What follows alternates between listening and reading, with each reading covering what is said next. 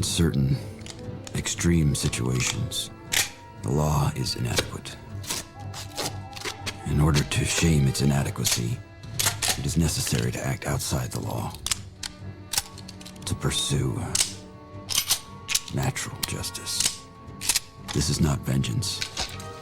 Revenge is not a valid motive, it's an emotional response. No, not vengeance. Punishment.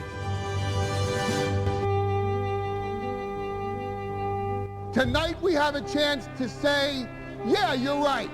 We're too extreme, we're too wild, we're too out of control, we're too full of our own shit.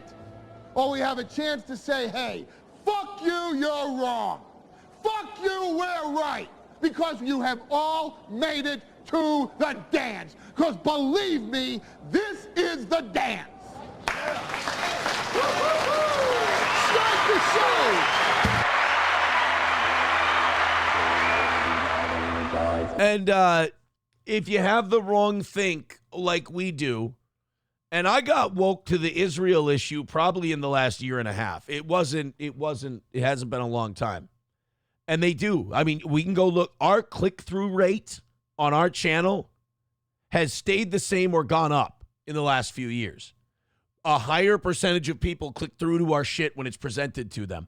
Our shit doesn't get presented as much anymore because we talk about Israel. We talk about Hamas. We talk about politics. We talk about it. We do a real, actual fucking show that people should be hearing. And then it's weird when we lose YouTube and we go all the way to Rumble, our click-through rate goes up, our reach goes up, Rumble sends us to more shit. Fuck, we end up on the front page sometimes because they appreciate free speech. We do one of the best shows out. There's no, I mean, even my most ardent hater cannot deny and be honest with themselves that this show shouldn't be bigger than it is. But we don't think the right things. I mean, fuck, they're doing it to Tucker. We checked it out yesterday. We were like, Mark Levin's full of shit. Tucker's podcast numbers aren't going down. Since he interviewed Nick Fuentes, his views have dropped off a cliff. They've gone from 600,000-700,000 an interview to 300,000 to 500,000. And it's not because people like Tucker less. He's never been hotter. They're not putting his shit out there to as many people. Hottest guy out there right now is Nick Fuentes. He's on Rumble. So it's like when we started talking about this stuff, all of a sudden shows start getting taken down. All of a sudden they start. By the way, we didn't even get a strike on our channel. This is the scariest part. This has never happened to this show before.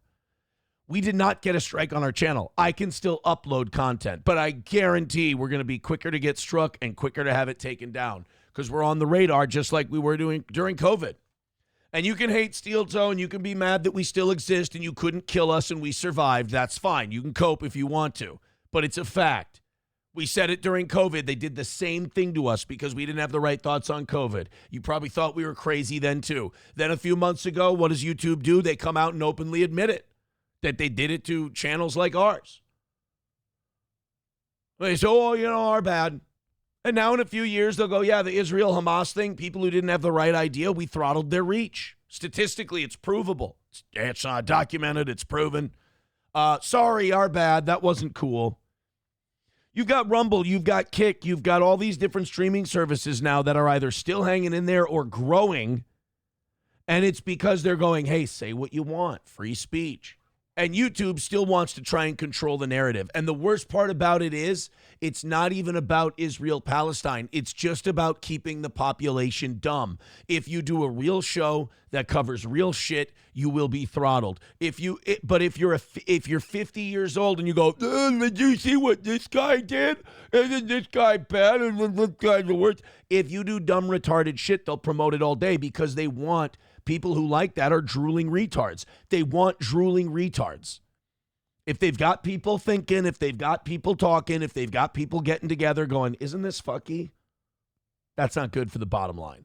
So it is, again, another manipulation of the culture to make people dumb, and they'll get away with it because they've convinced the retarded that, it's all a conspiracy. COVID, it's all a conspiracy. And then when I was right about what they were doing to our channel and others like it, preventing them from growing during COVID, I was crazy. Yeah, it's all cope. I was right, so fuck you. You were wrong, I was right. This one, I'm right about that one too. All of us who are talking about a certain thing, about certain people, taking a certain side, we're being throttled, we're being struck. This one wasn't even a strike. They took down a video because it was, they said, well, you were streaming with a gun. No, I fucking wasn't. We played a news story, but you know what the news story was? Defending Hamas, saying they weren't violating the ceasefire. Israel was violating the ceasefire. Breaking with the common narrative, and it showed Hamas fighters with guns strapped across their body, pointed at the ground.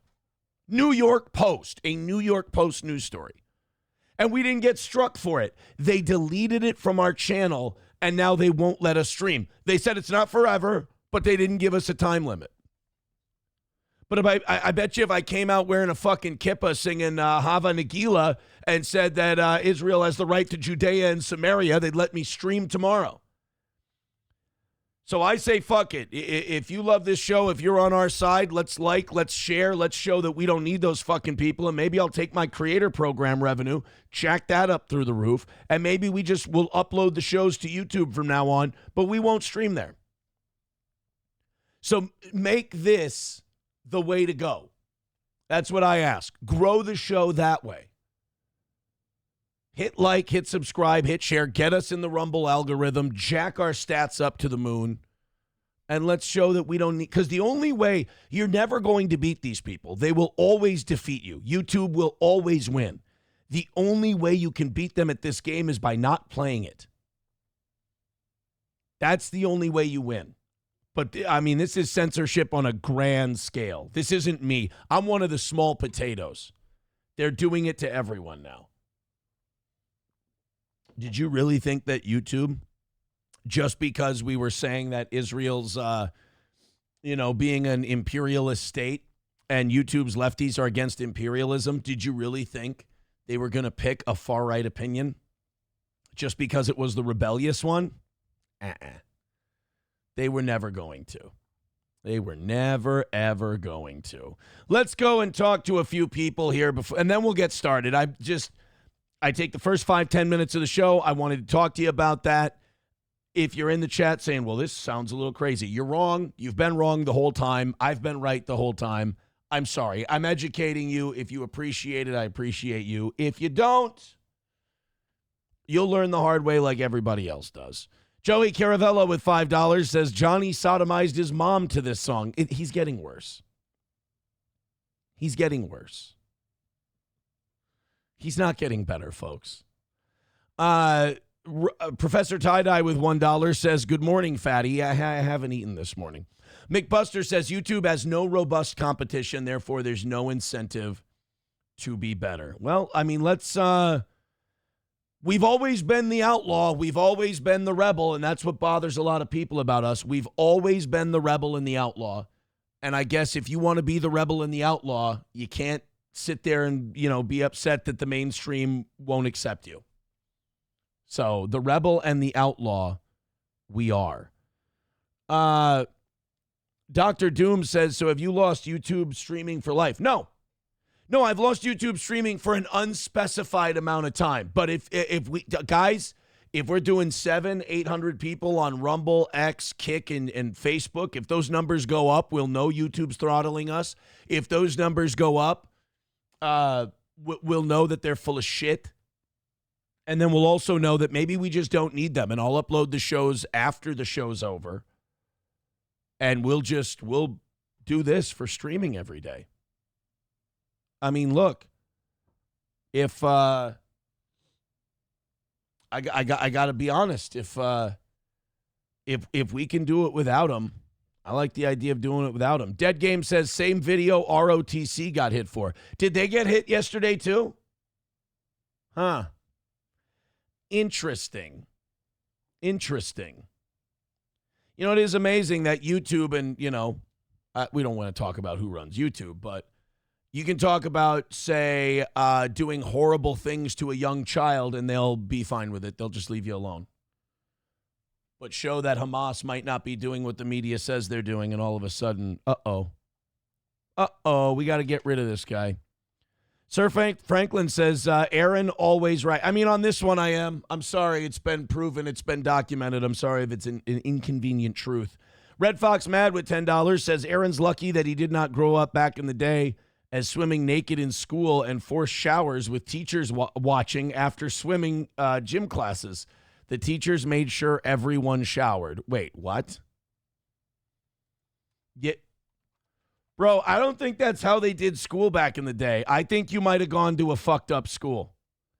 Anybody a little older than I am, I'm in my 30s. Anybody in their 40s and 50s want to confirm that you swam naked in school and teachers watched you shower? Because I think Red Fox Mad might need a lawyer. That sounds, bro, it sounds like you might have been groomed by one of your teachers. I don't think that's a normal thing. Red Fox Mad with another $5. Thank you. Says, let's abandon YouTube. It's a bad platform. Everyone delete your YouTube accounts now. Well, no, I can still make ad revenue on putting the shows up there. But they'll probably give us a strike. Honestly. They'll probably give us a strike at some point just for some bullshit. Cocktiff says, and you want to do radio? Good luck. It's WPH. Dude, I've said this before, and again, Aaron, right again. I told people this. They scoff, they laugh, because I know more than they do. You have more freedom of speech on radio than you do on YouTube. I have said this from our first strike we ever got on YouTube about COVID. You have more freedom on broadcast terrestrial radio than you do on YouTube. I can say whatever I want on YouTube as long as I don't use the wrong words. There's magic words. There's all kinds of things you can't say on radio, but it's black and white. It's spelled out. The actual content, as long as it's not sexually graphic and titillating in nature, you can say it. You can talk about it. So, yeah, there's more freedom on the radio. Red Fox Mad with $5 says, look it up, Google it. You know, what I worry about most is this issue that we're dumbing down the culture. The culture's becoming okay with it. It's idiocracy personified. So you have all these people who like slop channels, and they'll go, all the news guys got banned, you losers. Meanwhile, it's like, okay, but you guys are drooling inbred retards, and now you're basically running the controls. That's culturally. It's like, this is not a good thing. Where I'm the guy yelling iceberg. Red Fox Mad with another $5. Thank you, pal. He sourced it. He's got the teachers are watching people shower naked back in the day. All right. Well, I mean, if the guy's got a source, we'll check it out in a second here. Numero Uno said Stuttering John's channel had the same thing happen for showing a clip of Kumia with a gun. It's a weird thing that's going on because the rule is the actual streamer having a gun. How wild is it that you can actually show someone holding a gun? That person didn't get struck, but you can. It's fucked up, man. It's fucked up. Now, somebody too is splitting hairs. Says, "Come on, Aaron, in your 30s, let's be realistic. You're in your very late 30s. Hey, the number still starts with a 3, dickhead." Papa Shop says your Mark Levin clip was very funny to me for some reason. Dude, I got to admit, I was fucking hilarious in the Mark Levin clip. I was very, very funny. I'm very funny every goddamn day. There really is. I mean, there's a reason people do shows about me. They can't hold a candle to me comedically or talent-wise. If they can't talk about me, they're lost. $5 from Red Fox Mad. Boy, he's really sourcing this teachers watching you shower naked bit. I'm really sorry. I thought we were having fun with the teachers showering naked bit. But I guess I went a little too hard in the paint on the... I just don't think teachers watched you shower naked without some kind of criminal charge. I don't think there was a time in this country where you went, oh, yeah, my teacher just watched me shower naked because, we just needed to make sure they shower naked. And the reason he's bringing this up, by the way, I was telling this story last night on the evening show. Be sure to check that one out. It's struggling. I was at the Y yesterday. I was playing basketball. I went and lifted. I went and sat in the sauna for a while. And there was a guy in the men's locker room who didn't believe in towels. Because as I'm walking back to my locker from the sauna, he just whips the shower open, starts walking, and he's like this 60-year-old fat guy, and he's just walking naked. Like, imagine the guy who gets deloused in Shawshank. That guy just comes strutting out of the shower, and you're like, whoa, bro. Let's towel up in the locker room. No, you know, there's nothing I hate more than these exhibitionists who are like, what? I don't understand. I'm fine with being naked. Yes, you're fine with it. You're in a communal place. It doesn't matter if you're okay with it. It matters if the rest of us are okay with it. And I don't want to see fat, sloppy, saggy old man. And then as he's walking through the locker room and walking to his locker, still naked as if he's going into Shawshank, holding his bag. And who does he go stand behind? Me. Same little cubby area that I'm in. Get the fuck out of here. Put a fucking towel on. Aaron, it's just the human body. It's great. It's great. Go celebrate it somewhere else. I'm not interested. Fuck off. So now Red Fox Matt is letting me know that I'm lucky I didn't grow up years ago where teachers basically stared at your cock. And now he's sending me a bunch of links that indeed teachers did stare at your cock. I hope not. And he's sending me Digital Spy Forum. He's sending me a bunch of links. Today, look, today's going to be a great show. I'm already fired up.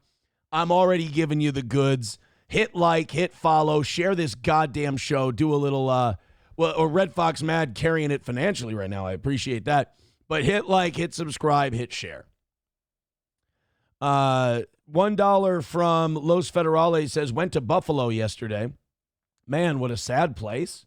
Everyone looks worn down and everything looks abandoned. Everything is monotone, and for some reason, all the people look a bit downsy. Wait, Buffalo, New York, or Buffalo, Minnesota? Because I think Buffalo, Minnesota is a cute little town. If you mean people do say that Buffalo, New York is like one of the shittiest places in the country. So I get that. $5 from Red Fox Matt. He sent us another link proving to us the teachers are watching you shower and shit. Redbird with $1 says, oh, really? Now we discover some innovations. LOL. Better late than never, I guess. Veldrain with $1 says all censoring is done by AI. I would insert a RoboCop reference, but you haven't watched that yet. The idea the AI is used to police the smaller streams with the big streams being off limits. I mean, they definitely throttled us during COVID, and now they're throttling us during this because we dare to do a real show that people enjoy. Because, again, our click-through rate is up. More people click on our shit when they see it than ever before. But the amount of people it gets sent to, not quite as much. And our clips have been Mark Levin getting torn up, all these other neocon guys getting torn up. Professor Tie-Dye with $1 says, I was at a private school, but at Roosevelt in Northdale in Blaine, they made my friends shower after swimming or gym class. I'm not much older than you, and my prior chat was regarding my ex post. Oh, I get that one. Bud Britches says, Red Fox is accurate. Grew up in the 80s, hated showering around those perverted teachers. What? So the teachers really did watch you shower and they looked at your... What the... Oh, no. Nude swimming in U.S. All right, this is what Red Fox Mad sent us.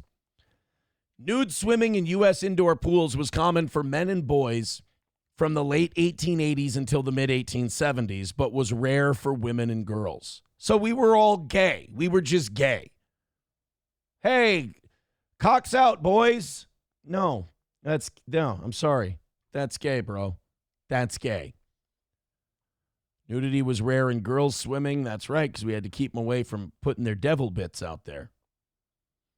The germ theory of disease replaced older theories of infection and illness during the 19th century. I don't care. I don't want to read about how pervert pedophiles convinced young boys they should swim nude. Why Chicago boys swam naked in high school? Because their teachers were perverts. It's Curious City, where we take your... This is an NPR report. This isn't a video. Report. Explore. And it's an NPR report, which means it's going to be 8 minutes too long.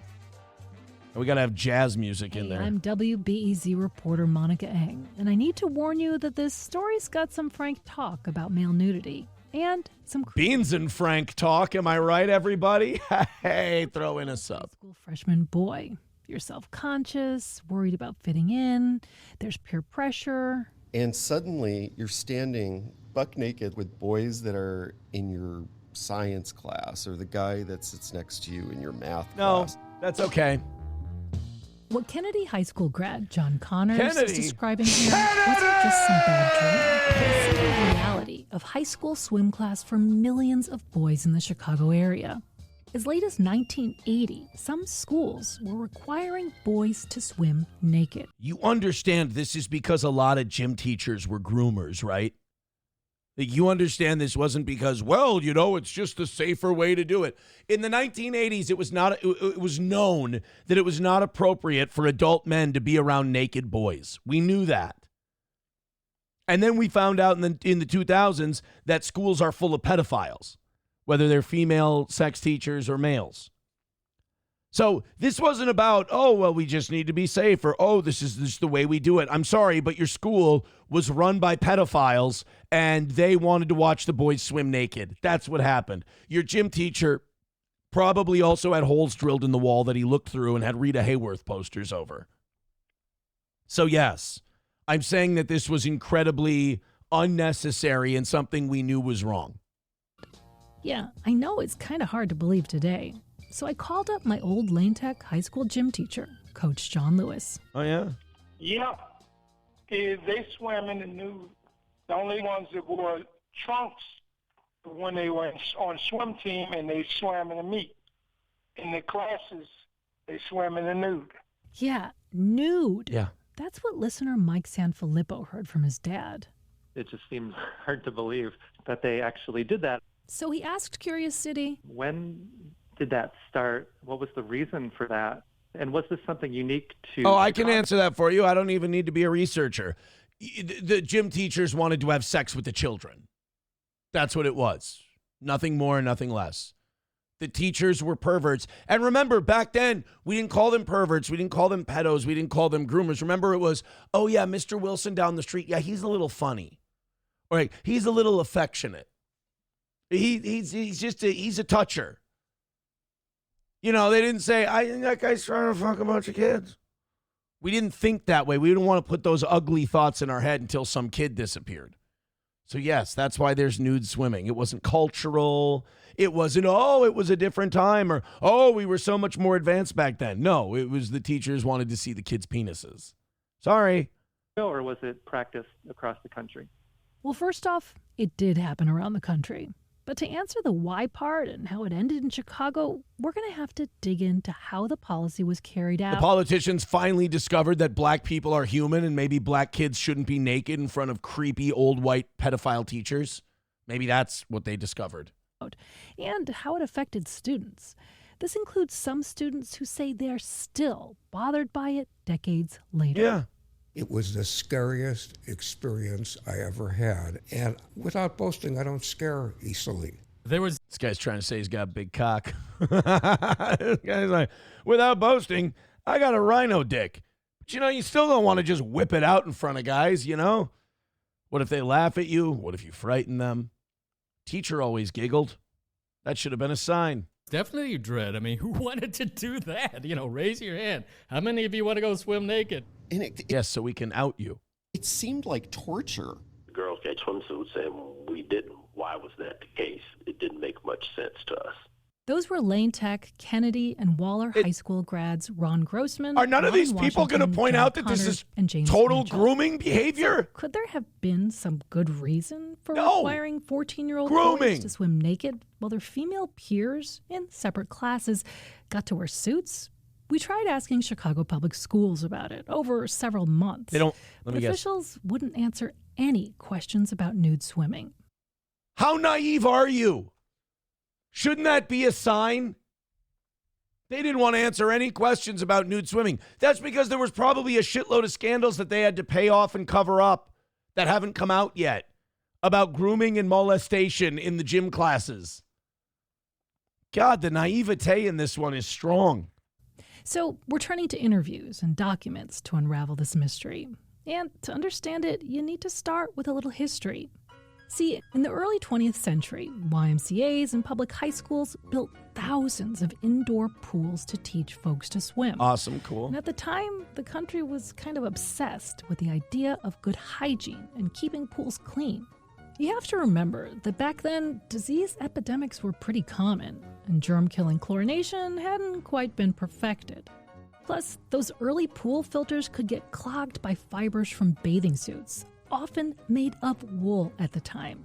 Yeah, wool. Yeah, but everyone walking around back in those days with full bush, that wouldn't clog the filters. Pubes just... Look, Red Fox mad, no offense. I don't want to sit here all day and learn. It's an NPR report, so it's way too long. You gave me some really good stuff on that. Thank you. But, Jesus. I mean, that was so clearly... It was 1,000% grooming behavior. McBuster says Moody wants to move to the USA and become a gym teacher now. Actually, you don't understand. I'm just very autistic and intelligent. I'm outsmarting everyone as they all stare at him like he's a rapist. And they're like, actually, I drilled the hole into the girls' locker room so I could actually check on their safety. I can't believe you don't know that. And meanwhile, he's like in his head, he's going, I tricked everyone. Meanwhile, all the rest of us are staring at him going, should we burn him at the stake? Like he's a monster, right? But he does. It is weird that he wants to become a gym teacher. Historically White says, NPR never lies. Well, here's my thing about NPR. They're very moralistic in their journalism, so they won't just come out and say shit. They need it confirmed, which I guess is responsible, but also... If you see, if something's walking like a duck and quacking like a duck, but it won't give you an interview, you're still safe to assume it's a duck. They were molesting the kids in Chicago. That's what was going on. Hobo chili recipe, that's not, I don't think Hobo understands what I was trying to say. Hobo says the moral of the story is Aaron feels like he was left out. Maybe the PE teachers didn't find you pretty. No, I'm not complaining. I'm glad I grew up in the time I did, Hobo. I'm not mad that I... Papa Shop saying Aaron got raped at the Y. I don't think you guys are understanding what I'm trying to say here. Chevrolet JB says, I have been telling you for years not to do live on YouTube. Oh, yeah, Gay Twister. Chevrolet JB, thank you for the $2, buddy. I appreciate it. Well, dude, let's see. If the money comes rolling in and it's easy and we don't need the super chats or anything like that from YouTube, maybe that is the way we go in the future. Let's see what happens today and tomorrow and the rest of the week until they give it back. Maybe they'll give it back and we'll go, no, that's okay. You keep it. Hit like, hit subscribe, hit follow. Put us in the Rumble algorithm. I'm a stats whore. If the numbers go up without YouTube, I'm a happy guy. What are we sitting at on all our platforms now? 5:30 to start the day. 5:30 before 6:30. Guys, great start. Keep hitting like, keep hitting subscribe, keep hitting follow. Hot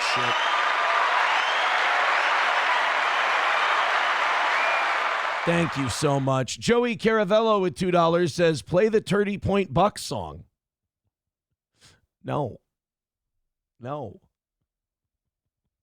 Dead Game with 430 says 435. Yes, on Rumble. But you got to remember, there's 3 other places to consider.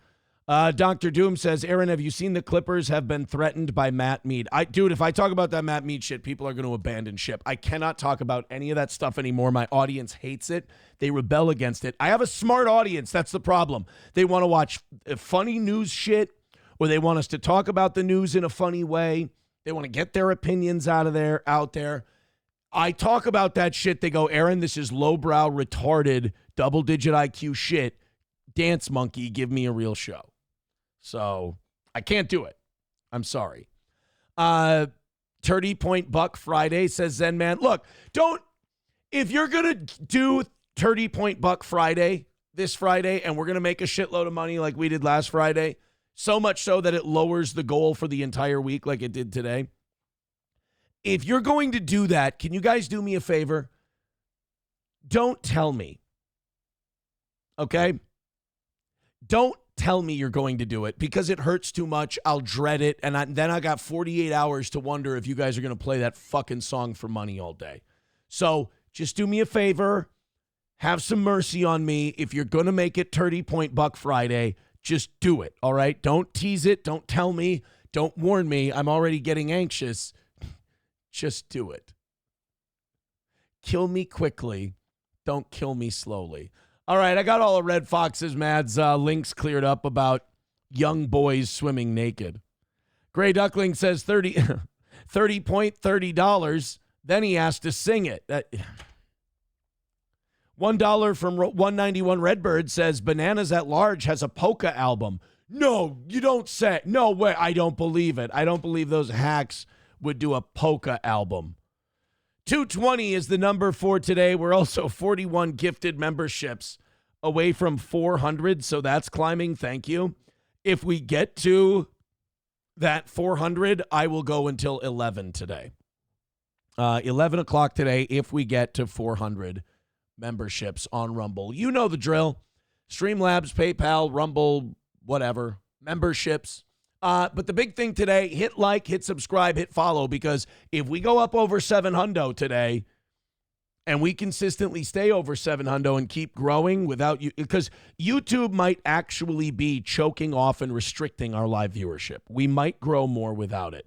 And if that becomes the case, then we will simply use YouTube to upload and we will stream on Rumble, X, Facebook, and Kick. And those will be our platforms. All right, let's get into some stuff today. You know, I heard we've been talking about this 50-year mortgage idea. And, you know, my position on the 50-year mortgage is it's a terrible idea. It's just a way to allow these criminal bankers to inflate the housing market without doing anything to actually address the problem, which is these multinational corporations being able to buy up single-family homes, use their capital to jack up the price so it becomes unaffordable to the middle class. Again, you say this to regular people, they look at you like you're nuts and like you're a conspiracy theorist. But you talk to intelligent people, and this is just a fact. This is a big problem that we have, is that people call things a conspiracy when it's right in front of their eyes. It used to be, for something to be a conspiracy, you had to have no evidence, no proof, no history. You had a feeling that something secretive was happening. Now, they do the shit in plain sight. They do it right in front of your face. And you go, oh, they're trying to stop young people and middle-class people from buying homes, having equity, having something to pass on their kids, developing generational wealth, and being stable. And then people go, hey, why would you say that? That's so not true. I mean, it's like being Luke Wilson in Idiocracy. You're not the smartest guy in the room, but all of these retards are drooling on each other, so you look like the king. So they asked a guy, you guys are going to love this. I got this link just for you. Prayer by 12, Prayer by 10, I think sent me this. And I thought you guys are going to love this. It's a real estate investor's take on the 50-year mortgage. So basically like a hedge fund guy. His name is Grant Cardone. He's an equity fund manager and real estate investor. So he's the scum of the earth that does the shit, that manipulates markets, moves numbers around, doesn't create a goddamn thing, and just speculates on all of our lives. And he's going to tell us about his take on the 50-year mortgage. And what's really bothering me, what's really getting me with these fucking white-collar criminals is that they don't believe their own takes. They have their beliefs because it will allow them to make a lot of money up front right now. They know it's a disease on the future of this country, but they don't care because of the greed. And you can't survive with these parasites on your ship. So this Grant Cardone talks about the 50-year mortgage. Now, at first, my position was, look, I know it's a criminal outfit to try and just prop up the housing market on something artificial without having to actually address the problem. But if you don't want a 50-year mortgage, then don't get one. Here's the problem. We don't have people with financial education. We don't have people who understand money and understand finances because we don't teach it in school, and that's intentional. They intentionally keep people financially illiterate so some scumbag banker like this Grant Cardone can tell you why a 50-year mortgage is an amazing idea. And now, instead of making these bankers fly commercial, make less money and not be able to keep this never-ending ride of increasing home prices going. Let's just enslave people to a mortgage longer. Let's go and check out this. Let's watch this Grant Cardone asshole. He already just looks hateable. Mortgage, if you're worried about it, you shouldn't be. Oh, you guys, you good? Hey, guys, all these defaults on these homes here in 2006, 2007, if you're worried about it, you shouldn't be. You know? Hey, guys, if you're worried about us bunching all these shitty mortgages in with good ones and getting the bond rating agencies to rate them AAA, you shouldn't be. Don't worry about it. I know what your eyes are telling you, and I know what common sense dictates. This is the most dangerous part. These men are going to crash this fucking plane with all of us in it because they've given themselves titles that retarded people think makes them smart. Just because you know how to gimmick a system to make yourself a lot of money doesn't mean you know what's going on. This guy doesn't know what's going on. He just knows how to make money in it. This guy is not an expert. All right, this guy knows how to manipulate the markets. He doesn't understand the basics of this thing. Yeah, if you're worried about the 50-year mortgage, you shouldn't be. What? Yeah, no, I should. We absolutely should be worried about this, just like everything else. Back when the housing market crashed 20 years ago, you told us not to worry about these things. And guess what? You were wrong because we looked at it and we said, this is fucked up. We didn't need a PhD. We didn't need to be on Wall Street. We didn't need to be part of your rigged game. In fact, being outside of it made us smarter than you. We said, hey, you can gussy this all up with AAA bond ratings. You can gussy all this up with packaged mortgage-backed securities. But the fundamentals are people aren't paying their fucking bills. And I don't know a time in history where people not being able to pay their fucking bills was a good thing for the economy. Continue on, criminal. 50-year mortgage is not the problem. Okay, it could be 100 years, whether it's 30 years, 15 years, 30 years, 50 years, 40 years. Pick your number, dude. The problem's not how long the mortgage is. The problem is the investment itself. It's the asset you're putting money in, okay? Look, a house is not an asset. It's a liability. This plane has a better chance of making me money than a house ever does because it gets me someplace, right? It gets me. This feels like brainwashing the middle class. This feels like telling poor people, home ownership, don't worry. Well, so what's your message to poor people? Buy a private jet instead? Yeah, not an option, dude. You talk about out of touch. For someone who has nothing, a home is an asset. You gain equity, A, as you pay it down, and B, if the value of the house goes up. Someplace that gets me there fast and buys time. What does a house do? Okay, maybe over 30 or 40 or 50 years, maybe it appreciates enough to provide you and your family with equity. Dude, mine provided me and my family with equity, not that we use it, but like it provided me and my family with equity within 1 year. 2 years, definitely. And now that I'm 7, 8 years into this one, Jesus fucking Christ, it's ridiculous. I'm telling you, dude, these white-collar guys, and call me a conspiracy theorist, call me crazy, they're trying to brainwash poor people into thinking houses are gay, dude, don't worry. Then why are all you multinational hedge fund cocksuckers buying them all? You're sitting here telling all these working class people houses, bad investment, not a good idea. Well, you and all your white-collar criminal Wall Street buddies buy them all. Why are you guys buying them if they're bad assets? I don't believe you. Button up your shirt, you lie. At best, that's a savings account. But if you took the savings part out of it, added inflation, you'd realize, dude, it's a shitty investment. It's a liability. So don't get all cranked up about it, whether it's 30 years or 50 years or shit. They could do 100 years, okay? This guy is so part of the problem. This guy is so part of the fucking problem. He is trying to squeeze you out of a game that he wants he and his buddies to run. It's just a place to live. Don't think that it's going to be a place that makes you money because it probably won't. And if you do make money on your house, it's because you got lucky. Oh, see, guys? Because all of us are about to say the thing to him that I said to him. Hey, well, actually, my house, and everyone else in my generation that bought theirs in 2009, 2012, up to about 2020, we're all swimming in equity. Oh, well, then you just got lucky. Really? We all just got lucky. So so that's an interesting way to debate a point. If a bunch of people come to you and say, hey, bro, by the way, I don't want my real estate investor guy calling me bro. Sir would be nice. But I would prefer massa, but we don't need to get into that today. All these people are going to come to him and go, actually, what you're saying is full of shit, and I have documentation right here in my mortgage statement. And he'll go, oh, well, then you just got lucky. Really? The majority of people showing you this, we're all lucky. When you and your firms stop buying single-family homes, I'll believe your bullshit.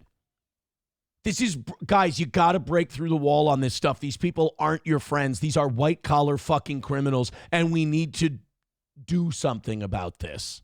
You can say I'm wrong. You can hate on me. Oh, my God, it's the American dream. Everybody should buy a house. Everybody should own a house. You have to live somewhere, cocksucker, and it's better to have equity in a home than be paying rent and you have nothing to show for it at the end. You just spent money. God, what a fucking dick.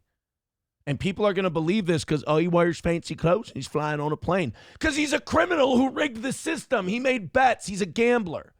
Oh my God, everybody should be entitled to own a home. You're never going to own it. Okay, you go. Hey, strawman creator. Hey, pyromaniac in a field of strawman. Nobody was saying you're entitled to own a home. But you either have to buy a home or rent a home. And having the equity that when you die, first of all, your home, for most of us regular Americans, our home is not something for us. I wonder if this guy has kids. Maybe he doesn't. It's not something for us to get rich on. It's something so when we die, my kids can sell it and they can have a 6-figure payday right off the bat as soon as I die. So even if, say, I spend every cash asset, every investment, burn everything that's worth any money that I have, I've got who knows with this house, maybe a $500,000 investment by the time it's all said and done, $500,000 asset that they can put in their pocket and help their family immensely, help them retire early. That's what it's for, dick. This shit works on weak-minded people. Go pay cash for that house right now today. Go pay $440,000 for that little house that looks just like that other house in the same neighborhood. Yeah, it's called comps, dick. And not only that, yeah, paying the prices you pay now, that's going to suck. Why? Because you and all your white-collar criminal friends have jacked up the housing prices. You're trying to push us out of the market. You're trying to fuck us out of it because the one reason we should be buying houses is because of that long-term equity and something to leave to our kids. You're trying to purposely overinflate the market to price out middle-class people and make it non-advantageous. And you'll just dump it to a Chinese firm anyway when you're ready to get rid of it. And you still have property taxes? Yeah, guess what? Those property taxes every year are going to be cheaper than your rent. You still have property taxes. You still have maintenance. You got upkeep. You got furniture. You got issues. And it never stops. Hey, don't worry, guys. Just go live in a yurt. You'll be fine. That's what he wants. Honestly, this is some Soros-level shit. They want us living in yurts and eating bugs while they live in shit luxury. A roof that's going to go bad, gutters that are going to go bad, siding that's going to have to be painted, and it's endless. And heaven forbid that the major employer in your market leaves. Do you see what he's doing, right? And the next thing you know, your house isn't even worth what you paid for. You see what this guy's doing. The 50-year mortgage is not the issue. The 50-year mortgage is simply going to make it about $300 less a month. You see what he's doing. $500,000. He's trying to rhetorically now squeeze you out of the market so he and his friends can buy the houses. This is evil. These people are evil. These are bad guys. And the worst part is, I don't even think they consider it. 50 years drops the payment about $300. Again, that's not the issue. Okay? You shouldn't be investing in a home. You shouldn't be buying a home. Okay? Hey, you're the fund that you run or the fund that you work for, do you guys have any real estate holdings? Are you guys still acquiring real estate holdings? I bet not, right? Because it's a stupid investment. But all of you day laborers, don't buy homes. It's not worth it. Particularly on the way up. If you haven't accumulated your wealth yet, what you should be doing is investing your money in your business, in your self-improvement. Yeah, your business, because all of you just have a business, right? Just go ahead and listen to this out-of-touch, creepy, game-rigging retard. Things that can go up in value. Should be investing that money that you'd use for a down payment. Invest that into something that can grow you, grow your business, or maybe you invest in somebody else's business because you believe in the player, you believe in the founder. Yeah, go give your buddy money to build a car wash. Those always work out. Your buddy wants to buy a car wash and a convenience store. Invest in that. It'll pay you shitloads of money. But don't worry. I mean, when it closes down, as those businesses often do, your house doesn't go out of business unless you stop paying the bill. You invest in your buddy's new bar and restaurant idea that he has in a city that has 1 million bars, and it goes under. Guess what? You don't get your fucking money back. You lose it. God.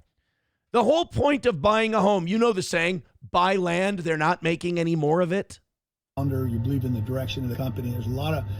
This guy has been locked in a fraudulent system for so long that he actually believes in it. Full of great stocks out there that'll always return you more money than your house will. God bless, be great. 50. All right, then what? Then what? Where you live? Where are you going to live, buddy? Where are you going to live? You got advice for that one? I hope people are ripping him apart. Boomer who bought house in Palo Alto for $25,000 in the 70s just sold it for $4 million. Hold my beer, someone says. Population, and then this guy responds, population 67,000, 11% gain per year. If you would have invested the same money in Apple stock, it'd be worth $67 million. Hold my door and grab my bag. So in the 70s, that guy was supposed to know that these guys in Cupertino in their parents' basement were going to be the biggest company in the world someday. Yeah, Grant, all of this makes sense if we have time machines. You're absolutely right. This guy, Jamal Green, father, real estate broker, serial investor, philanthropist, politically independent, doing my part to make a better world. So a guy that gives a shit. His name's Jamal Green. He says, we need to have a debate on this topic, my friend. I firmly disagree. To which Grant Cardone says, why should we have a debate? He's such an arrogant cunt. This person writes, did you ever think that it is you, Grant Cardone, who made the wrong investments and or chose the wrong places to invest in? I happen to know a lot of people that made profitable returns on their home purchases, so maybe you are just really bad at this. To which he'd say, well, those people just got lucky. Says the guy whose whole wealth was built on buying properties. Exactly. All of these cocksuckers bought properties. They turned them into profits. It's on their balance sheets. They want middle-class people to stop buying homes because you know what middle-class people do with their homes? They give the money to their children after they die. You know what these hedge fund cocksuckers do? They keep trading it between each other. They keep trading big packages with these properties involved to each other, passing it along, making commissions on the sales. They keep turning this money over and over again, and it's all numbers on a computer screen, and it will one day when the music stops crash the whole fucking world economy again. But if you let middle-class people buy these homes, equity slowly goes up. When they die, they leave something to their children. Middle-class people then in the next generation become upwardly mobile. We didn't like that. That was responsible 6 to 8% per year growth. We didn't like that. We wanted to make all the money as fast as we could. Consequences be damned. I can safely say after watching that clip that Grant Cardone is an asshole. Trucker 18-Wheeler says, this is why I like the Dave Ramsey approach. I mean, I'll take Dave Ramsey over these finance bros, 100%. But Dave Ramsey also, you know what? Dave Ramsey is better than those guys. Let's just leave it at that. I think Dave Ramsey is smarter than those. Everybody, you know, if we want to nitpick everybody's opinion, I guess I could sit here and do that. But Dave Ramsey's better. You know what it is? He's more honest to working people than that guy is. What really upsets me about that Grant Cardone guy is that he's manipulating poor and working class people. And those are people who need sound financial advice more than anybody else. Red Fox Mad with $5. Says, God damn, he's still on the pools today. He says, who remembers communal showers with no dividers? like those in old school locker rooms or some European hotels. Every locker room used to be set up that way. Whole group showers were very popular. All right, you miss being able to look at dicks in the shower. Here's my deal. They don't even have communal showers in jail anymore. I showered by myself, and I was so sad. I was so sad. It's terrible. Scousko says Gino and Kiki sweeping for Meade, Kevin Brennan, and Aaron Chrissy. The less I know about that, the better. That was just really fucking weird. Somebody said Grant Cardone is a Scientologist. Oh, well, that tells you all you need to know. Los Federales with $1 says this is ridiculous. On a $400,000 mortgage with an interest rate of, let's say, 3.5%, total interest paid over 50 years, $447,000. It's more than the mortgage. So unless that house is worth $900,000 after 50 years, you lost money on it. $2 from Joey Caravello. Says Grant Cardone is a Scientologist. You can't believe a word this fuck says. All right, good. Then as I get older, this up here gets way sharper. Way sharper. Dr. Doom says walking around his private plane, tosser. Bet you he's on the Epstein list, says Dr. Doom. I don't know. Let's get that list. Hey, there's only one way to find out. Let's get that list released, huh? Danger Bear Wolf Turtle says, what? It loses value? Homes don't. Yeah, this guy's clearly trying to brainwash the middle class into not buying homes so that he and his buddies can buy them and keep trading them between each other. They're inventing money out of thin air. It's a really unhealthy system. My sister is buying up houses to rent out. She's up to 3, says Chevrolet JB. I have a buddy who's doing the same thing, very successful with it. He's buying up houses, he's renting them out, and he fixes them up, and he does all the work. He's worked really hard on it. I'm really proud of him, happy for him. Coltrane says I've acquired $150K in home value on mine in 10 years and sitting on $200K versus what I owe left on it. Yes, similar situation here. God damn, my equity 200 something in this one. So, this guy's saying, this guy's theory is all based on you can choose not to live somewhere. He's like, oh, well, the home, it's like this and it's like that. It's like, okay, yeah, motherfucker, they're still going to have to pay to live in something. What are they going to do? You're going to let them pitch a tent in your front yard? Creepy asshole. I guess if they praise Zeno, you will. Elron's proud of you. Sam Show says we should threaten this guy so he panics and spends more of his money. Don't threaten Grant Cardone. McBuster says we're doomed. Buy some methylene blue. Buy methylene blue. Eagle of America says the steel toe 50-year goal. That's the idea. $1 from Abel Graham. He says in Aguas Calientes, Peru, there are 70-year-old women with their tits out daily at the hot springs. Thanks for ruining my day. Tim Finman says none of it really matters. $2 from Tim. If the money stays fake backed by nothing, letting government and core and people build fake wealth on debt and bullshit, not wages, markets, or costs, and the Fed abolish the IRS and make money real. Even the debt isn't real. Redbird with $1 says the party's not willing to say is, even if you somehow don't see a penny out of it, your children will see a massive increase in living standards. That's the part he doesn't want to happen. If you buy your home and you hold it your whole life and you never sell it, this asshole and his firm don't get a piece of the action, and all of that money and that wealth goes to your children. Meanwhile, if you don't buy homes, he and his buddies, like I said, can keep trading these assets, getting a commission on the sale, and meanwhile, the house just stays some, blank space on his portfolio. $1 from Abel Graham says, I hope this dude crashes his faggoty jet into his $1 million hangar. It's okay to hope for that. It's okay to wish that. Aussie Mark says, Aaron, you won't make it back to YouTube exposing these assholes like that. I know. I'd probably get a made-up strike for that one. Redbird with $1 says, I don't feel a lot of sympathy for people stupid enough to fall for this. You can't claim lack of access to information. An afternoon watching YouTube would make sure you don't get completely fucked. Maybe, but also, like, when you have a public education system that the taxpayers have to give money to in order to educate the public, you'd think your government should have a vested interest in educating the people on finance and borrowing and budgeting and income and expense and things like that. I know you're laughing. That's the point.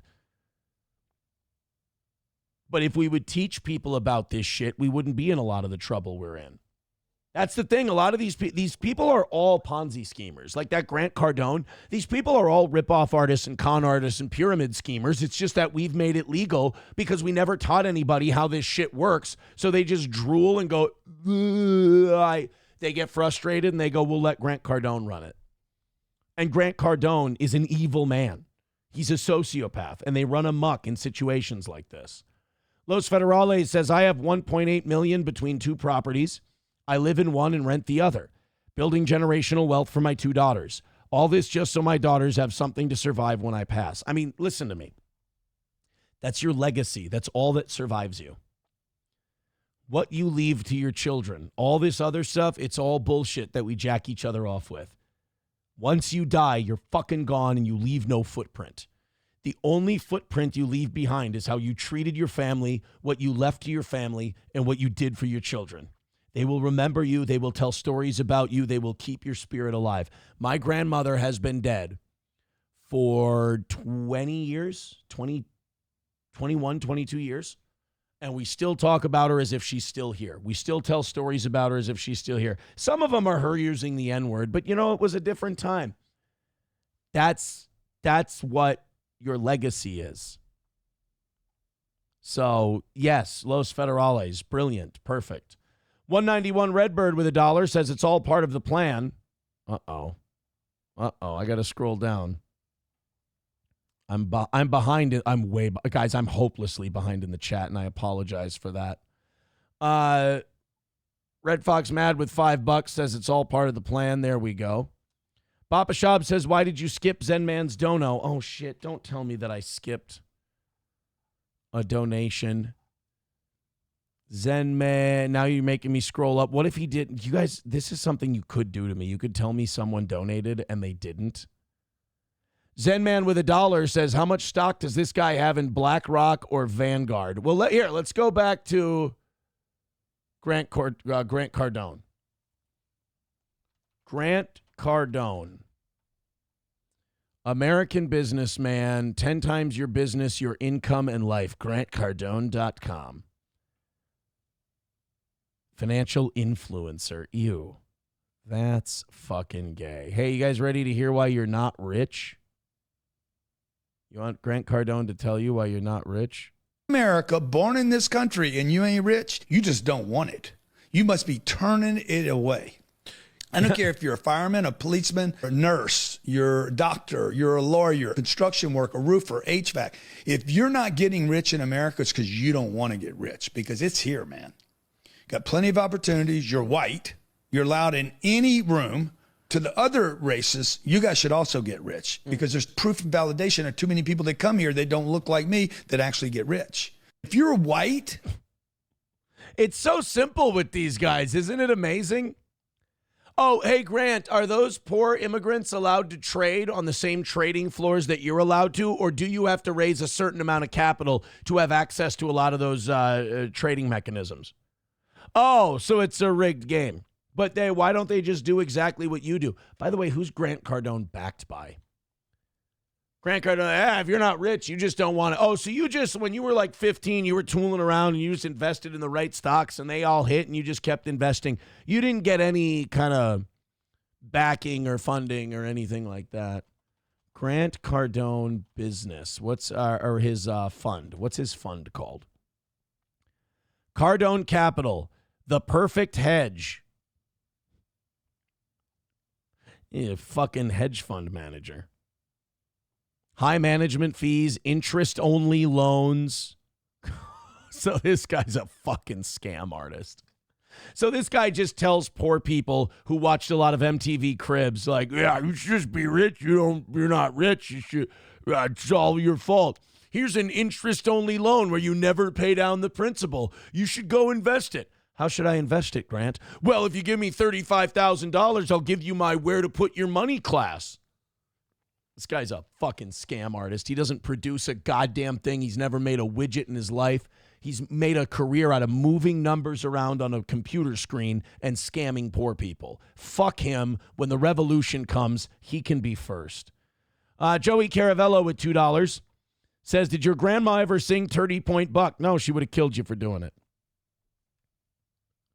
Bong Time says, I really hope this imbecile took the COVID-19 vaccine and many booster shots.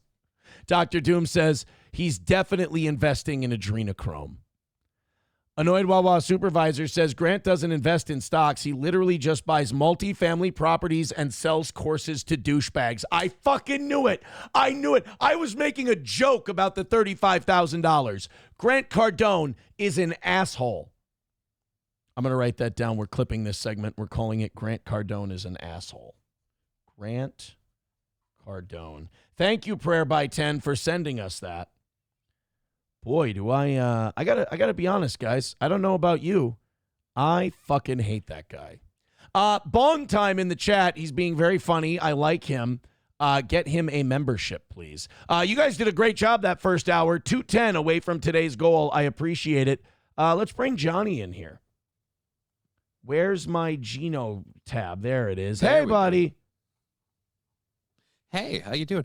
I guess that Grant Cardone guy, I was listening before I got in here. I guess he hasn't heard, there's a famous quote. I remember it from a movie, obviously, but Baron Rothschild once said, when there's blood on the streets, buy property.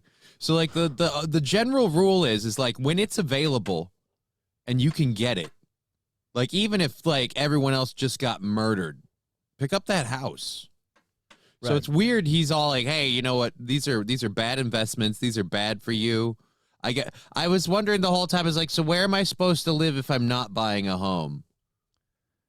Which that's just it. Yeah. Because he's like, as someone who's looking into that right now, it's so difficult to do because so many of them are picked up and rented. And you don't know if the renter is a corporation or a private person. It's just they're all being rented. Or now. Grant Cardone. Or Grant Cardone and his assholes. Well, I can't afford the houses he buys. Yeah, I'd have to sell some schmucks a course on how to. You know what I should do? I should start going around and telling people how to use their legs more. If you're not walking, it's because you're not trying. Well, and that's the thing with guys like him. He makes his bones off these multifamily properties and then convinces working class people not to buy homes. Why? Because they're competition for what he does. He's literally just trying to slam the door shut behind him. Yes, absolutely. And as far as the renting thing, he's like, oh, after you pay your mortgage, after your house is paid off, you still pay property taxes. Property taxes at $3,500 a year is a fuck of a lot cheaper than any sort of rent. Yeah. Grant Cardone's gay. People are like, do you think he's Jewish? It doesn't matter. Grant Cardone's one of these guys where even if he's not a Jew, he's Jewish still. He's a dick. That's what I just said. Oh. Jesus. Sorry. I mean. My bad. You're right. I forgot those were synonyms. If you are Jewish and don't like me. Oh, God, Grant Cardone has a thing about Jews. Oh, don't make me like him. Oh, God, he's got one called Why Are Jewish People So Good with Money? Let's hear it. This is about to be a blood libel? Let's hear it. Come on, Grant, wow us with your... How do you think Jewish people are so good with money? For about 1,000... They steal from Goyim. They rip people off. They charged interest. Usury was forbidden for a reason, and then they came in and said, let's corner the market on it. Years, Jewish people were under restrictions about owning property in Europe, and they couldn't, and they fulfilled the role that was left to them was as property's bad. He said that for years, Jewish people were under restrictions and unable to own property in Europe. Yeah. And he's like, yeah, well, don't worry. I'm saying, don't worry. Grant Cardone thinks owning property is bad. So this guy owns multifamily homes. So that means when he's giving people advice, owning multifamily homes is bad. Rent from me. God, this guy, fuck. I can't believe I didn't know this guy existed. He's a piece of shit. He's one of the guys that when that Trevor Moore song comes to reality, he can be one of the first ones. Oh, boy. intermediaries on cash because earning interest in a lot of religions, including Christianity, for hundreds and hundreds of years, you weren't allowed. To earn it or pay it? To earn it. Guess what? If you're not getting interest on your money, how much money are you going to lend out? And Muslims can take interest. Right. Christians have managed to overcome that deficiency with the passage of time. Lloyd Blankfein, a Jew. Guys, this is what they think of you if you're a Christian. This is what they fucking think of you. This is why I get so angry. You can call me anti-Semitic. You can call me whatever you want. I get offended when they talk about me this way. I'm sorry. If it makes me Christians just overcame it and now they're allowed to accrue interest? Not overcame it. Overcame that deficiency. So us saying, hey, you know what I'd like to not do to my neighbor? Bury them in debt pretending I'm doing a good deed for them. I'd like to not do that to my neighbor. That's a deficiency. So us not wanting to fuck our neighbor and bury them in debt, that was a deficiency that we had. But don't worry, we overcame it. Meaning, we know this from listening to Mark Levin and Ben Shapiro. You're really smart if you agree with them. You're evil if you don't. There is no middle ground with these fucking people. So when Lloyd Blankfein goes in there and goes, Christians overcame this deficiency to usury. I'm starting to learn as I get older that us Christians have a lot more in common with Muslims. That the premise of our faith and the premise of our religion, there was this wedge driven between us after 9/11 and by certain biases. But Muslims and Christians have a lot more in common because Muslims can't take on interest. It's not allowed. And in Christianity, you're not supposed to either. So you're saying that there were other groups that believed taking on interest was okay, and we finally turned to that way of thinking. Right. We overcame our deficiency. And look how well it's worked for us. We've buried our country in debt.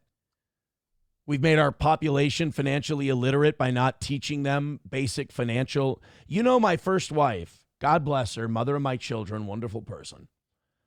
You know that when we bought our first house, she didn't know what interest was.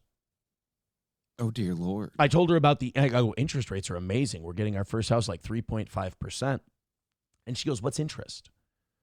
I go, well, when the bank loans you money, you pay them a certain fee so that they can make money. She goes, oh, I thought the bank just loaned you money and you paid them back. And I'm like, no. So, and by the way, I'm not making fun of her either. Because there's a shitload of people like that. Yeah, there's people in their 20s who have already borrowed money for school who don't understand interest because they were never taught. And nobody who gets you to sign those contracts is itching to explain that to you either. No. Grant Cardone ain't going to explain it to you because he wants you to rent his properties. Again, if they think you'll be a decent investment or whatever, the bank doesn't really want to talk to you about the interest. Oh, and then this much the interest, whatever. Like let's move past that. And a lot of them now have gotten to the point where, because some people have learned, smart people have learned, like, oh, you know what I can do is I can sign these things that have these like interest balloon rates, and I can pay it off before the balloon part hits. Right. Meanwhile, the economy tanks or something like that. You can't. A lot more loans now have just the interest rate completely baked into your. Nope, just every month you're paying your chunk of interest. Well, they did what they did with the housing market with those balloon payments. They're doing it now with the auto industry, and now all these loans are coming due, and we're seeing more defaults and delinquencies in cars. So get ready. And it's just, hooray. I'm sorry, I'm tired of being called anti-Semitic. When a Jewish person says that about me, I get offended. I get mad. When I get told I had a deficiency, but I overcame it, and me overcoming that deficiency happens to help Jewish people get rich. I mean, I'm sorry, but it's not anti-Semitic for me to listen to that man, take him at his word, and go, you think I'm cattle. You think I'm a piggy bank. Right. Or just want to shake me when you need your coins. I mean, but the game that fucks with you, the brainwashing and the manipulation that they do is then they call you anti-Semitic. And it's like, I don't just hate people for being Jews. I hate that Jew is using his Jewiness to call me a piece of shit and basically use me as a piggy bank and manipulate me into how somehow that's a good thing for me. I don't like it. I don't like it. It makes me mad. Holy shit. You doing all right there? We might not need YouTube. 673 is the number over on Rumble Studio. Thank you. 677. Keep hitting like, keep hitting subscribe, keep hitting follow. And remember, what was the name of this clip going to be? Grant Cardone? Grant Cardone is a piece of shit? Is an asshole, I think. Or is an asshole. There we go. Is an asshole. And he is. He's an asshole. Guys, get us to 700 and then get us to 800 today at some point. That would be marvelous. I appreciate it. All right, hit like, hit subscribe, hit follow. We're down to 200. 200 is our number today. You guys are doing great. 40 memberships.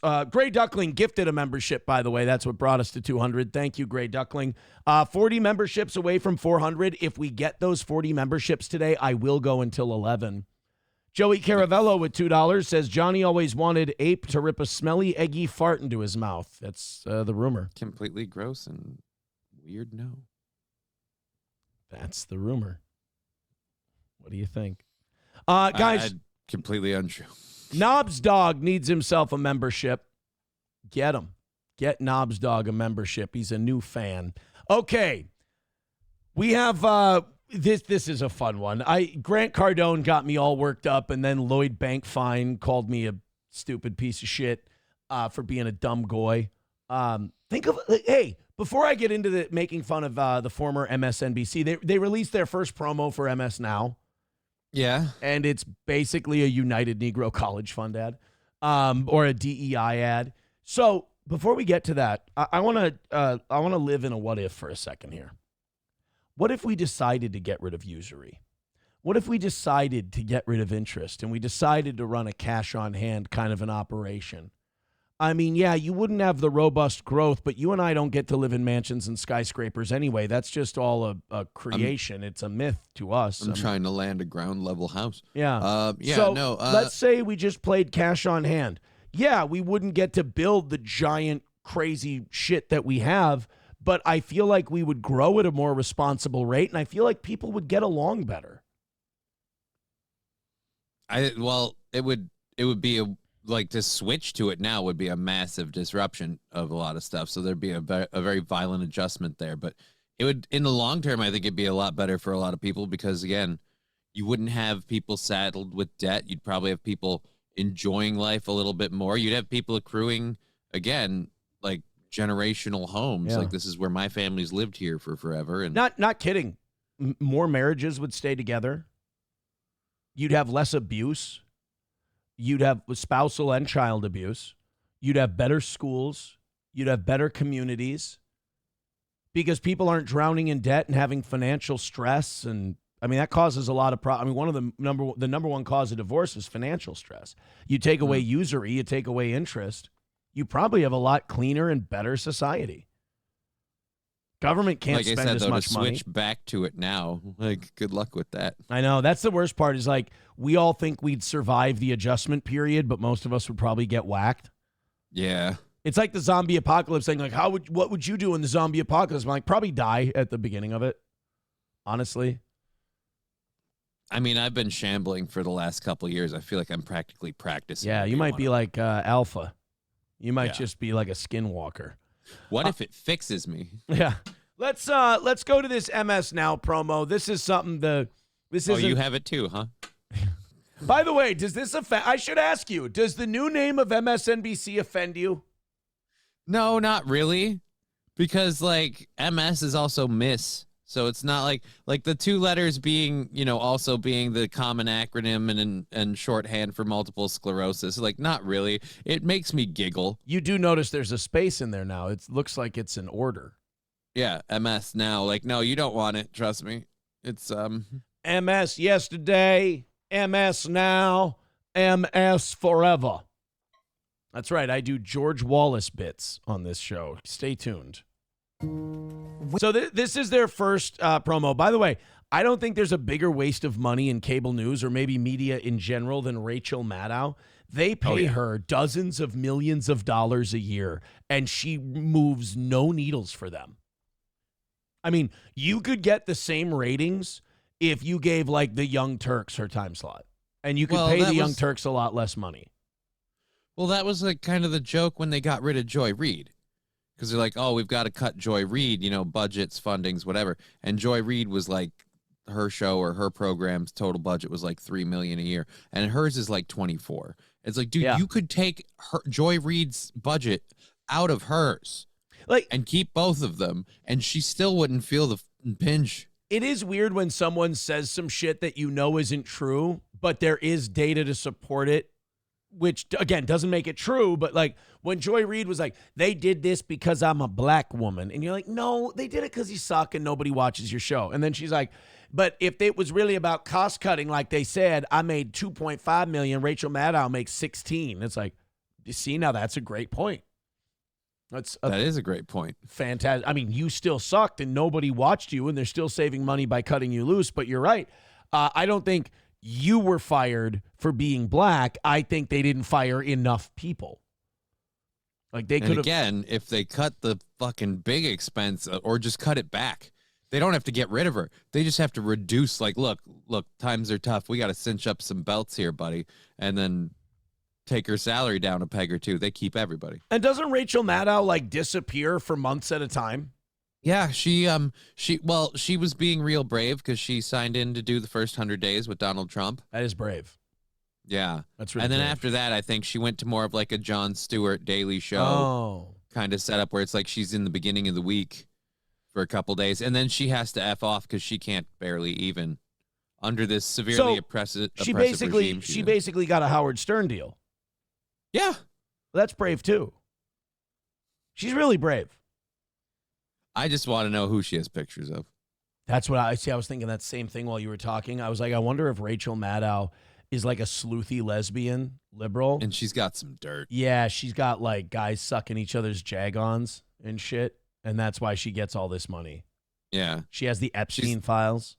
Yeah, she's not a Don Lemon like loose dude that gets all liquored up and makes an ass of himself constantly. Like, no, she's sharp and she keeps this stuff under wraps and she knows when to pull out the like, hey, hold on. She's a way more intelligent, controlled lesbian than Don Lemon is. Don Lemon's more of a loose-lipped lesbian than Rachel Maddow. All right, let's see the big promo. This is what's going to turn it all around. The big problem over at MSNBC was they had the wrong name all these years. Now they've rebranded and they're MS Now. So are they? So, and you know what? Just like everyone else with MS Now, they're not going to have any legs. All right. Well, it's not all of us, but there's a lot. Yeah. We the people of the... Fuck you. Let's go, Brandon. I'm sorry. I'm thinking of the Kid Rock song. We the peep. It's so bad. All right. I'm sorry. I'm tweaking out on my bubbler over here. United States. In order to form a more...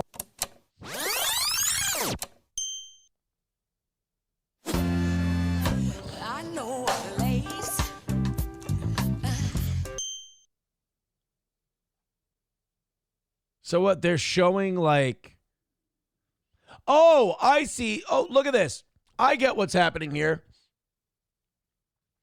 This is the Washington Free Beacon, which is a conservative news outlet.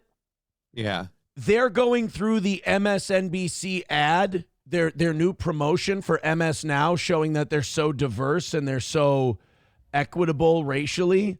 And the Washington Free Beacon went in and found out who these people in this ad are. Oh, this is this is fantastic. Good for them. The people of the United States. In order to form a more... So this is the Washington Free Beacon doing this. Yeah, I was it's like, covering whatever his name is, but this is an actor. I was like, what is MS Now doing? I don't understand the point of this.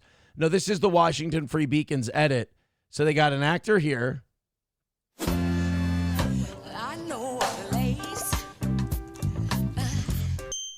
So this is the same guy for a ZipRecruiter ad, and there he is. Okay. It's crazy that MS Now is filling their... They're just showing Americans, you know. And all powered by Intuitive for hospitals, care teams, patients, and surgeons in training like me. It's the same fucking guy. Oh my God, this guy's in a boardroom. He stands outside of buildings. He's a surgeon. This guy's talented, this Alex Mason. We give him a fucking suit of metal, and he is Iron Man. Oh, my God. He's a Renaissance man. Oh no! No! That's just No! Alex, don't you eat that chicken? Alex, don't you eat that chicken? Alex, don't! You'll be a slave to them forever. some Don't. rules are easier. Oh. He said this was a commercial he really sank his teeth into. If you were gonna pull this shit, at least you could have said you were from Popeyes. Of the United States. Oh no, another one. Haha, black people don't know what snow is. Oh, Whoa. James Harden, knock it off. States. I'm sorry, everybody, but we are no longer seeing people for this role. Y'all listen to the man? Oh no, sad ass black folk. I want to watch that show. Episode We 2. the free. We the proud. We the brave. We the Oh, of course she shows herself when she says brave. She's so brave. So the only real person Rachel Maddow showed in that MS Now ad was her. Everyone else was a paid actor. The ad is part of a $20 million marketing campaign to create brand awareness for MS Now. Which is the name they had to take after NBC finally said, look, enough. This isn't working for us. When people see us, they think you, and Rachel Maddow's like, but I'm a lesbian and you're getting rid of me. That's bigotry. And they're like, yeah, sure, whatever, just go. it's like if Duke University made David Duke change his last name. You know? Right. It's kind of that's like, look, it's just not working for us. We can't really be associated with you anymore. You make us look like a pile of dog shit. I'm really, really sorry.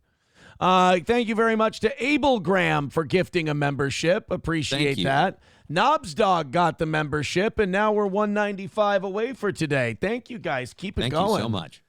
You guys are over 2 hours ahead right now. Get down to 100 by 9:30. We're looking aces.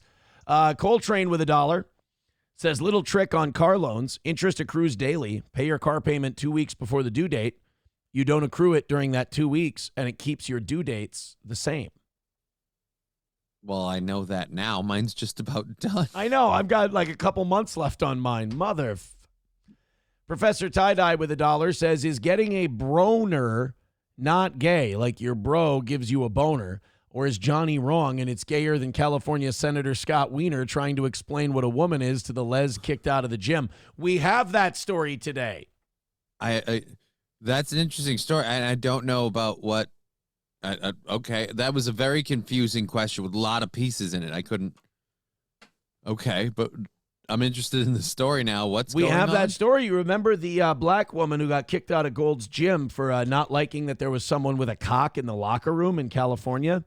Yeah. California Senator Scott Wiener, we've talked about him before. He's a pervert. He's a real gross guy. Yeah. You know, he's for a lot of fucked up shit. This woman confronted him at a Q&A event about her being a woman and this upsetting her and offending her, and what is he going to do to protect women? And I will give Scott Wiener this. He looked her right in the eye, face to face, and told her he didn't give a shit about her because trans women are women too. I mean, I guess there's something to be said for him just coming out and saying it.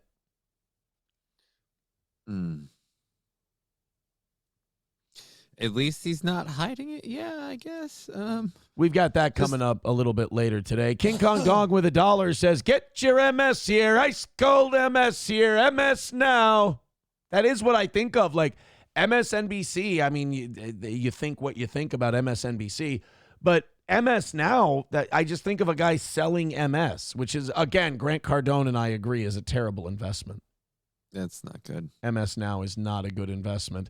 We also, Helgi needs a membership. Let's hook him up. By the way, Helgi says, I'll take my MS later. Thank you very much. That's a good idea. Actually, there's two. If you're going to get it, it's either when you're younger, like I did, or like when you're in your 60s. And honestly, if you get to pick, boy, is that the better way to go. To get it in your 60s? Yeah, because at that point, you're already quasi-infirm. You're seeing a doctor regularly because everything hurts. So you're going to catch it sooner. How old do you think 60 is? I don't know, man. You're still fine at 60. I don't know. Well, either rate, it's just, you got to have a lot more fun first. Wait. Are you saying that 60-year-olds are ready to be infirmed? What do we mean by infirmed? Like they're just going to the doctor all the time. They spend their free time in MRI machines, and they Sure, yeah. No. What else are you doing? They play pickleball. They're walking on the track. Yeah, but that's like when they've had their medicine and, they've got their walker with them. Who the fuck are you? Even if you didn't have MS, you'd still have to deal with lack of motivation and marijuana addiction. So don't you dare speak to these 60-year-olds like they're somehow ready for the fucking grave. I'm sorry. I feel the need to stand up for the 60-year-olds. Okay. I'm closer to it than you, so I feel like I have a better purview of what we're looking at. I'm 38 and I can still ball, motherfucker. I'll be balling in 22 years too. I'll still be Larry Jailbird. Okay, did we say balling or balding? That's not nice. See, now you're just attacking. Now this just feels like an attack. That's all it doesn't feel like we're having a discussion with facts. It doesn't feel like this is facts. This feels like feelings. This feels like feelings. You attacked my stepson, you bastard. I'm just going to start saying that to people. I'm going to attack my stepson, you bastard. I'm just going to start saying that to people if I'm like losing an argument or anything like that. I'm going to pull the Levin and just go, you attacked my stepson, you bastard. I'll give Mark Levin a lot of shit for being a manipulative Jew and all that other stuff and disingenuous and brainwashy. One thing I will say about Mark Levin, he curses like a gentleman. He has a gentleman's way about cursing that sounds dignified. You bastard. Okay. I really don't. Dick. I don't like what you said about 60-year-olds. Okay, that's fine. They're nice people, and they're not like getting ready to die. They're not even fucking retired yet. They can't even retire yet, and here you are ready to put them in the ground. Yep. Can't shame you out of it. Can't shame you out of it. Son of a bitch. 195 away from today, 39 memberships away from 400. Like I said, if we get to that 400 memberships, I'll go till 11 today. 756 is our number on Rumble, Kick, Facebook, and X. Nice. I'm starting to think, fuck YouTube and its ass.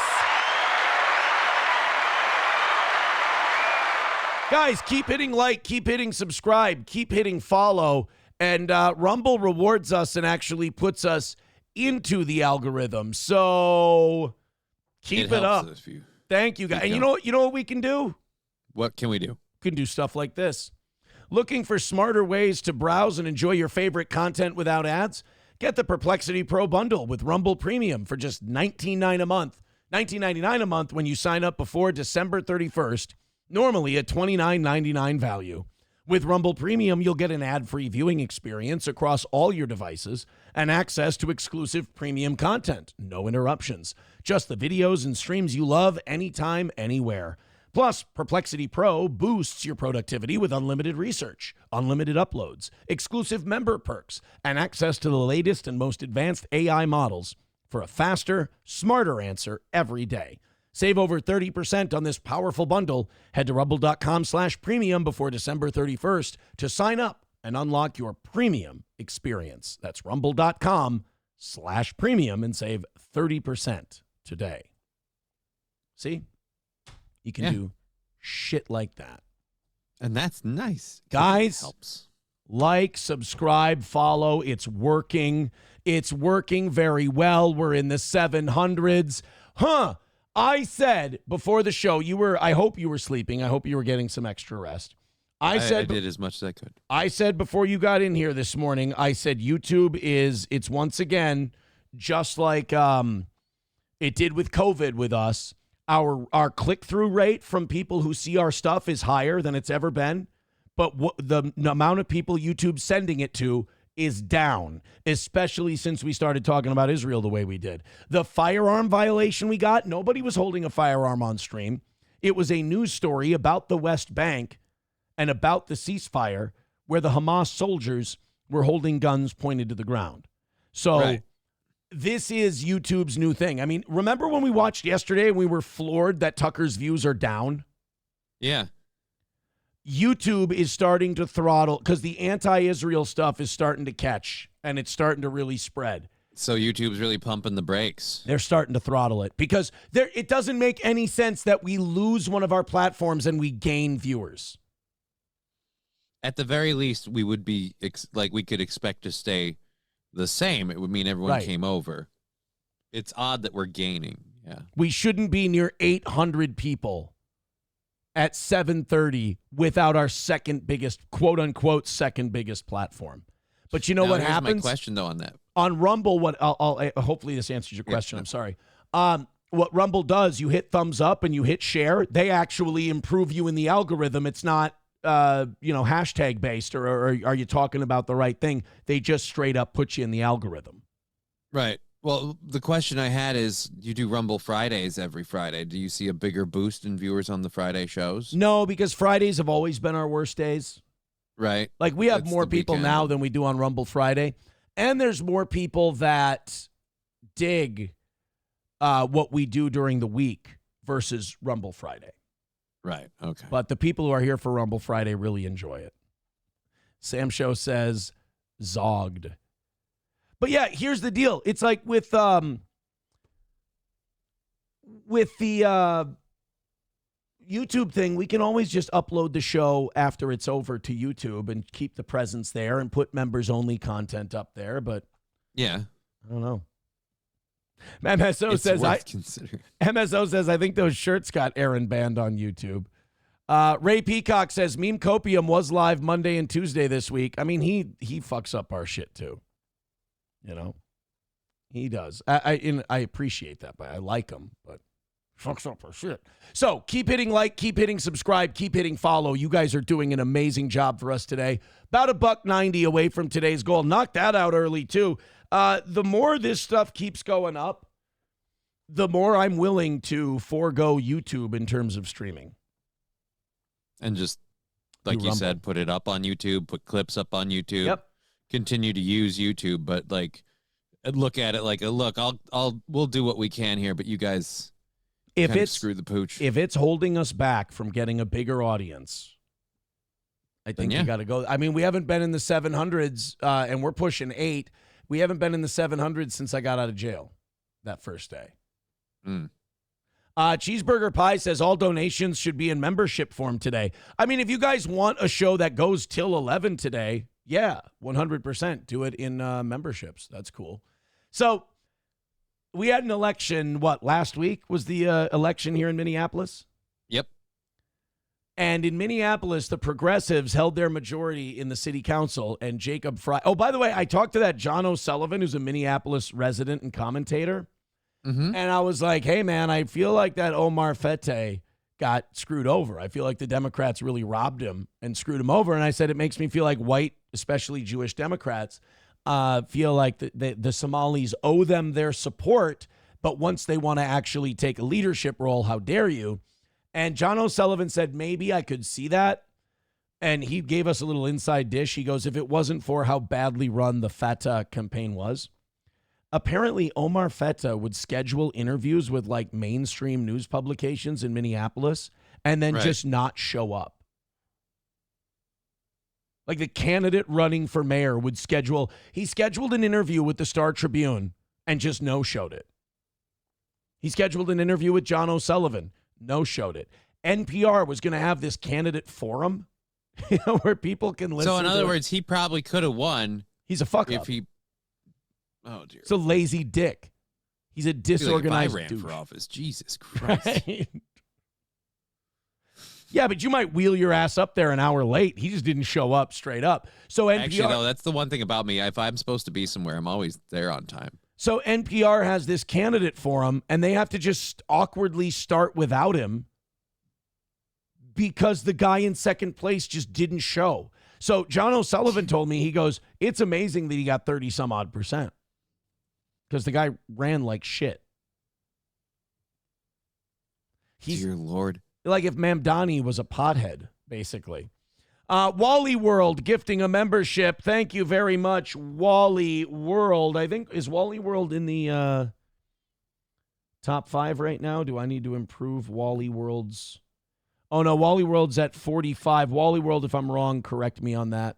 Thank you, buddy. Helgi got the membership. I'm glad Helgi finally got that membership. We're now 38 memberships away from 400 today. So what if he didn't want to win? Yeah, I mean, that might be it, too. Who knows? You know, a lot of these guys, they get donos for the political stuff, and when it's over, they can kind of filter it through a contractor and then get that money back in their pocket. Mm-hmm. Right.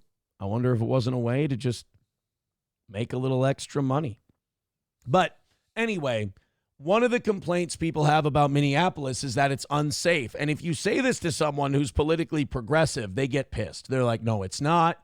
It's a safe city. You guys are you're a bunch of bumpkins from the rural areas. You guys don't understand that when you live in a big city, there's going to be a certain element of crime. It happens, but it's not some rundown shithole. Okay. Fair. Disagree, but all right. Taking your premise and going forward. Sure. We're going to yes and Minneapolis, right? Right. Well, one of the people who has been campaigning on the fact that Minneapolis is a safe, wonderful, beautiful city and the rest of us are just Republican rabble-rousers is City Council member Jamal Osman. Guess what happened to Councilman Jamal Osman? Oh, no. He was carjacked in Minneapolis, and 2 juveniles were arrested in a crime spree. So not only was the progressive city councilman carjacked, but the guys they caught carjacking him turned out to be doing this to shitloads of people. They were playing Grand Theft Auto IRL.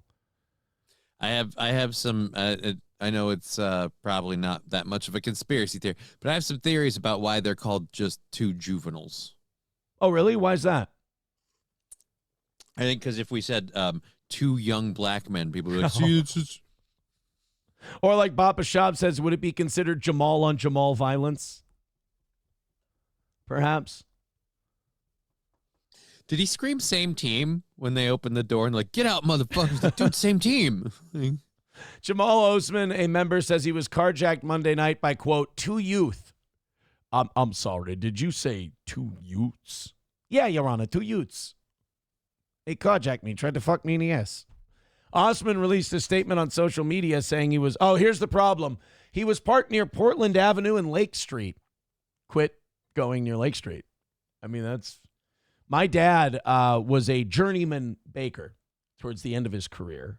They called you a floater. And what basically would happen was you were like an experienced guy who could go in and help out a store for a couple of weeks. And then you could just move on to somewhere else. You made money that way. You were basically a mercenary for hire. It was guys who were willing to do it did much better. And so my dad took that opportunity, sacrificed for his family, as they say, the great American story. And he would go anywhere. You know, my dad was known in the Jerry's Foods world as, one of the best journeymen because he literally, you could say, you're going to go to Edina this week, and then you're going to go to Maple Grove next week. You're going to go to he didn't care. He just wherever. Except there was one Cub Foods location he would not go to.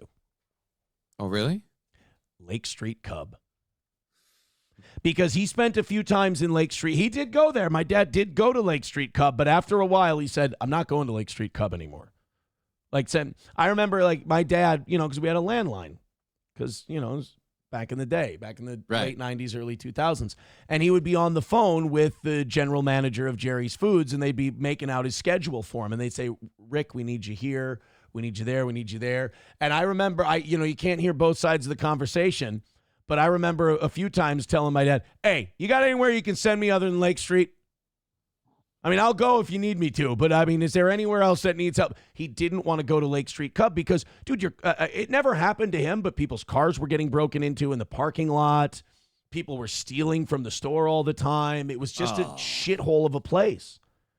You could hear gunshots outside because Lake Street's those a are shithole. just cars backfiring. Everybody's car's a piece of shit. Well, and bakers, my dad, he would go to work at, 4 a.m, So, there still might be some residual gunfire left from the night before, people still hanging out.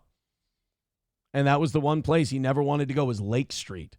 So why this city councilman, who probably makes decent money being a councilman and then makes even more money under the table, he's parked. He said he was parked near Portland Avenue and Lake Street making a phone call to his sister when the incident happened. All right, I have a question.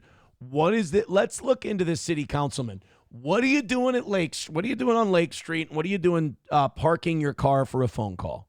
Are you sure you weren't calling someone else's sister? You getting crack? I know you can get drugs on Lake Street. Well, I was thinking where he's like, I was calling my sister. It's like, you were calling a lady. A prostitute. That's where I was going with it. You saying he's going hooker? I think so. But that's just because he, deferred to calling my sister. So I'm like, okay. Thankfully, I am safe and unharmed. Minneapolis police responded quickly to the incident. Oh, by the way, he's a defund the police guy, too. Oh, so that's interesting. I want to thank them and also Chief O'Hara and Mayor Fry for reaching out and checking in tonight. According to Osman's statement, police believe the suspects, described as two youth, carjacked another victim and their child earlier in the evening.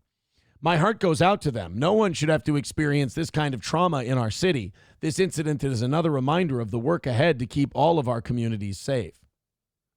Oh, hey, that means you're going to need some cops. You know how I said that this guy makes good money being a councilman, but more under the table? That under the table thing was a joke.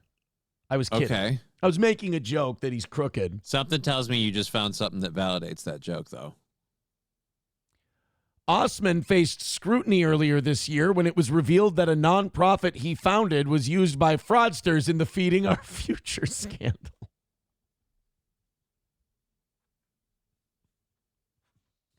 You can't escape it. It's just fucking everywhere. It's just the corruption. His money under the table is actually scamming the government. Oh, man. And the sick part about this is? What? It's all white folk crime. It's cultural appropriation. Yeah, we invented that first. We invented the one hand washes the other scheme, you dicks. How dare you? Veldrain with $1 says, retarded question here. Love them. If there is another Holocaust, will there be world peace? Jesus. $2 from Grand Poobah. He says, Aaron, as a group, Somalis don't vote. Omar's support is almost entirely stupid liberal whites. This isn't my opinion. I was told this by a Somali coworker. I would like to interview your Somali coworker. He sounds like a guy you could get some info from. That's for sure. Cheeseburger Pie gifting a membership to Sir Franklin. Thank you very much, Cheese. Now that puts us 37 memberships away from 400 and 185 away from today's goal. Nice and easy, guys. Thank you. Thank you so much. Yeah, thank you so much. Bapa Shab says, what about the legendary Cup Foods? No, my dad never worked at Cup Foods. Look, journeyman bakers weren't like master's degrees holders by any stretch of the imagination, but they didn't have to work at Cup Foods. By the way, what? We have an update. The two juveniles, two youth. Two youth. Arrested in connection to the crime spree. Between 2 p.m. and 8 p.m., police officers in the 1st, 4th, and 5th precincts responded to a series of incidents that are believed to be connected to the Osman carjacking. Around 2 p.m., a Subaru Outback was stolen from the 1600 block of 1st Avenue South. Those lesbians must have been pissed. After a victim inadvertently left her key fob in the car. Nailed it. God damn it, I'm too good at this. Although, saying lesbian when it's a Subaru Outback is cheating. I mean, they kind of gave it to you. Yeah. If you say lesbian and Subaru, that's not so bad. But when they give you Outback, dude. Over the next several hours, the suspects used the Subaru to commit multiple robberies and attempted carjackings across the city. Dude, that's a great vehicle to roll up on people in because nobody thinks... Nobody suspects it. Right, no bull dyke is going to jump out and take your shit. Right, we all just assumed the person driving it was a lesbian as soon as we saw it was a Subaru Outback. And a black person jumping out of a Subaru is like a flashbang grenade. It disorients you. You don't really know. It's practically a magic trick. I know. You're like, wow, I did not see that coming. And before you can process what's going on, there's a gun in your face and you're handing over your wallet. It's brilliant. Around 5:15 p.m., officers were dispatched to a disturbance on the 600 block of Elwood Avenue North and found a woman who said she was putting her daughter in the car when a suspect got into the driver's seat and attempted to drive away. A sneaky little fucker. The woman then jumped on her daughter in the back seat, and as she did, so the suspect who was driving the car began punching her in the face and head. Minneapolis, ladies and gentlemen. This is all in one afternoon. The suspect then jumped out of the vehicle, and it struck multiple lane markers before the victim was able to bring it to a halt. So this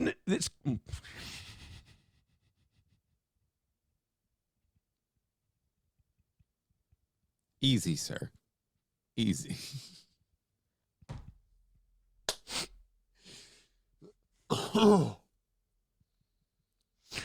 This nincompoop. That was, you see, guys, that's the word. Nobody would. That's what I was trying to say. I hiccuped. This nincompoop got into this chick's car, got into it, started it, was taken off down the road, punching her in the head, and then just bailed. Holy shit. At 6:31 p.m., the suspects carjacked a gray Subaru Legacy. God, what was it, lesbian night out in Minneapolis? Like, what's with all the, I don't know if you noticed or not, there's not a lot of street value in the Subaru, especially when we're talking like the Legacy or the Outback. Yeah, you can't put a spinning, WRX, sure, but can't put spinning rims on a Subaru, bro. It don't look right. It's near the 1600 block of Hennepin Avenue where they threatened the victim and smashed his cell phone before stealing it and fleeing. That's just bullying. At 7:57 p.m., police believe the same suspects committed another carjacking of the councilman. They threatened Osmond with mace and stole his white Volkswagen Atlas. Everybody drives gay cars in Minneapolis now. Well, he's trying to keep the heat off him from the Feeding Our Futures thing, so he can't get too fancy. Just I mean, if he's rolling in a Benz, he's begging for it at that point. Just driving gay lady cars. What the fuck is going on? He's trying to blend in. Jesus. I didn't know Mikey got out. Professor Tie-Dye with $1 says, if your mom was a cafeteria worker and your dad was a baker, were you ever called their little doughboy, or did they poke your belly to make you giggle? No, that never happened. Redbird with $1 says, you aren't on YouTube, let loose. No, I didn't mean to. I was going to say it. And now I see a bunch of green lights. I see a bunch of green lights in the chat. I see. Oh, no. I'm just looking at all of these comments. People just writing in all caps, say it. This show's funny. I was expecting a few more donos for that slip up. I'll be honest with you. I thought that was the one positive that was going to come out of it. We would have, here in Steel Toe World, we call that fundraising. Oh, by the way, Ryan the Garbage Man wanted to know, back when we were talking about people at 60 years old, Aaron, how old are your parents? My dad is 65. My mom will be 65 next month. So my parents They both still working? No, they're both retired. Oh. Well, my mom still does like consulting work because like with her pension, she can still make like a certain amount with the district. Mm-hmm. And then once she makes that amount, she's got to stop or they start taking money from her pension. So she works she does consulting work for new managers. Like when there's new managers at different schools, she helps out. Helps them to figure out how to get the ball rolling. Yeah, like she basically does that until New Year's. And then she's done the rest of the year. So she works like September to December. It's not bad. And she's done. It's nice. Yeah. My dad fucked off as soon as he retired. He's like, no, piss on that. He got a part-time job for one day. He hated it and he quit. He's like, nope, I'm retired. Real JJ says that slip earned you a follow. Give me a hard R and you've earned a subscription. All right, just calm down. Calm down, everyone. It was a mild slip. We'll be fine. Gift the Real JJ a membership so he doesn't have to watch ads. What a guy. I love this guy. 807 people checking out the toe right now. I fucking hate YouTube.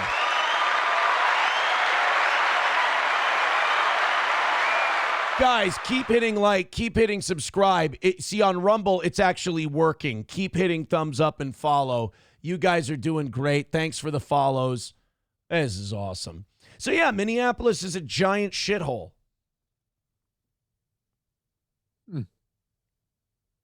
That's not news. What? Honestly, What? I felt like it wasn't great before it burned, and I didn't think it improved since then.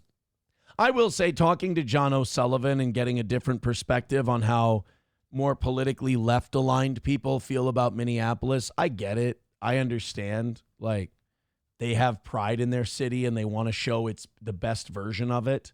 I get that. But there are problems. You know, there's issues. How's that metro rail working? Yeah. My buddy and me like to climb up a tree. We were talking about how we were going to go down to US Bank Stadium Sunday for the Vikings game. And I thought he was kidding. So I kind of no-sold it. You know when you don't know if people are serious or not, so you just take them seriously? He goes, we could Uber down to the stadium. Or we could Uber to the warehouse district and just take the rail from there. And I was like, number one, it's fucking freezing, so no thank you. Number two, I haven't been raped in a long time, and I'd like to keep that streak going.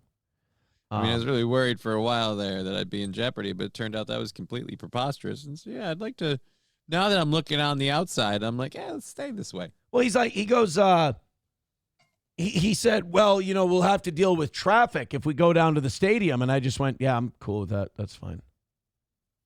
We can deal with some traffic. That's okay. Root says, take the rail. What is this, 1920 San Francisco? Go to Minneapolis. Yes, it is like 1920 San Francisco. There's this shitty-looking rail car, this little train that goes literally right through the downtown of the city. It uses the existing rail and just mass transits people. And don't worry, the what is it?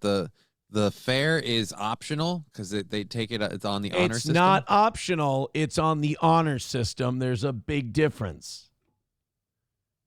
There is a fee, and you have to pay that fee. But they trust. But what if you don't? Nothing.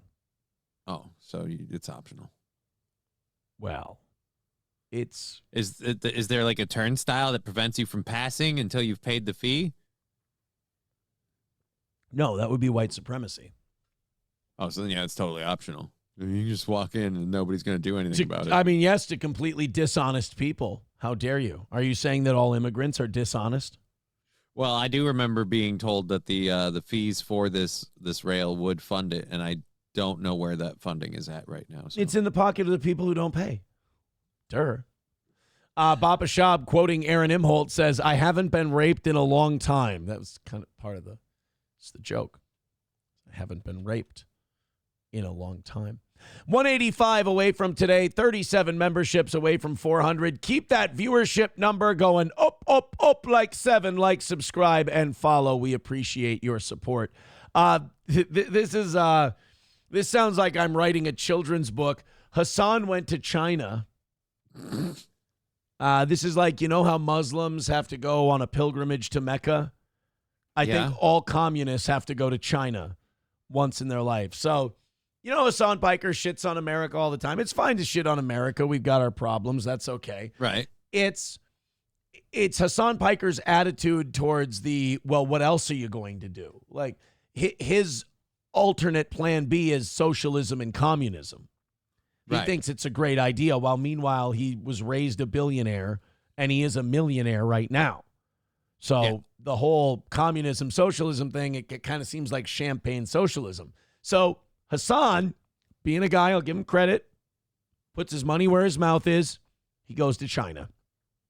And he goes to China to prove to us stupid Americans that China, hey, they're not some dystopian, authoritarian commie regime. Communism is fine. So Hassan Piker decided to go start filming in Tiananmen Square. How did that go for him? They don't like that in China. They don't like foreigners filming in Tiananmen Square, not one bit. I mean, he hasn't noticed how all of the Asian hopping nuisance streamers, not a single one has tried China. No. Like, they've all skirted that, and it's a huge territory. They didn't hit a single piece of it. None of it. Johnny Weird. Somali hasn't streamed from Tiananmen Square. And Johnny Somali will piss on a Korean girl's face on stream, so I don't know if that's one of the things he's charged So what with. happened to him? Did they just take his phone, or? Well, here we go. We got video of that. So we got 2 videos for Hassan, and then a potential lawsuit he's filing against Destiny. We have that. We got a lot of Hassan juice. Oh, boy. I probably could have said that better. Got a lot of Hassan juice. Yeah. That's not. Anyway. I think I subconsciously heard news just to not hear that. And then. So we have Hassan at Tiananmen Square trying to prove to us Americans that China rocks. And then we have his cope afterwards, because one thing I love and adore about Hassan Piker, non-ironically, is this asshole's undefeated. He's never been wrong. You know, Hassan Piker's never had to take the L. Everyone else is just stupid. They don't get it. They don't understand. I mean, I think they might make him a new co-host on This Little Piggy. I mean, he's so adept at it. So Hassan goes to China. He gets stopped in Tiananmen Square. And afterwards, he has to, everyone's kind of gloating like, oh, we told you, Hassan, they're communists, they're fascists too, and blah, blah, blah. And he's gonna rationalize all this. But here we go. Hassan Piker having his phone taken from him by authorities in China. Oh, yeah. Yeah. So he's standing there like a total cuck because they have his phone. They won't give it back to him. Because he was filming at Tiananmen Square, and they don't want you doing that.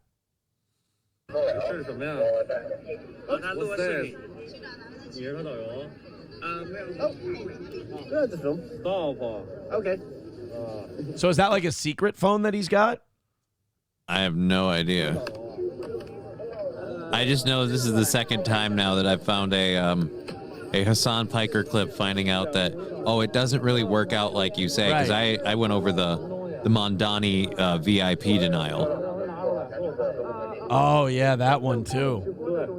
Where he just filmed his feet because they're like, yeah, we don't know who you are. You can leave. Yeah. Oh, I didn't take a photo.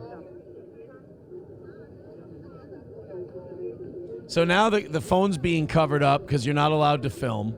So I think Hassan had a regular phone and he had a secret phone. Have you recorded anything? Oh, here we go. No.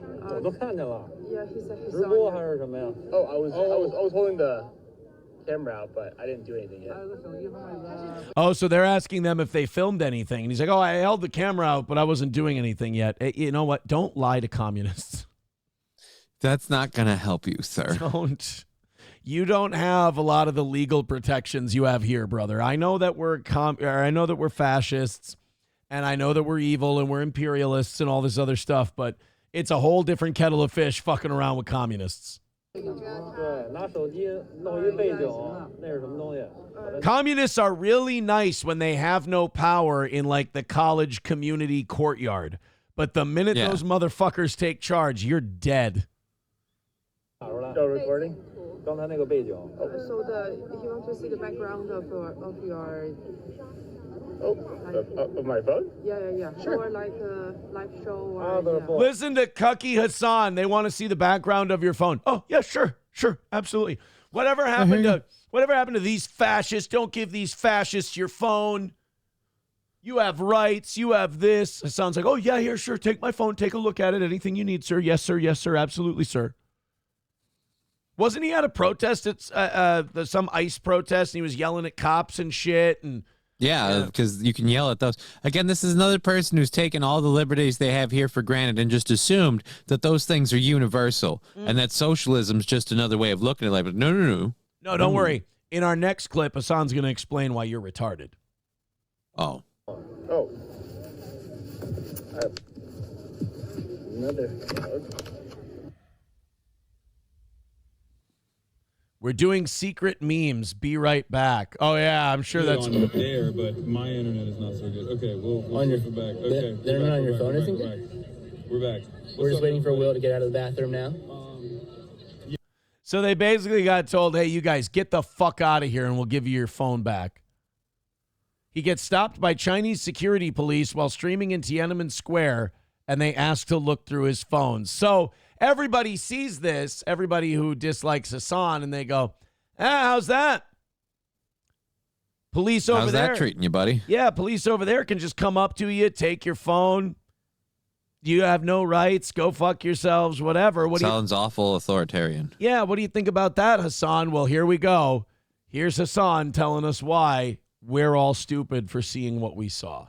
They thought, so that thing that we went to, okay? The flag raising ceremony it's not in focus. Hold on, I'm gonna fix it. The flag raising ceremony that we went to. Look at this millionaire's capitalism Marlboro shirt. Get it? Capitalism, branding, it's evil, it's bad. You cunt. How much did you pay for that fucking t-shirt? If it's over $25, you're a phony. Is not a thing that white people normally go to, right? It's not normally something that like white people attend, right? Who the fuck are you? Who you saying white people? Hey, Turk, who the fuck? What's a white people to you? What does that have to do with you? White people don't usually go to. Well, good, you ain't white. It's not something white people usually go to. Fuck out of here, turkey boy. And I assume that they are probably extra attentive and extra careful about people coming to do some fuck shit. Like, there's a reason why, for example, there were Chinese nationals on each other's backs, right? But I knew that, like, if we did it, we would get called out by cops. Oh, so we're shitty, we're awful, communism rules, socialism's great. But you go to China and you go, well, I wanted to be careful how I filmed. I wanted to be careful how I did this. I wanted to be careful how I did that. Because their police get really nervous that there might be white people filming stuff and we can't do that. None of that. I don't understand that because that doesn't happen here. Well, you see, the reason they trust the Chinese people and everything with all the filming and stuff is because those networks are already tapped into and controlled by the government. So they don't really have to monitor that. That's true. Like in person. The reason they didn't trust you is because you're not tapped into that network. They can't just cut your feed remotely. They can't watch you stream. Well, they probably can, especially after you gave them their phone. But and they're pretty much not allowing you to take pictures and stuff because they don't want word to get out other than what they release. What's the equivalent to Tiananmen Square in America? Maybe Dealey Plaza? I guess. You can go to Dealey Plaza. It doesn't matter what color you are, what country you come from. You can go to Dealey Plaza and film all day long. Hell, Chinese people come here and do that all the time as tourists. Yeah, nobody's going to stop you, but Hassan's going to tell you why it's okay. I mean, listen to this asshole. This is the problem with people who get too ideologically rigid, whether it's left, right, communist, whatever, reactionary. You get so ideologically rigid that instead of looking at what happened to you and analyzing it, you take what happened to you, process it through the filter of your beliefs, and explain why it's okay. That's dangerous. Because, like, by and large, especially, like, the government is aware of, like, how they are perceived or how much, like, anti-Chinese propaganda exists out there. And I think the older people are also aware of it as well. But I think the younger populations in China are, ironically enough, less aware. Like, the younger normies are less aware of the animosity that exists, which shouldn't exist at all, obviously, but unfortunately does. And it's almost entirely one-sided, entirely designed by America. Yeah, it's all our fault that the Chinese government took your phone and stopped you from filming at a tourist location. God, this guy's a fucking loser. It's all America's fault that the Chinese Communist Party behaves like communists have always behaved. What's the American going to take the film back and go, look, Tiananmen Square? Ooh. I got an idea, Hassan, how you can feel more welcomed and accepted in China, especially since you're such a huge fan of communism. Become a Chinese citizen and move there. Yeah, then you can film all you want. Yeah, then you'll be one of them. So it's all one-sided, all this animosity. Yet if you go there and film, they will stop you and take your phone and go through it. Yeah, you're right. It's all just one-sided animosity. If you come here and film, we won't question what you're doing at all.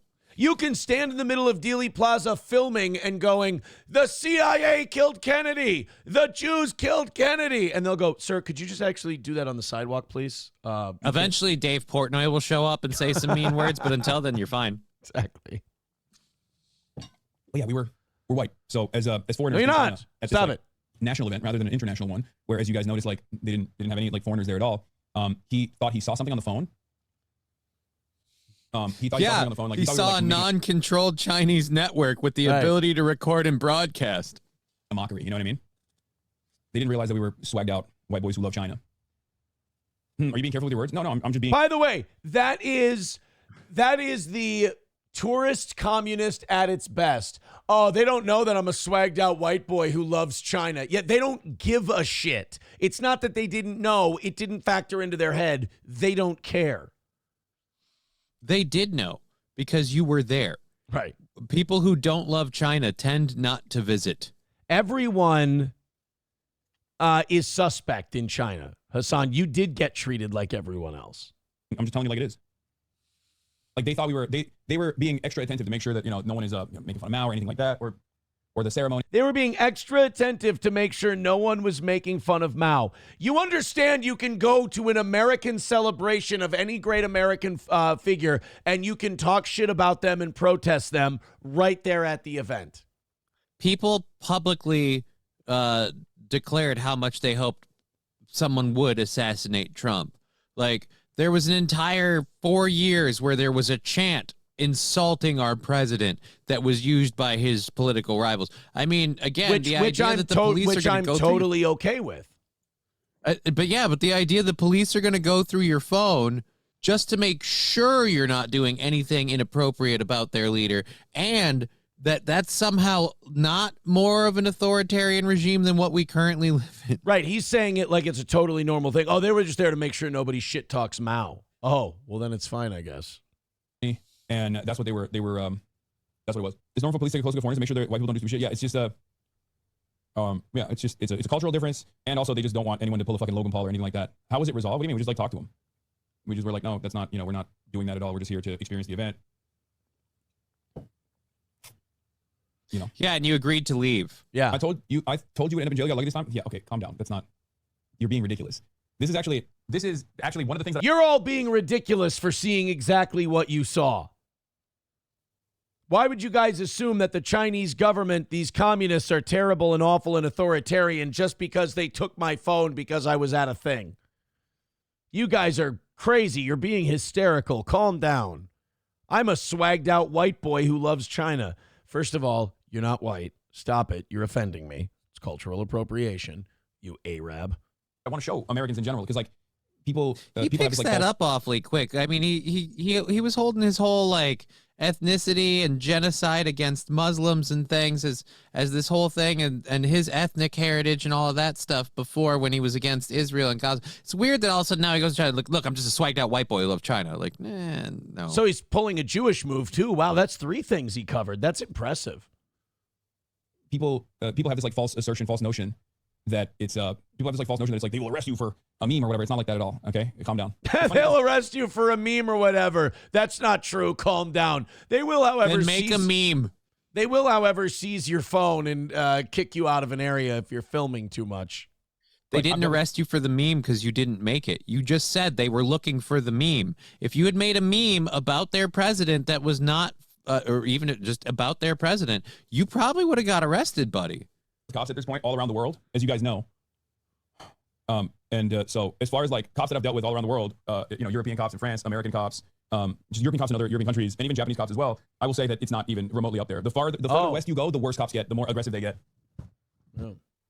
Again, we just discovered discussed how you don't get your phone taken and inspected by the police for being at what in America we'd consider something like Tiananmen Square a tourist destination, right? It's a part of history, of culture. Ground zero. Yeah. It'd be a historical tourist site. So again, like if people showed up here to ground zero to get pictures of where the towers fell and stuff, the cops aren't going to go, all right, let's look at your phone. Are you posting mean shit about Donald Trump? You know what Donald Trump can't stand? When there's mean shit about him said on the internet. Yeah. Nobody does that. So we get more Hassan Cope there. And now we're going to get into the lawsuit thing. First, I just want to catch up here. Joey Caravello with $2 says, Johnny stuck his tongue up Hassan's ass. Yeah, by the way, he doesn't say allegedly anymore. He just Throws them out there. Interesting. $1 from Redbird on the John O'Sullivan interview. He says, you both sounded out of touch during that interview. Avoiding the bad parts works great if you're just in town to have fun. Those of us that have to work in the shit areas find that infuriating. Absolutely.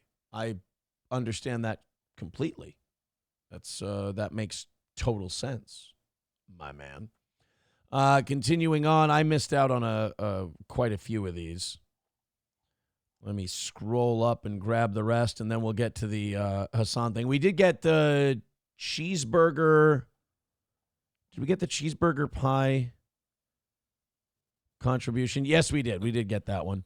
Dan Vicious with $2 says Walsh was talking about how much African tribal feuds affect Somali voter turnout. I haven't been made aware of that one. Professor Tie-Dye with $1. Oh, no, that's the Doughboy one. We did get that one. Redbird, we got his $1. We got that one taken care of. Joey Caravello. Kyler gifting a membership. Thank you very much, Kyler. That's very much appreciated. That one went to Budapest. All right. Thank you very much. Now Budapest is a member. Thank you for that. Then I think we're all caught up. Yeah, Joey Caravello. Oh, no, Joey Caravello with another $2 says, this is what Johnny said to a woman with Down syndrome. Quote, suck on my white slug like a lollipop and I will buy you a pony. Johnny, don't do that to people. I mean, I never said that, so yeah, it won't be a problem. If you don't, I mean, I hope you didn't do that to a Down syndrome person. Oh, I mean, well, I mean, it's Joey Caravello, so it's either I'm telling the truth or one of us is lying. I pray to God you weren't doing that. I'm at least here on camera, so I'm pretty sure I didn't do that. Los Federales with $1 says, bro, I've been to China 5 times. If you don't know what the rules are, you're a dumb fuck. Hamas Piker was baiting the Chinese police. They should put his ass in Sing Sing for espionage. I feel like that might be some anti-Hassan bias coming through. Elements Ninja needs a membership, and El Omega Red Boy needs a membership. Let's hook those two up. Also, Sergeant Holka over on PayPal with $5 says, "This is it just me, or was the Soviet Union way cooler as a communist state than China?" Oh no. No. They were actually worse, if you can believe it. They were pretty bad. China's at least aware that other people will hear, you know? Yeah, read the book. I think it was Solzhenitsyn wrote it, The Gulag Archipelago, about how they would punish people in the old Soviet Union. Nasty business. We've got 788 people checking out the toe right now. Thank you. Guys, keep liking, keep subscribing, keep following. This is going great today.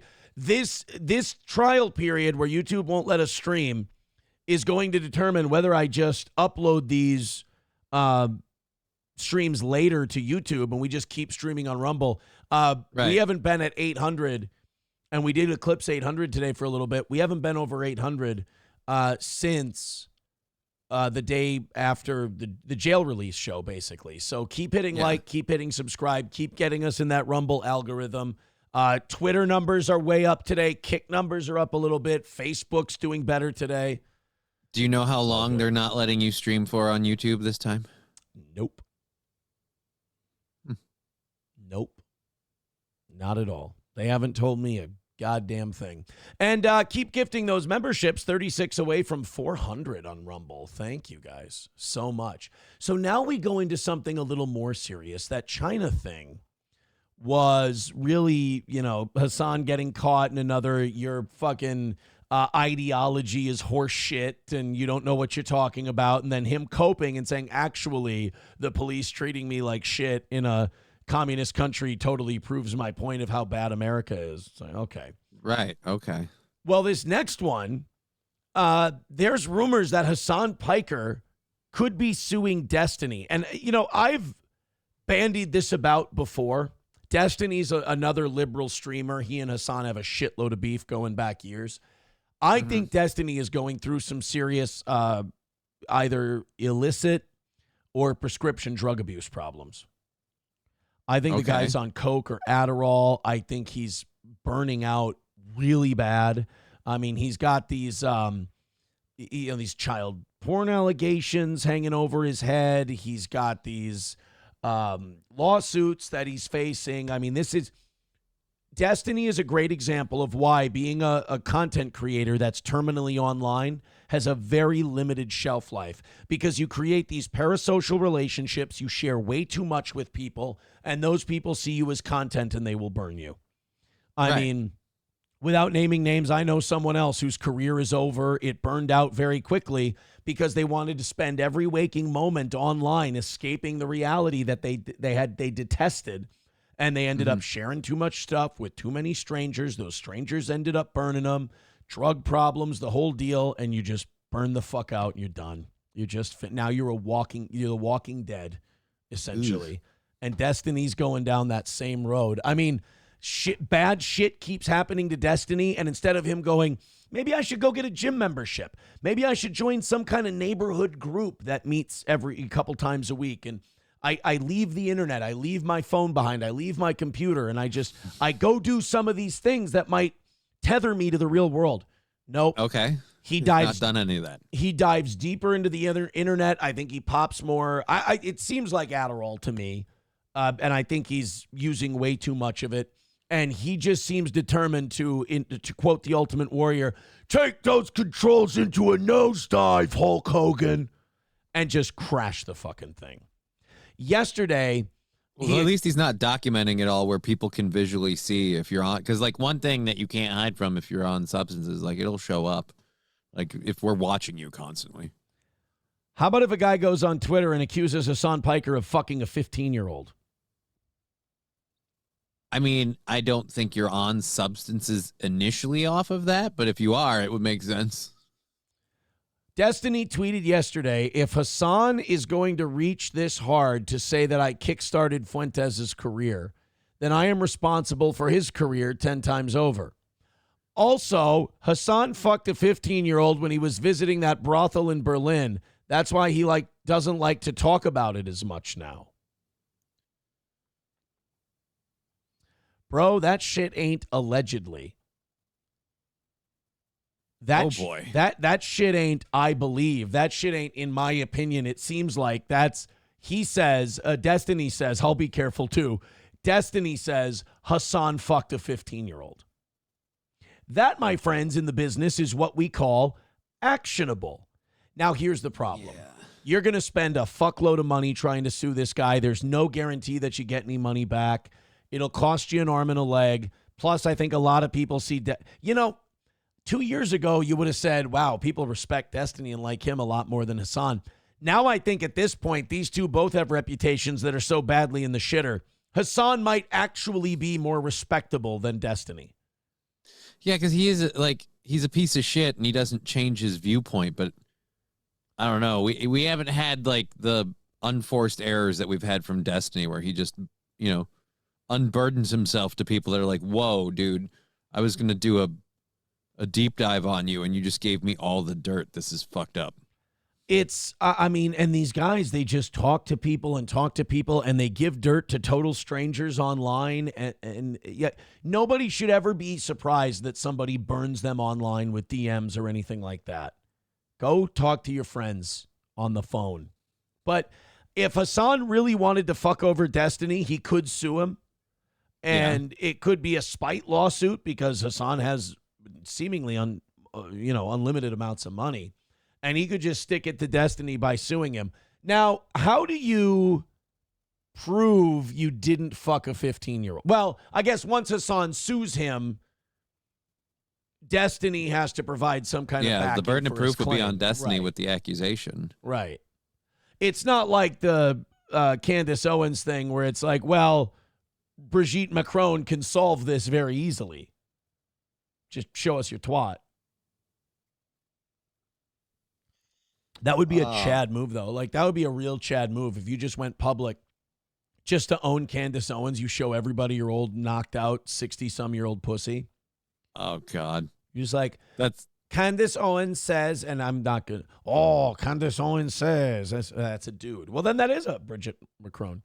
Candace Owens say that I have the cock. And I will show you right now my throbbing clit and pussy. And then Bridget Macron on national television, on worldwide television, just throws down her pants. Her fucking lips are out for the world to see. Candace Owens is out millions of dollars and her career is Just over. flapping in the wind. Yep. Oh, dear Lord. Just whip out your pussy like you're in a YMCA shower. And Candace Owens has to shut the fuck up forever. How about that? That would work. It's something. It's something. So, like, how close are we to that clown world? I'm just curious. I hope days. I hope All we're days away from that world. Somebody saying Macron has to prove they have XY chromosomes. I think the fact that we even have to debate why or what a woman is to the point where we can't figure out how Brigitte Macron can win this lawsuit shows that the Overton window has slid way too far. Because, like, now the Olympics are saying, no more biological men competing in women's events. And everyone's cheering, like, yeah, we won. Like, did you win? It just went back to the way it's always been. Or what's a biological, like, we're going to get people eventually being like, no, but I'm biologically a man, but this and that and the other is why it doesn't count. So I think, like, we'll come back to this. It's a temporary pause. So Destiny, like everyone who's going to get themselves in trouble with saying crazy shit, was given a chance to backtrack publicly yesterday on Twitter. This guy, Zach, said that's quite the allegation. Okay, that's where you get to go, no, I was kidding. I was just fucking around. You don't really fucking 15-year-old, whatever. Destiny then writes, it's common knowledge behind the scenes. If Hassan wants to contest it, he can sue me, but he won't because truth is an absolute defense against defamation. Oh, boy. Again, but saying that means you have some way to prove it. You know what, though? I don't doubt that one of these retarded streamer guys like Hassan wouldn't tell someone in DMs because they think they're their buddy on Twitter. It makes me sound super cool and awesome. Yeah. Oh, I fucked some 15 year. I mean, first of all, if you're bragging to somebody about that, I mean, let's give them the rope. But second, I wouldn't doubt it if these retards actually go online and tell people like, oh, yeah, you know what I did in Germany? Now, you can't. It's not like Germany would have to prosecute him. It's not like we can charge him with a crime. Right. If he did. Plus, I don't want to look this up because it always looks bad when you look this up. Age of consent, Germany. This is going to be bad when the FBI stops. It's 14, so he didn't break a law in Germany if he fucked a 15-year-old. How fucked up is that? That's the worst. To me, that's the worst part of this whole thing. That's the biggest bombshell of this whole story. That even if Hassan came out and said, yep, I fucked a 15-year-old girl when I was in Germany, Germany would be like, well, there's nothing we can do. This is totally legal here. I feel like he'd probably say something to the effect of listing his age and the 15-year-old and why it doesn't matter and it's not illegal. That's the best you'd get out of him. And why Trump is way worse. Oh, yeah. For sure. Conditioner on my D. You son of a bitch. He goes, no one would be that dumb. That would be like, all right. All right. Oh, buddy. What? When they get you, they get you. He's done his time. He's paid what he owed. He's square with the house again. 175 away from today. 36 memberships away from 400. Now, if we get that 36, I'll go until 11 today. I'd really like to get that 175 down to 100 by 9:30. You guys have been doing great today. And also 772. I mean, that's just a great number to be looking at. YouTube clearly throttling us. I love when I can prove my shit right immediately instead of waiting 5 years like with COVID. YouTube clearly throttling our shit. YouTube clearly throttling our reach. Rumble rewarding it. Hit like, hit subscribe, hit follow. We appreciate it. Look at the monkey man in a spacesuit, Johnny. Oh, boy. I hate to say, like, numero uno, Josh Denny fan is right, and like these YouTube internet analyses of Joe Rogan are getting to me, or if it's maybe just watching him and noticing shit, we got to stop giving this monkey brain dipshit so much power. I mean, yeah. I don't mind him when he's a wacky podcast host just dicking around with his friends. But I think the worst thing that ever could have happened to Joe Rogan is he interviewed Trump.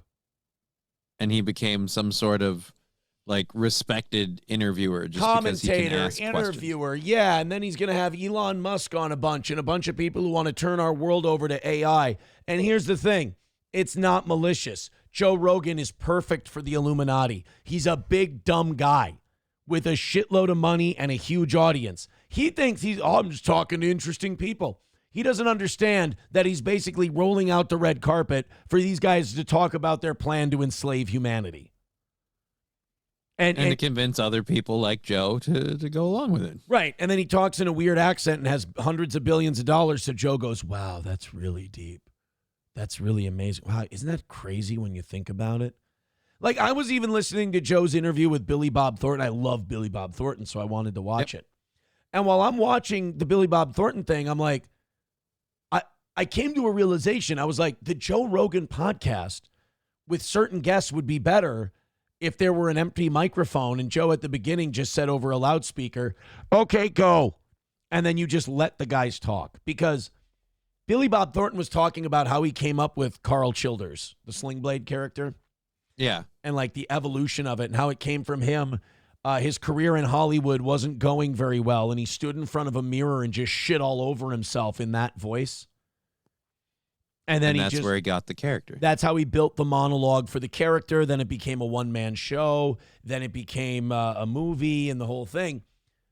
And like Rogan's asides, like Rogan's interjections are just like, wow. Or wow, so that's like making a movie. Or it's, I mean, it would be like a 5-year-old being told these stories. So that's one thing. What this clip is going to show, Joe Rogan had Tony Hinchcliffe's producer and Joe's former producer, Brian Redban, on his show, which tells me Joe was just out of guests that day but needed to do a podcast. Joe had Brian Redban on. And when you have Brian Redban on, who's he's a retarded guy. He's not a bad guy. He's not an evil man. But he's stupid. He's remarkably stupid. He's a borderline retarded guy. I can relate. You don't need to have deep, heavy political conversations when Brian Redban is on. As a matter of fact, let's just go ahead and skip that part. We don't need to have a conversation with Brian Redban about whether or not the country's going through a civil war. But here's Joe Rogan wanting to get. Now, when you have a guest on and you bring something up, that means you want your guest's opinion on it because it's important. You think your guest viewpoint is important. Yeah, I don't mean to start a debate here with my chat, with my audience.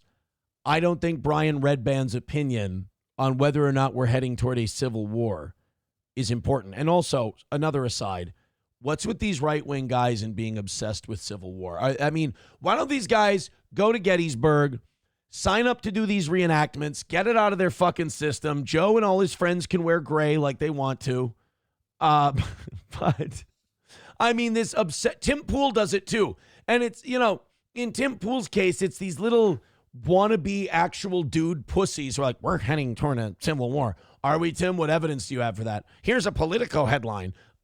Tim, that article doesn't say anything about civil war. Well, it's facts that we're heading toward a civil war. It's like, Tim, you want to corner the market on being we're going to have a civil war guy, don't you? What? No, why would I do that? Tons of you, though. Tim, you want to grift on there's going to be a civil war thing, and that's going to be your angle, isn't it? But then Joe Rogan gets on this stuff, and it's like, Joe Rogan has a lot of thoughts that he broadcasts that could have been workshopped in an email. Right. And maybe don't need to be brought to tens of millions of people, many of them retarded as well, and might repeat it. But this is like that shirt or jacket. This is Joe Rogan. Nobody wearing an astronaut outfit should be discussing whether or not we're heading toward a civil war. Is this a Halloween episode? What's going on? I mean, maybe it was recorded on Halloween, but it was released this past week. This is Joe Rogan and Brian Redban talking about a civil war. Or another, ideologically or politically. And there's like this circular non-answer dance where you're never a real person. You're not saying, like, thank you, Mr. Senator, for that question. Like, you're not real. You're just trying to get through this session without revealing anything that's going to force you to be sued.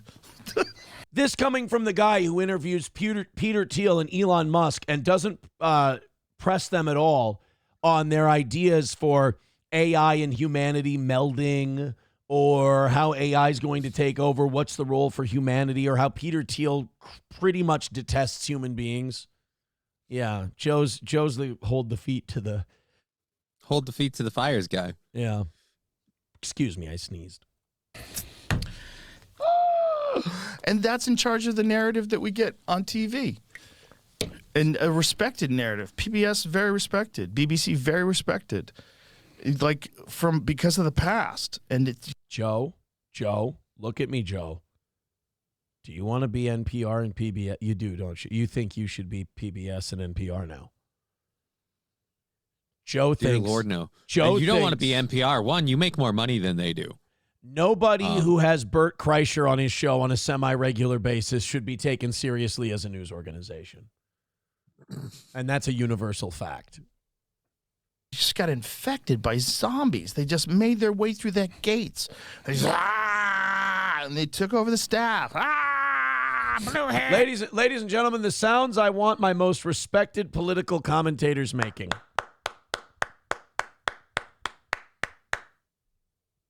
Still better than MS now. Well, that's true. What's next? This is a rejection. And that's the other thing. Brian Redban, I'll defend Redban here because he's just a big dopey retarded guy. Brian Redban is sitting there like, why are you, like, even he's kind of like, why are you bringing this to me? This is really above my pay grade, sir. You understand, I, first of all, lost what you were talking about 15 minutes ago. Second of all, were you expecting me to have a commentary on America's modern news media and its political bend? Because I play fart noises for Tony Hinchcliffe at a comedy show. I don't. Of that, but the scary part is what we usually do is we do something like that and then we overcorrect, right? And then we go like white nationalists, fucking, we're all Christian, get rid of the Muslims. You know what I mean? Like it gets scary when there's. I get that. It's like I knew a guy once, Johnny. He had a podcast, and his podcast was just about fucking around with his friends and talking shit to interesting people, admitting you're super dumb, you have no idea what you're talking about, but you're just bullshitting, right?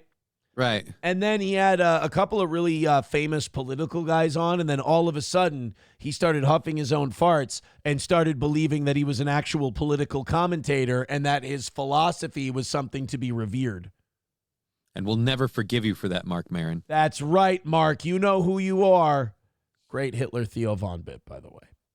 Like hard. Talking about Sam Cedar, of course. Or ideological conflict because people push back. Oh, you want to know what a bitch is? I'll show you a fucking bitch, right? You know, that's what happens. You gonna call me a bitch? Okay, motherfucker, it's on. You know, and then. Dude, his takes are embarrassing. Like, I have been a big Joe Rogan fan, but I've been constantly bombarded with these videos and numero uno Josh Denny fan and all these videos kind of turning on that switch that he's a big ape retard. And that it's actually kind of dangerous that his finger is so close to like political philosophy that I'm starting to buy in. And then I'm listening to his take here and I'm like, I'm watching a man say nothing. Yeah, dude. No, I've always been a big Joe Rogan fan, but I always thought he was a big dumb guy who doesn't like, I don't take his political takes very seriously. And that's why when, he interviewed Elon Musk or Donald Trump and I'm like, right, but who gives a shit? But everybody else did, so it didn't matter. That's the problem. He has a bunch of alpha brain retards that think this is high quality political banter. I got bad news for you. If Brian Redban's in the room, you're not watching anything of any intellectual sustenance. I assure you. That's what people are doing on the left and the right, and the ultimate expression of that is obviously Charlie Kirk. Let me ask you a question real quick, and then I swear I'm going to play more of this clip. Did he just pull a Patrick Bet David? I don't mean to interrupt you because he did this whole and they're over there like, you bitch, and they're over here like, you bitch, and it just keeps going back and forth. And the ultimate expression of that is, of course, Johnny, Charlie Kirk. Johnny, let me talk to you for a second. Let's say I have a bitch, all right? And then you have a bitch, right? We both have bitches. Okay. All right? And when we have our bitches start yelling at each other. And then my bitch is going to say to your bitch, like, you're the stupidest bitch, right? And then then now there's a belief by half the people watching this that your bitch is the stupid bitch and mine is the smart bitch. But then your bitch says to my bitch that you're the stupid bitch and that my bitch is not the smart bitch. Makes and sense. Then half the people there are going to think your bitch is the smart bitch.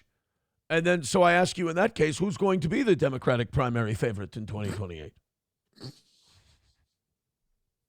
That is a Patrick Bet-David move. Yeah, it is. But, like, again, when you play tennis by yourself, you want to hit the ball against a really sturdy wall, right? A really solid wall. It's going to bounce the ball back at you. Practically racquetball. Gotcha. If you're having an ideological conversation and it's one person playing tennis, the wall you are bouncing the ball off of should not be Brian Redband. That's like the wall being made of Jell-O. Well, he couldn't pick someone who's more intellectually sound. He'd look like a real dumb guy. You're right. This was a perfect episode for Jordan Peterson. Brian Redband is kind of like the quintessential ugly chick for him to just kind of. And people are celebrating, like, whoa. You want people to die that you disagree with? Like, where are we right now on the scale of 1 to Civil War? Where are we? Oh, here we go. 7? They love that Civil War. I thought we were like 4 or 5. But after the Charlie Kirk thing, I'm like, oh, we might be like 7. This might be like step 7 on the way to a bona fide Civil War. So you're right. He is doing a Patrick Bet-David. He just invented a scale for Civil War. Right. He didn't explain to us how this scale works, what the metrics of the scale are. He's just throwing numbers out that he found. We used to be on what I thought was 3 or 4. Now we're at 7. Inside of his own asshole, if I could. The fish was this big. So, they love that Civil War shit, though, boy. And then he's like, well, our country's dumb, and we're on this path to Civil War. And, like, no sense of self-awareness where you go, hey, Joe, where do you fall on the influence of that spectrum? Do you think you could maybe help pump the brakes or argue maybe a softer narrative of not advocating violence? I don't know. Or I don't know, when Brian Redband comes on your show, maybe just stay on shit that's in his wheelhouse, like Halloween candy. Like, talk about the time you saw Tim Dillon shit his pants. I don't know what stories you guys have, you know but what? Use those. That would be I'd love to hear that story. That would be a story I would be very happy to hear. How do you not interview, like, how do you interview, Billy Bob, how do you interview Billy Bob Thornton and not when he's talking about, like, that's how he was processing what he was going through, and then ask him, like, so then how did you feel after you started doing the character? Was it like a therapeutic outlet?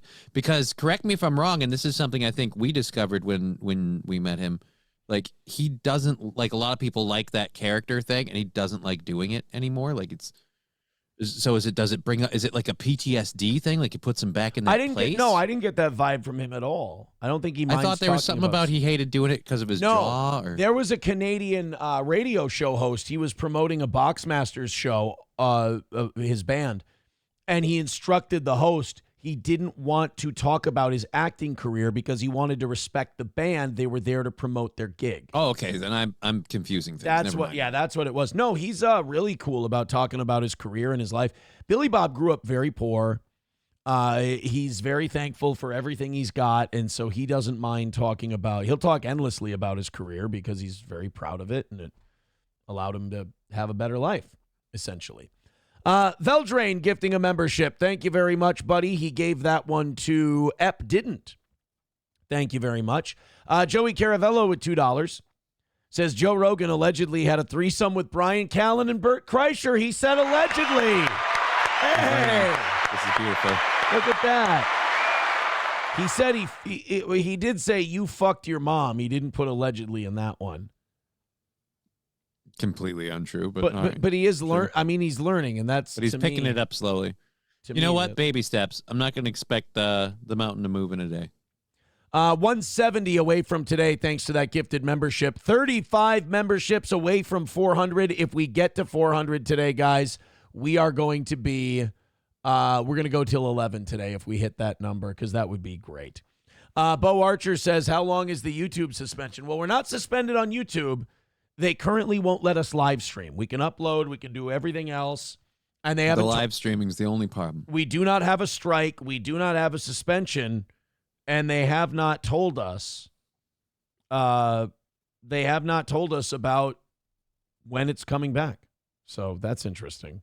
Coltrane says, speaking of Billy Bob, Landman Season 2 comes back soon. Well, that's why he's making the rounds. That's why he's doing all these interviews. Landman, I think that might be this week. Season 2 date. Landman Season 2, November 16th. So 14, Sunday, it comes back. 10-episode season. Final episode airing on January 8th. Oh, shit, that's right. They do it old school. They release them one a week. I don't mind that so much if it keeps the show releasing regularly, like every year or whatever. But I've been waiting forever for like Stranger Things season 5, and from what I understand, they're releasing like a couple episodes here, and then a couple weeks later or a month later, another couple episodes. It's like, all right, we've waited so long, just give us what we want at this point.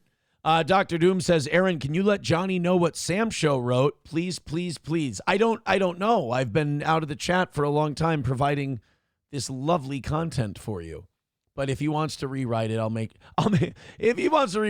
make sure Johnny gets the message. How's that? We'll give Johnny the message if you leave him a number at the beep. Streamlabs, PayPal, Venmo, Rumble Rants, gifted memberships, please and thank you. Keep it going, guys. 170 away from today. I do want to get to 100 by 9:30, and it does seem like it's not bothering me because it's pretty normal. We're having our slowdown. This is the usual time slowdown. But you guys have been pretty consistent. Let's just keep that energy up for the next 50 minutes here. Get that down to a hundo. We can call this another win for the toe. We struggled last night to get home on our first day on Just Rumble. That's fine, but we got there, so we still have a perfect week going. After this one, it's just 2 more goals, and we're done. So thanks, guys. We do have a View clip today. Uh-oh. By the What are they doing on The View now? That's another group that's itching for civil war, actually, now that I think about it. Yeah, if it's those ladies launching the Civil War, I'm going to go ahead and feel pretty safe here at home. But also, they had John Fetterman on. Everybody's pissed about this shutdown ending. And I get it. I would like to make fun of everyone and say that everyone's being silly. But no matter what side you're on, the shutdown deal should piss you off because we shut down the government for 40 some odd days. Right. And we're coming to the end of it here. I think the House is going to vote on it today. And it's just going to go back to business as usual. Nothing's going to change. Yeah. The bill that we shut it down over, the funding setup that we shut it down over, that's still going to happen. And that's also going to increase our national debt. So that all the shit burger that was in that sandwich just came right fucking through anyway. And what did we had SNAP benefits shut down. That's it. We lost air traffic controllers. A lot of non-essential government workers had their income abruptly halted, and it's going to come. But it's not like they're not getting back paid for that. A bunch of people lost some social service programs. They're going to get reimbursed for that. So nothing's changed. We've accomplished 0. Yeah, and also everyone's getting blamed for it. Republicans, Democrats, Trump, nobody likes it. And Trump's big idea to get himself out of it is he's going to cut $2,000 checks to everybody. Are you taking that check, or are you snubbing your nose at the check going, no, thank you? Fuck yeah, I'll take the check. Yeah, see what I mean, though? I want to shit on it, but I'll take the fucking money, so I'm kind of a hypocrite for it, so fuck it. Take that $2,000, and you'll ask me a year later where it went, and I'll have no fucking clue. Thank you very much. All right, 810 is the number at the moment, 533 of that on Rumble, meaning you guys are spreading it around. I appreciate that. Hit like, hit subscribe, hit follow, and we appreciate you guys being here. Let's knock out that 170 and call it another win for the toe. All right, let's do the Scott Wiener clip. This woman, not Scott Wiener, Tish Hyman, that's her real name. Tish Hyman is a singer who was at a gym in Los Angeles, and somebody walked into the women's locker room and just pulled out their cock and started changing. And this Tish Hyman hated it, thought it was terrible, thought it was really invasive, felt uncomfortable, and decided to go and complain to the Gold's Gym management, to which they then threw her out of the gym. They kicked her out because she was being intolerant of the penis in the women's changing room. Meanwhile, the person with the penis, the quote-unquote trans woman who was changing in that room, they were filming her, and they were just being smug and shitty and dickish. And, like, right in front of this woman who feels unsafe, doesn't feel good, doesn't feel right, feels uncomfortable in her own locker room. Where would she get these feelings at all? Why and would this you think person that? is just being smug about it. And it's like... And they're filming. And it's like, why wouldn't people hate you if you're behaving that way? Not because you're trans, but because you're a bad person. I mean... You're just an asshole. And also to watch progressives in this country totally abandon women. I mean, I would have never thought they would have chosen, like when it came down to a choice. I mean, I knew they would suck the dicks of trans people to get support. But I thought when it came down to feminism and women meets... I think they would have picked that group meets trans people wanting to go into their locker rooms. I would think that the Democrats would have went, well, for two reasons they would have went women. Number one, it's the right thing to do. But number two, there's more voters It's the larger there. group. So she finally gets to sit down with Democratic State Senator Scott Wiener. This guy's going to be running for governor, and I think he might win. He's a creep. I mean, this is a guy, he's an LGBTQ lawmaker, and he is like every awful, dreadful stereotype of the LGBTQ community come to life. He has been against legislation that would force sexual partners to reveal their HIV positive status to their partner before having sex. Yeah, that's wrong. He's for basically every trans invasion into women's spaces. And I think there's also been some age of consent shit that he's either blocked or supported, one of the two. But Tish Hyman got some sit-down time in a group with Scott Wiener. And this takes balls. This takes guts. She's doing it right next to someone wearing a rainbow shirt in a room full of L.A. Californians who are not the most tolerant people in the world to differing opinions. And she went in there into the lion's den, and she confronted Scott Wiener on this. Let's check it out. Senator Wiener, as the only black lesbian here, can I please ask you a question because I flew here to do that? Yeah. Okay. As a lesbian woman who was attacked in the women's locker room at Gold's Gym this week by a self-identifying trans woman with a documented history of domestic violence, I'm deeply concerned about women's safety in female-only spaces. What would you say to women who are seeking assurance that their safety will be protected from men who, by California law, can self-ID as women in women-only spaces, sir? Was that a hateful question? No. In fact, she's tearful. She's simply saying, like, how are you going to protect women who feel unsafe? Because all it takes is a dude literally just self-identifying, going, no, I'm a woman. One of the things that really makes my heart go out to these women who find themselves in these positions is that they often get attacked for being political, or they often get attacked for being disingenuous.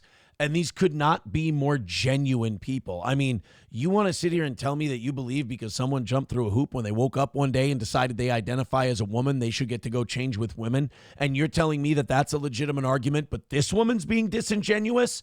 I'm sorry, I don't buy it. This was a completely legitimate question. And the fact that I kind of know what this guy's answer is going to be before I hear it just pisses you off. It pisses me off, but I imagine for someone like her, it makes you feel completely hopeless and completely helpless. Like, here's one guy in power who can do something about this. I know he's not going to. Now what do I do?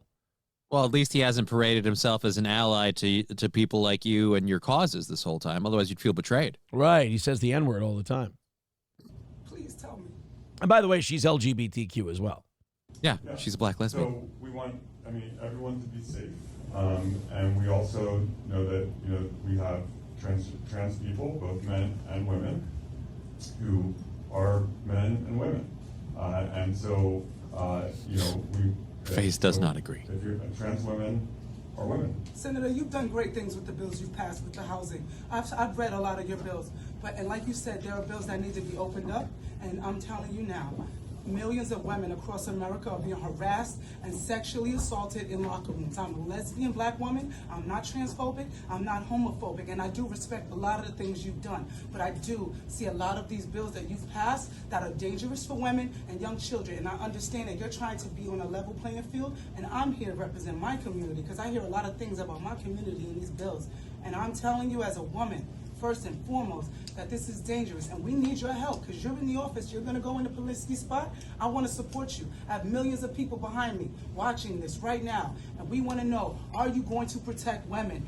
I have to say, it's weird to me. I just want to get this out of my head, and maybe some of you will see it. And because right now what I'm seeing is Denzel Washington doing this monologue as a lesbian woman. That would be a great movie. I think Denzel could actually pull off playing this lady in a movie like 20 years ago.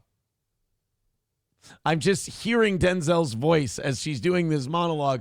But, you know, I feel so bad for her because a person like this who's being very earnest does not deserve to be made to feel crazy. And I feel like a lot of women are being made to feel crazy or hateful or evil just because they're literally standing up for themselves and they don't know where else to turn.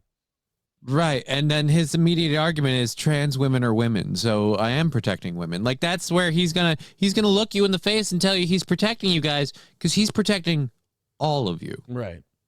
Not trans women, women, trans women are different things. Women. Listen. Listen to that. This woman is telling you a trauma that she has suffered, but she said the wrong grouping of words, so you go, whoa, hey. It's a dangerous place that we're in right now, or a hopeless place that we're in, that someone can pull their cock out freely in a women's locker room and everyone goes, well, you know, we got to respect it. But if someone goes, trans women and women are different. Whoa. Hey, everybody just calm down. It's getting a little heated and inappropriate in here. Protect women's safety. I was assaulted. Women are women. I was assaulted. No, they are not. They are men. I was assaulted by men. He broke his wife's jaw so bad she needed reconstructive surgery. I'm a lesbian. I'm not transphobic and I'm black. So if there's another black woman in here who wants to tell me how they feel, please join in. But all of you are not. Yeah, fuck Whitey. Yell at them. Get their ass. I love that these groups are fighting with each other now. Like, I am not transphobic. Well, you don't understand. According to the trans community, the minute you say trans women aren't women, you are transphobic. That's the rule. Yeah. And to be fair, that's what you guys imposed with your stuff too. It's been the standard. It's all coming to a head when you try to make everybody an equal partner in the victimhood game. They're going to intersect at some point, and that's the intersectionality these people don't want. Is when they have to start fighting for the crumbs that you've left them. I don't know who you are, what you are, but I'm a lesbian, and I'm telling you right now, men are harassing women in the locker room. Let's let him answer the question. I'm just telling you, since y'all want to woo. No, just let Since you want to woo. You know, it's funny, all these whiteys, when she's sitting down, and the minute she stands up and goes, my black ass ain't gonna take this shit no more. They're like, why don't you just let him? All right, let's just bring it down. The tempers are getting heated. Let him answer the question. I am not going to bury my son. My son is going to bury me. Sorry, that's John Q. I'm in the wrong movie. Yeah, again, it's that Denzel crossover. I'll burn this motherfucker down. Shoot. It's not what you know, it's what you can prove. Shoe program. 23-hour lockdown. They build jails because of me. I run this motherfucker. Y'all just live here. King Kong ain't got shit. That guy's dong ain't got shit on me. Excuse me. Let the nebbish gay Jew answer your question, aggressive black lady. Oh, God. I like her, though. I mean, I know she's going to lose this battle. Yeah, I know they're all. And she very much has a point. Yeah, but I like her. I like her chutzpah, as Scott Wiener's people would say. Now I'm done. And by the way, I respect what you have done. I just want to let you know that. Let's give the senator the opportunity. I'm done. I appreciate your point of view. Thank you. I'm so sorry that you were harassed, multiple times. and I appreciate you talking about it. I think we need to protect the safety of all women, and that obviously that's incredibly important. And I also know that trans women are also brutalized in this country. Wow. So women and cisgender women are brutalized in this country, and we have to protect the safety of all women. Could you answer with less? Could you say less? You could just go no. Yeah. That'd be saying less. Just to say no. Well, why don't you cut out the middleman next time when she goes, what are you going to do to protect people like me? You go, not a fucking thing. Zero. We're not going to do it. Not a goddamn thing. Yeah. We're not going to worry about it because it would piss off people who write loads of emails.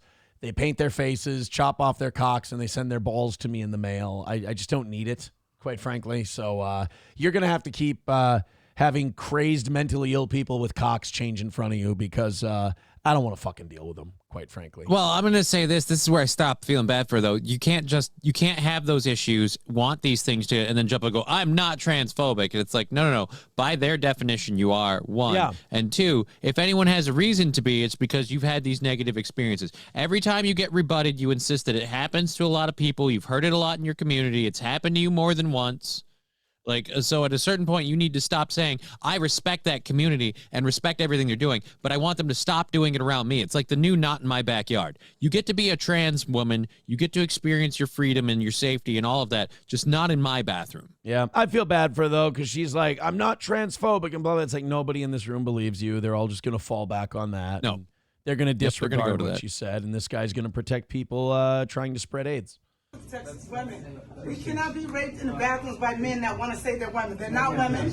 They're not women. I'm leaving. It's okay, but I'm not going to take it. I am leaving because you know what? You guys are not protecting women. You're doing a lot. The bills that you're passing for the law, I read a lot of them. They're great. But this things with the trans, it's not right. Thank you very much. You're welcome. Thank you. And my name is Tish Hyman. Go to my SoundCloud. Download my shit. Hit like and subscribe. I think they broke Hyman. I think the Hyman You broke. heard me, sister?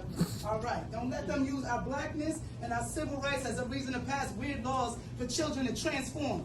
It's wrong. My sister's in jail. She can't get free tampons or soap, but she can get free transformation medication. Big Pharma is best. Tired of it. I like her. I like Tish Hyman. She should be getting applause. We're going so smoothly. Haha, let's giggle at her victimhood. That's funny. Let's be Things were really- going so smoothly, and this lady addressed that we might be, I don't know, using this supposedly forward-thinking movement as a way to just massively oppress women. Let's be super Jewish and sarcastic about it. That'll be really funny. Yay. Guys, just a quick reminder, they don't give a fuck about you. They really don't care if you die. I like her. She's like very Nation of Islam, Malcolm X, fucking, getting out. I like that. I like Tish Hyman. I'm a Hyman guy. Way better than Hyman Roth. I'll tell you that. 191 Redbird with $1 says, this sucks, but a decade has been spent screaming that this was inevitable, and all these people ignored you or told you to shut up. Now they suddenly care when their ass is on the line. I mean, it doesn't cost me anything to feel bad for this lady. Yeah, Ruth says they booed her. Yes, they booed her. They booed her. They booed the black lesbian. Normally someone they'd lift up and exalt above them is, look how accepting we are, black lesbian woman. And she's like, but I don't like that I got assaulted by a man in a locker room because he identified as a woman. This trans stuff needs to, boo. Like, boo, faggot. Like, whoa, what the fuck? Thank you, Veldrain, for the $5. He says, let's sum this up. We'll check this out in a second. Thank you, buddy. Hey, guys, 165 away from today's goal. If you feel like contributing, get us down to 100 by 9:30. We like being there. It's been solid numbers today, solid support. We appreciate it. Just please keep it going. Let's keep throwing those. Hey, you want to do it ones and twos at a time? I'll do it ones and twos at a time. That's cool. But hit like, hit subscribe, hit follow, gift memberships, throw some money in. It's so great. Thank you so much. Redbird with another $1 says, no sympathy. Replace trans with urban youth, and she is happy jumping on and telling you to sit down and shut up. Hey, urban youth aren't going into women's locker rooms, pulling their cocks out. Well, I don't think, and making women feel uncomfortable. It's a little bit different. Eagle of America says Tish Hyman sounds like a Marvel character. Grand Poobah says, Tish Hyman was pissed off and people booing the shit out of her. She worked her ass off. Can we get? Yeah, I want to get Jerry Burns' thoughts. Jerry Burns' thoughts on Tish Hyman? I want Jerry Burns' thoughts on Tish Hyman. Now, I believe he thought her name was Bob Schnelker. Okay. So this is going to be a little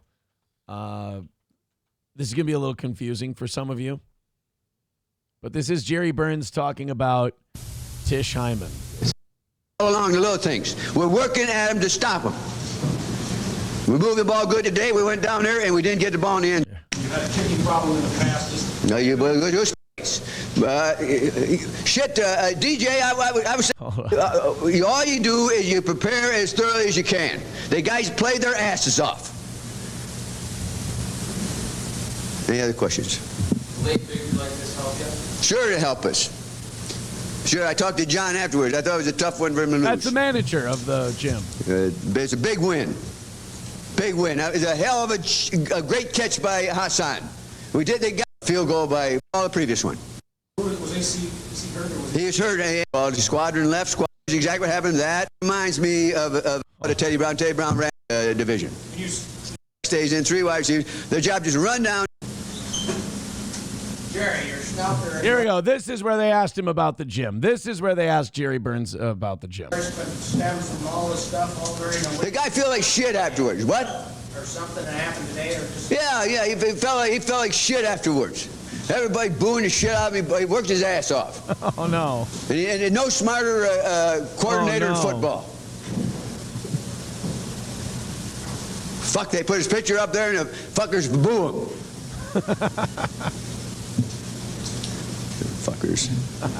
Fuckers. That's my favorite part of that. That's the best part. Fuckers. Just the sign off. So defiant.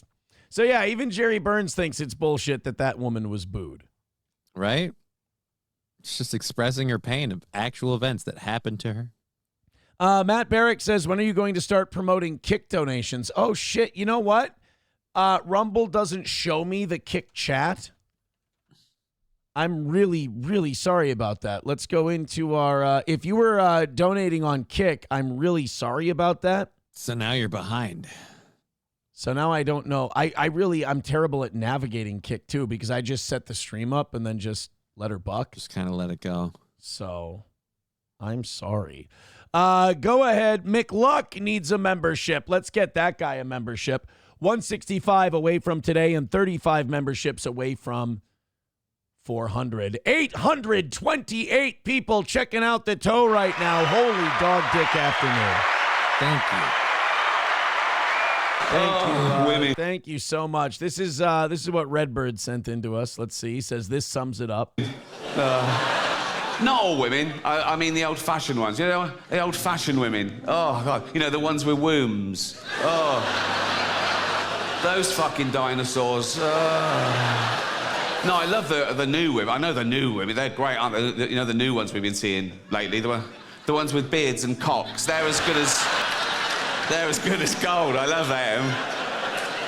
No, it's the old-fashioned. And now the old-fashioned, they go like, oh, they want to use our toilets. Why shouldn't they use your toilets? For ladies. They are ladies. Look at their pronouns. What about this person isn't a lady? Well, his penis. Her penis, you fucking bigot. What if he rapes me? What if she rapes you? You fucking turf whore. Jesus. It's fun that he gets to talk like that. Like a lot of the people in the country he lives in can't. No. Yeah. California gets to unironically talk like that. Yeah. They get That's to. probably the worst joke of all. Yeah, they get to yell at you for that. I like this lady. This lady's my favorite.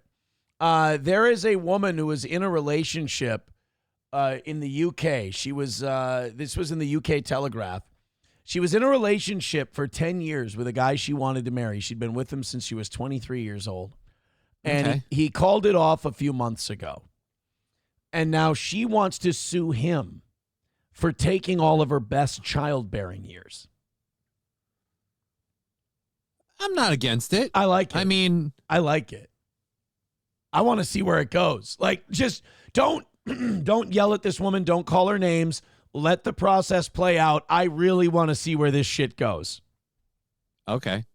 I mean, I'm on her side. Like, you know, she invested all that time expecting an outcome, and now he can just up and trade up for a hotter, younger model. She can't go get a hotter, younger model and go have kids. She's still got her old womb. She's got the old womb, right? That old womb is really a detriment to moving forward. So now this woman, she's going to sue the guy. She's going to see if she can get some money out of him for taking all the childbearing years. This is one of those things where I've kind of aged out of this ever affecting me. So I like the idea, although I guess my last wife probably could have sued me for this, but she did enough to, her fucking womb is so polluted. Sucking, fucking, snorting, shooting. Sorry.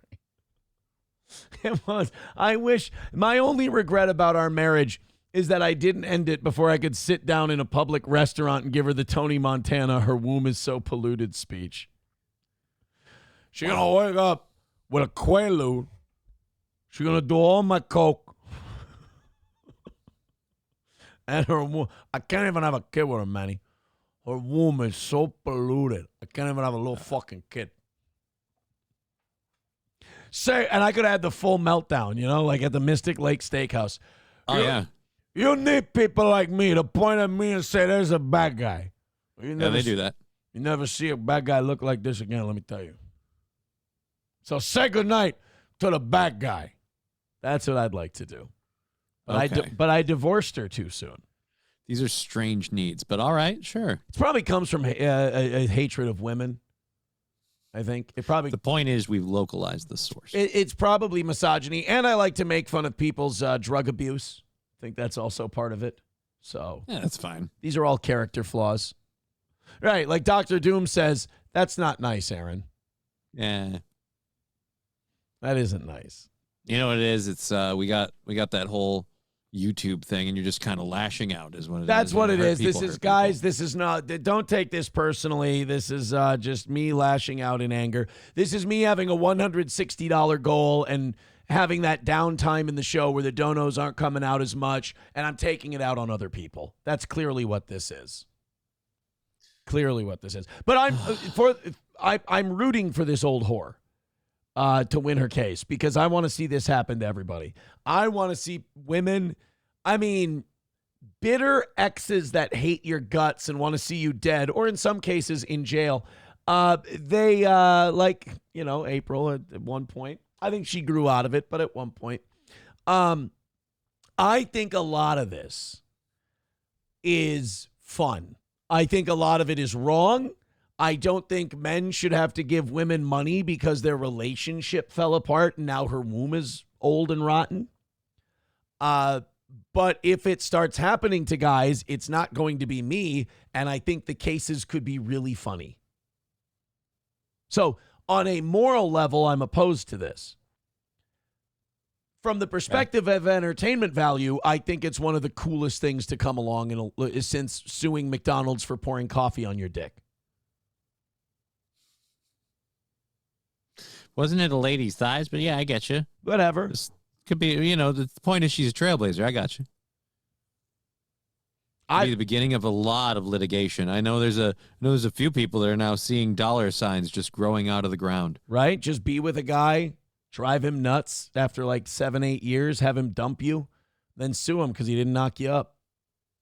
My ex and I were not married, but we do own a flat together in which we lived and had been very much a couple for the past 8 years. We met and were dating for a couple of years before this. I think if a guy's with you for 4 years and he hasn't shit or gotten off the pot on the marriage thing, you got to start pushing him on that. Yeah.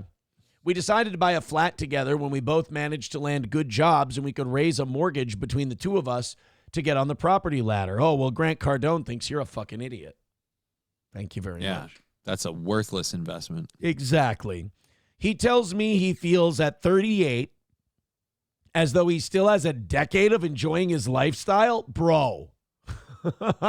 Dude. You're going to run this back until you're 48 years old? I mean... And then you're going to kneel down and be like, hey, maybe I'll settle down and have kids. At 38, you think you're going to go to 48, grab some 20-something, knock her up a bunch, and you're going to be raising kids into your 60s? Yeah, okay. All right, you're going to have the energy at 50-something to be chasing kids around the house. Sure, absolutely. Right. God, this guy, I like her for suing, even though it's delusional, but I think he might be more delusional than she is. He's going through his midlife crisis without children, and so now he's like, I got time. Yeah, I'm going to be able to get pussy at 48 and just knock him up, and then I'll settle down. Here I am at 34, eggs twitching, ready for the marriage and parenthood stage of life, but unexpectedly single and emotionally devastated. I am tipping into the furious phase of the grief cycle because I feel as though he owes me big time and I want him to pay. Go get him, sister. I mean, yeah, no, I kind of, after hearing his rationalization, it's not like, hey, we tried it, it didn't work, you're a crazy bitch, and I'm out. It's, no, I'm 38. I've still got a decade left before I really got to try and land this plane. And I just feel like the co-pilot going, but sir, the engines are on fire. Yeah, sir, I don't think this is a great idea. By the way, Sam Show is an asshole in the chat. He writes, 34. Oof. Fucking dick. Rexstart parody account with $1 says it sets a precedent. People could sue for the loss of their best radio listening years. Oh, no, that's not good. By the way, there is something biological about a woman saying, I'm 34, my eggs are twitching, and you just feel this urge like, let's fertilize them quick. Like there is like a biological, my eggs are twitching, and you're like, let's put a baby in those twitching eggs. Yeah, but let's be honest, if you're 34 and a good-looking lady and you've got a few things going for you, finding somebody to fertilize them eggs ain't going to be hard. Yeah, well, I hope she does, and I hope they stick around, and I hope she grabs some money from this guy. I want to see. I think life and society is going to get a lot more interesting if this becomes a precedent. I'll tell you what, if she gets that latter part you're talking about and she has that money from this guy, there'll be a few more guys willing to stick around because like, fuck it, sugar mommy, we'll make this work. Now, needless to say, he does not agree that he has any obligations to help with the financial burden of extending my childbearing capabilities, even though he has always known how important it is for me to have children. He even cited now he's definitely on the hook. He even cited the fact that he knows time is running out as the reason he ended the relationship. He's fuck a this guy. Fucking asshole, this guy. So he went in knowing he didn't want to do this with you, but he strung you along because he didn't want you to leave. You're helping pay the mortgage, and you got to slam and bod. This guy's a piece of shit. Wow. I almost respect what a dick this guy is. Just says it right to her face, hits her right between the eyes. Whew, asshole. I mean, I'd have a little sympathy for the guy if it's like, we never really considered kids. We never really talked about kids. But if you're going in with this person for more than 4 years and you know that a child and a family are things that are important to them, things that this person is working towards, if you have absolutely zero intention of doing that's the same as in, we were talking about this earlier, that's like sleeping with somebody when you know you have a sexually transmitted disease and not sharing it. Like, you're like, no, you're deliberately withholding. Sam Show says, geriatric pregnancy starts at 35. Going to be raising a tard baby for the rest of your life. To which Roots Calhoun responds, I would love a Down syndrome baby. Aw. That's sweet. That's he's a hero. Everybody needs someone to love. Yeah. 165 away from today. I hate to press you guys, but we're about to fall behind. 165 away. I'd like to be at 100 by 9:30. Really what I'd like to do is prove that we can knock out this goal and fuck shit up without YouTube and prove that we don't need them. We had higher viewership today. All of that stuff went really well. Throw in a couple of bucks. Also, if we get to that 35 gifted memberships and we get to 400, I will go until 11 today for you guys fighting our way back. We talked about Tucker Carlson yesterday and a lot of the shit going on there with him and Mark Levin. This kind of happens in media in general. You have good days and you have bad days. And Tucker has been having a lot of really good days lately. Then he had a guy on his show to talk about chemtrails. And now look, cloud seeding is a real thing. It happens. It's being done probably as we speak. Clouds get seeded, rain falls down. I mean, they've screwed this up in the Middle East in the desert a couple of times where they overseeded the clouds. Caused, like, floods. And they got about 7 months of rain inside like a 3-day period. Well, Tucker had a guy on talking about chemtrails. And chemtrails is one of those things where I feel bad for people who get shit about it because it used to be they wouldn't even admit to cloud seeding.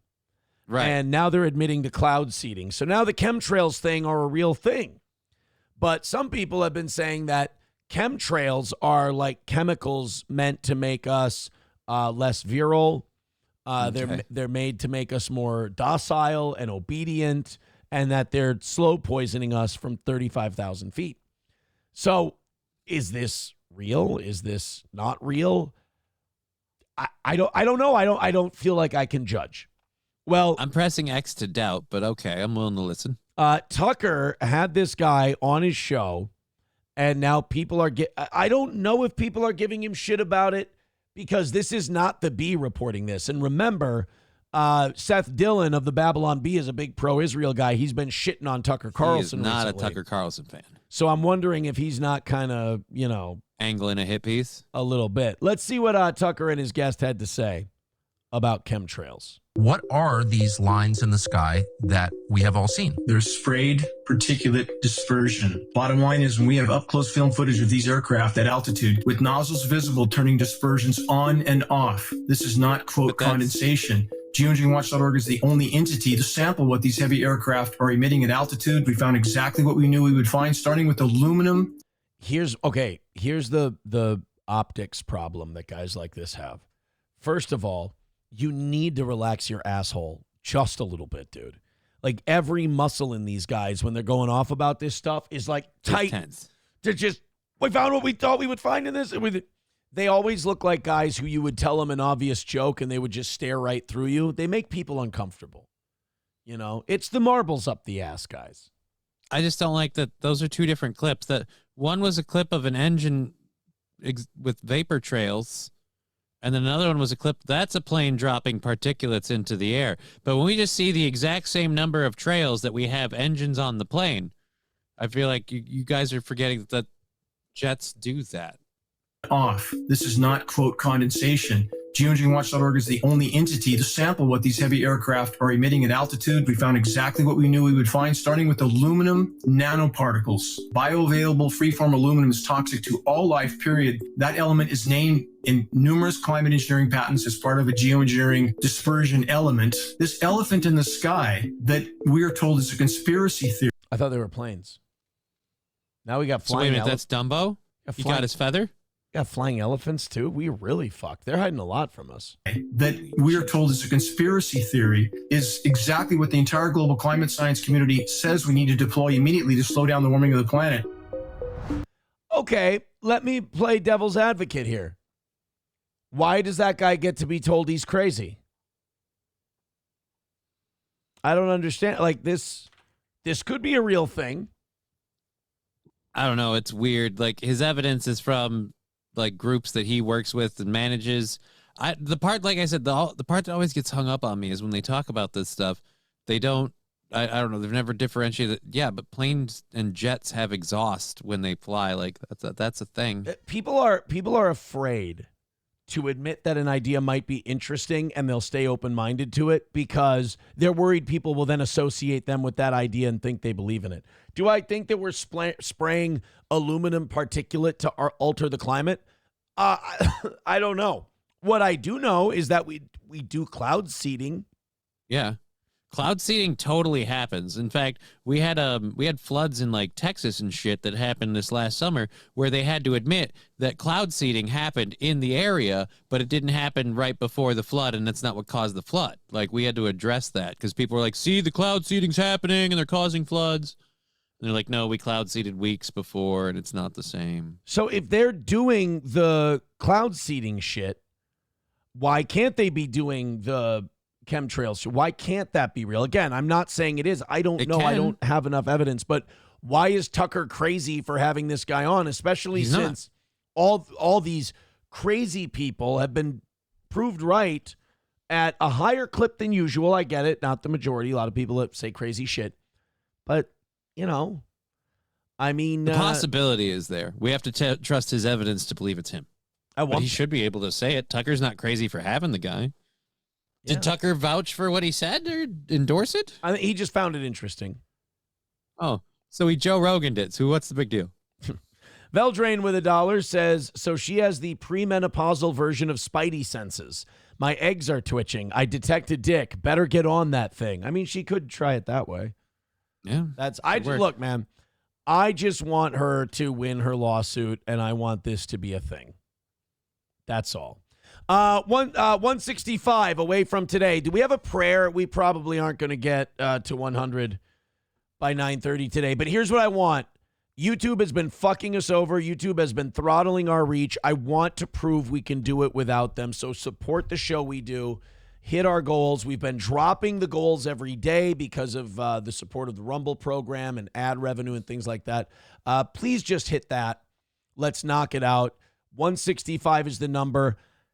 I mean, everybody throw in a couple bucks or everybody throw in a membership or whatever. We'll get this done with, and we can get this albatross hanging out from hanging over our head, and we can do the great show we've been doing today, but just, more of it.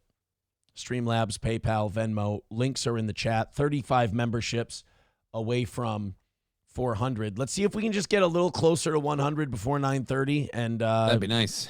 Lower my blood pressure a little bit. Dave Portnoy is still whining. Oh, Jesus. They arrested the guy and charged him with a crime who yelled "fuck the Jews" at Dave Portnoy. They probably wouldn't do it if the person yelled at a Muslim person or whatever. But Dave Portnoy, who has talked shit about so many people throughout his career, who has said horrible things to women, horrible things to men, horrible things to everybody, gone after them. But the minute he gets yelled at one time, all of a sudden everyone has to stop. Literally said it shouldn't be legal to make Jew jokes anymore. And all of these people should be thrown in jail. So guys like Dave Portnoy, they're not pro-free speech. Guys like Dave Portnoy know how to put on a front and put on a face to get you to think he's just a regular Joe, a regular guy, likes to talk a little shit, but he knows where his bread is buttered, and he's just as manipulative as anyone else. Now, Dave Portnoy is going to do his best victimhood on CBS Sunday Morning. This was a clip from this weekend. The holidays. Oh, fuck you with your ad. I'm 160 behind. We need to be streamlined here on this show. I can't be telling people that I got a clip that's being played and then you come at me with an Eddie Bauer ad. Today Another we're here in one? Washington, D.C., and we're asking What tourists the to take the container. I'm going to fail today. Streamlabs, PayPal, Venmo, Super Chats, Rumble Rants. God damn it. It's not. And you know what? Here's the thing. I don't even give a shit that much about Dave Portnoy to sit through this. But now I'm pot committed. And that's the problem. Take the container challenge. I hope they fart in this Tupperware, put the lid on, and then make these people smell them. That should be the container challenge. How fucking long is this ad? Jesus Christ. I guess you guys are going to watch it with me. The Eddie most Bauer knew to keep it eco-friendly concise. of these four is actually the plastic water bottle. I'm refreshing this. This is fucking insane. This is TMZ. They're not supposed to be playing ads. What in the cunt is this? The holiday. All right, fuck it. We're not doing it. Yeah, anyway, Dave Portnoy, today's show has been really good, but that was a disaster. Dave Portnoy said he needs security around his house now. Poor me. I have to have people watching me because a guy threw pennies at me once and said, fuck the Jews. Yeah, I feel like if he needs security around his house at all, it's because someone feels like they had someone who was addicted to gambling, and Dave Portnoy's Barstool Sports thing took advantage of them and developed this attitude and really no, this is how you make money and you win your bets, and this person lost their shirt that could be a bitter person that you'd be like, right, whoa, security. But I mean, again, Dave Portnoy has facilitated this era of people who talk a bunch of shit, puff their chest out, say offensive shit to people, and what, now you want to walk away? Dave Portnoy has really kind of exposed who he really is these last couple of years, and it's just another contradictory rich guy. CJ's Blarg with 5 gifted memberships. Thank you, CJ. Wanna fuck? Let's fuck! I love a good karmic drop. And then we've got those memberships going to McLuck, Elements Ninja, Danger Bear Wolf Turtle, Matt Barrick, and David, all getting a membership. Lab Glass with 5 gifted memberships. Thank you, buddy. Thank you. Wanna fuck? Let's fuck! And that one goes to Bathtub Pass Out, Slap My Ass Sally, Vag Scabs, Butt Cheese, and CJ's Blarg, all getting a membership. So, hey, thank you. Pass those along, because now we're at 1:15.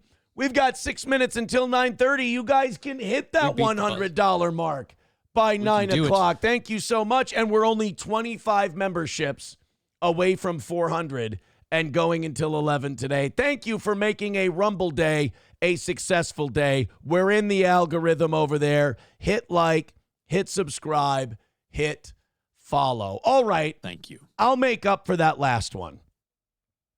That Dave Portnoy deal. I'm going to give you guys what you want. You know, a good host gives their audience exactly what the audience is looking for, and I know what this audience is looking for. It's looking for comprehensive shutdown coverage. You know, the shutdown is over. It's ending. It's wrapping up. God bless the 8 or so Democrats who decided to walk across the aisle and open this shit back up. Oh. Just in time for Black Friday. Whoa. What? Breaking news. This is minutes ago. We will go over this at some point today on this morning's show. We will not leave the show today without going over this. Shocking new emails released show Epstein telling Ghislaine Maxwell that Trump and alleged victim, quote, spent hours at my house together. Holy balls. So I guess we know who was unhappy about those $2,000 checks. We knew why the Epstein stuff wasn't coming out. I mean, but nobody wanted to admit it. But now we really know why. Now we really know why. These are emails or text messages? Are they validated, or is this hearsay? Ooh, juicy. We're going to get to it in a little bit here, but I mean, who's getting this shit, and like, can they get the rest of it, please? I mean, I hate to be annoying about it. Yeah, it's a really convenient excerpt. I'd like the whole picture. Do you have access to the rest? Wow, Trump kid fucker confirmed. One person says he's a kid fucker. He's a kid fucker. Oh, buddy. What? I mean, we all kind of knew, those of us who were paying attention, we all kind of knew that once they went back unexpectedly on releasing the Epstein files, we're like, well, shit, Trump's in them. Elon Musk actually even said it, ironically, on like, I don't know, was it Joe Rogan or someone else? He made implications that there's a reason you're not getting the Trump files, and Elon Musk tweeted it while Kash Patel was recording Joe Rogan's podcast. Elon Musk tweeted out, Trump's not releasing the Epstein files because he's in them. Oh. So what I want to show you before we go to the Trump Epstein stuff is what people really come to this show for. And I will know if we get that $15 in the next 3 minutes, I will know that that's why people are here. Okay. We have a clip from The View. Oh, boy. Oh, yeah. Everybody comes here for The View had John Fetterman on. Remember when John Fetterman was running for office and they were sucking this poor stroke victim's cock? Oh, he was a saint. He was the greatest. He was the best. And if you're worried about this guy having brain damage and being in the Senate, you shouldn't. You're just an asshole and you hate people who have strokes. So John Fetterman is one of the guys that crossed the aisle to end the shutdown. He voted to open it back up. Now, as we saw yesterday, Sonny Hostin is big mad about the government opening back up because Sonny Hostin is never happy. So this is John Fetterman talking to the women from The View. And if we are done with this story and under $100, I will never do a View clip again. Okay. That's what I'm saying right now. If we are $95 or under, when we come back from this clip, I will never do a View clip done again. with The View. I want to know the audience's opinion on this. But here's Fetterman arguing with the postmenopausal crowd. Senator Bernie Sanders said the vote was a and it's the jolly black giant, Sonny Hostin. She's so happy all the time. horrific mistake. Governor Gavin Newsom called it pathetic and a surrender. Poll after poll found more Americans on both sides of the aisle blaming Republicans. Even Marjorie Taylor Greene blamed the GOP. As you mentioned, Democrats had big wins last week, so you had momentum. Why give in now? Why bring a butter knife to a gunfight? Are you willing to gamble? I have to ask, where are these big wins they're seeing? I mean, what? Because Mamdani won in New York City? First of all, Mamdani won in New York. First of all, Mamdani is outside the Democratic Party's like normal beliefs. Second of all, it's New York City. A Republican was never going to win. Virginia. And it didn't change anything. Winsome Sears was behind in the polls to Spanberger the entire time. I don't know where these giant wins are coming from. That the GOP will negotiate on health care in good faith once the government reopens, because if that gamble is wrong, 500,000 Pennsylvanians that you represent, their health care costs will skyrocket if you are wrong. And I believe you are wrong. Well, first of all, MTG is quite literally the last person in America that I'm going to take advice or to get their kinds of my leadership and values from. That is kind of funny. It's like these Democrats all of a sudden are quoting Marjorie Taylor Greene when it suits them. But like 6 months ago, she's a crazy retard hillbilly. She's a crackpot who believes in Israel's space lasers. Right. Which, by the way, they totally have. They kind of have Jewish space lasers. And now if Democrats are celebrating crazy pants like that, then that's on them. Crazy pants. And now I don't need... That's right. You can't call John Fetterman crazy pants. He doesn't wear pants. He wears shorts. And I don't need a lecture. I don't need a lecture from whether it's Bernie or the governor in California, because they are representing very deep blue kinds of populations. And a lot of those things were part of the extreme. And now remember, what really needs to win, the big win, is involving my state and other states and those things. And why have we arrived here after the election a year ago? We got to forget some of the things that cost us that election, or now for me. He's still recovering. He's still fighting it, but it's scary still how much better he's doing. Yeah, but he's got some misfires still. I think what happens is he gets talking too fast. It's a mental fatigue thing. It can happen when you suffer from these kinds of injuries. You can literally, your brain starts functioning at its old level. It kind of burns out. Now you gotta sit down and take a breather. We'll get another lap in a minute. I really do, though. Like, I believe that these government shutdowns are essentially suicide pacts. Like, nobody does well with these. You don't win. You know? It's like if the Democrats don't vote to keep it open, it's not like people are going to go, yeah, way to shut down the government. This is great. Stand your ground. You're going to get shit for it. Do your fucking job. That's what people on both sides are going to say. Well, the same people are bitching about the services that are getting ended. Well, we can't keep them going if we don't agree to keep the government running. And then if they open the government, the far lefties are going to give them shit because they accepted a shitty deal. Well, guys, the Republicans won the election. They're in charge. They're going to present you a shitty deal. You're not going to like it. Do you want people to get their SNAP benefits back or not? Well, we want people to get their SNAP benefits back, but the government needs to be shut down to say, fuck you to Trump. Well, you can't get the SNAP benefits back. You got to... Well, no, because Trump's the one starving them. No, it's because the government's funding. You've got to go win in 2026. That's how you get it changed. That's all. Other than that, I mean, I am glad that the American people blamed everybody, though. It seemed like there was more than enough blame to go around on the whole shutdown issue, which is great.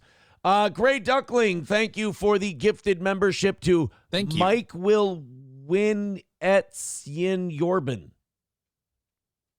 It's a mouthful. I probably fucked that up. But thank you for gifting that membership. That puts us, it's 9:30 and we're 110 away. So we're just about on track, but we did not get under 100 by the time we were done with that story. Therefore, boys and girls, if I ever see good view content, we're doing it. I can always bring it to the show. $110 away from today's goal, and not only that, 24 gifted memberships away from 400. If we get to that 400, I'll go till 11 today. Keep hitting like, keep hitting subscribe, keep hitting follow. You guys got us into the 800s today, which is Fantastic. Thank you so much. All right, let's do this Trump thing next. But first, Midland Armory in downtown Foley, Minnesota. MidlandArmory.com. If you're looking for the best items for hunting, deer season still going on, ammo, optics, knives, parts, gear, the suppressor process from start to finish, Midland Armory in downtown Foley is the place to do it. MidlandArmory.com. They're knowledgeable. Derek and Tracy know best. Go in there with your questions, walk out with exactly what you're looking for and what you need. That's Midland Armory in downtown Foley, Minnesota, or order online at midlandarmory.com or send them an email, give them a phone call. midlandarmory.com. All Care Towing, 320-253-5203 for All Care Towing of St. Cloud. Of course, All Care, whether it's a motorcycle or heavy-duty equipment or anything in between, if it goes in the ditch, if it won't start, if it gets in an accident, no matter what stops your vehicle, All Care Towing will get it moving again to wherever you need it to go to get you some peace of mind. That's All Care Towing, 320-253-5203. Put that phone number in your phone in the central Minnesota area, 320-253-5203 for All Care Towing. And Stoney's, downtown Rockville, Minnesota. Go to Stoney's and have a couple of drinks, have a couple of beers, grab a pizza. Go there for the Vikings game. Started off with a Bloody Mary and enjoy Purple Game Day specials every Sunday that the Vikings play. Go for game on Friday night against Oregon. Catch it there. They have live music on the weekends on the Fireball stage. That's Stoney's in downtown Rockville, Minnesota. Right there on Broadway. Visit Stoney's. Well, guys, here it is. Breaking news. This is about an hour ago. Shocking new emails show Epstein telling Ghislaine Maxwell that Trump, an alleged victim, spent hours at his house. We'll get into the substance of this email. I really want to know where it came from, why we aren't getting more information like this. A shocking newly revealed email exchange between Epstein and Maxwell shows Epstein referring to Trump as, quote, the dog that hasn't barked. You know, that's the other thing with these creepy pedophile groups is like the Pizzagate thing. They're referencing what kind of pizzas the kids like and when the pizza should be delivered and when Bobby is going to be playing with him. It's fucking gross. It's disgusting. It just raises your homicidal rage and you just want to see these people bludgeoned to death just with the creepy language they use. Well, they know if anyone read it and they said it plain face, they'd look like real pieces of shit. Yeah. You know my conspiracy guy, Coop? Yeah. That I like on YouTube? Coop did a documentary on Pizzagate. Give me back to me, Jules. He did a thing on Pizzagate where, and it was a lot of information that I never heard from the media. Like, you remember the John Podesta emails where they're sending out those creepy, what kind of pizza and this and that. Mm-hmm. And then there were people on 4chan who thought that, this Comet Ping Pong Pizza place was a place where all these pedos got together in the basement. It turns out that wasn't what the theory was, by the way. That was something the media lied about. But they thought that this Comet Ping Pong Pizza was somehow involved. So, do you remember the shooting that happened at Comet Ping Pong Pizza in Washington? No, I don't. The guy who came in with the gun years ago and shot up yeah, Comet that's right. Ping Pong. Said, where are the kids? Yeah. How many people died in that shooting? Do you remember? What was it, like 5, 6? 0. Only one shot was fired. Oh. But you remember it being reported that there was a mass shooting there. Yeah. Yeah. Well, you have to have more than 2 for a mass shooting, so that's why I said 5, 6. This guy walked around. He didn't shoot a single person. He walked around, was looking for a basement. He shot through a door. Now, this is the story that they give. That this guy wasn't an op, this guy wasn't a Fed or anything. He shot one shot through a locked door where the employees' coats were kept. It was the employee coat room. The bullet went through the employee coat room, and for some reason there was a computer in there. The bullet hit that computer and wiped its hard drive. Oh, ain't that convenient? Yeah. I've been watching a show with a friend of mine called Top Shot. They do a lot of trick shots. That's like a 1 in a million. Yeah. Like, not seeing it. What are the odds? astronomical. He hit a computer, fried its hard drive. Nobody could figure out what was on there. Huh. Why do they have a computer in the coat room for the employees? Oh, also when they went to arrest the guy, it was in his car with a couple other people. And the police say he reached for a gun and they lit him up and they fired into the car. Didn't hit anyone else that was in the car, by the way. Just killed that guy.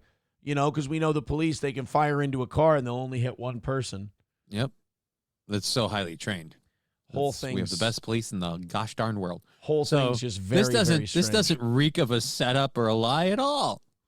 Well, that's it, and it's depressing because it's all of it. It's all of it. So as I get into this Epstein thing with Trump and this email that we're going over now, it reminds me of the Comet ping pong thing because remember, after that, they then painted all the Pizzagate people as crazies and conspiracy theorists and all this stuff. It's just amazing that it all worked out. This guy came in, he fired a bullet, it fries this hard drive at Comet Ping Pong, who was known for having this really suggestive art that was kind of pedophilic in nature. Anyway, shoots the bullet. It fries the hard drive completely. The guy who fired the bullet is dead now. We took him out. You know, he was a threat. We couldn't do anything. And now he was just some crazy guy who was a Pizzagate believer, and those people are all nuts and crazy now. It just all worked out so fucking well. Oh, man. That explains what the never mind. Sorry, something completely unrelated. So, yeah, I don't know, though. Like, so that's going on. Where are these emails from with Trump, then?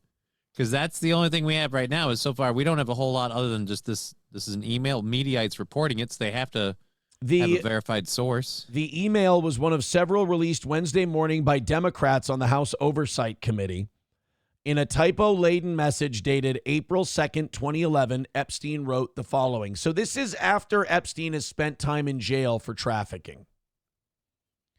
To Ghislaine Maxwell from Jeffrey Epstein, April 2nd, 2011. I want you to realize that the dog that hasn't barked is Trump. Victim spent hours at my house with him. Oh, no, he didn't write victim. He wrote the person's name. But Right. It's the victim. Spent hours at my house with him. He has never once been mentioned. Police chief, etc. I'm 75% there. I don't know what that means.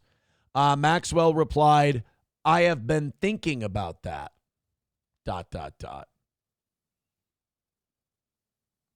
Okay. So that means that what? Trump hasn't talked yet? Or hasn't paid out? I feel like probably more hasn't talked. Like he's tested the waters with him, and if Trump was going to turn on him and throw him under the bus, now would be the time. And he hasn't. Or dog He's that like, hasn't barked. Maybe Trump didn't do anything with the girl. He was with her for hours on end, but he didn't bark. He didn't do anything. It's. I'll say this, regardless of what it means, it's a very different picture than the one Trump painted with the I never had anything to do with him. I met him and felt got off vibes of him. He was barred from Mar-a-Lago. All the stuff we've heard. That's just it. Like we've heard all these stories from Donald Trump that I had nothing to do with the guy. He grossed me out. I kicked him out of Mar-a-Lago, and that just wasn't the case. I mean, it's clear now. I mean, we've seen it numerous times that that's not the case. The emails seem to paint a different portrait of the Trump-Epstein relationship than the one Maxwell painted in a July 24, 2025 prison interview. That's when they were giving her a better cell and giving her better deals to say, you know, Trump's totally cool, he's fine. Saying during which she told Deputy Attorney General Todd Blanche, quote, I don't think they were close friends, or I certainly never witnessed the president in any of, I don't recall ever seeing him in Epstein's house, for instance. Well, yeah, because you weren't there, but he emailed you about it. Several emails between Epstein and author Michael Wolff are also released today. In one 2019 note, Epstein wrote, quote, victim Mar-a-Lago identifier. That's just, they're keeping people's names out. Trump said he asked me to resign, never a member ever. Of course, he knew about the girl as he asked Ghislaine to stop. That's lacking a lot of context, I think. Yeah, I don't know. There was also a 2015 exchange in which Wolff alerted Epstein that CNN was going to ask Trump about his relationship with the disgraced financier. Wolf went on to suggest that Epstein could potentially hang Trump or possibly gain political currency if Trump denied traveling on Epstein's plane or visiting his house. Here's how that exchange played out. From Michael Wolf, I hear CNN planning to ask Trump tonight about his relationship with you, either on air or in scrum afterwards. Jeffrey Epstein. If we were able to craft an answer for him, what do you think it should be? Michael Wolf. I think you should let him hang himself. If he says he hasn't been on the plane or to the house, then that gives you a valuable PR and political currency. You can hang him in a way that potentially generates a positive benefit for you. Or if it really looks like he could win, you could save him, generating a debt. Of course, it is possible that when asked, he'll say Jeffrey is a great guy and has gotten a raw deal and is a victim of political correctness, which is to be outlawed in a Trump regime. Okay, this is fucking gross. I mean, this is a guy that trafficked underage girls, and you're just sitting there giving him advice on what he can do to curry favor. How he can curry favor with someone in charge to get. Man, it's so strange that during Trump's first term, he just could, if he could have waited till Trump's second term, he'd be a free guy now. Like this Michael Wolf guy gives me the fucking creeps, the way he's like getting excited about talking about the leverage Epstein could have. Should I think about the debt hill? Should I hit enter on this Google search, or do I not want to know? I mean, you can hit enter, but again, it's just going to tell you what you already suspected.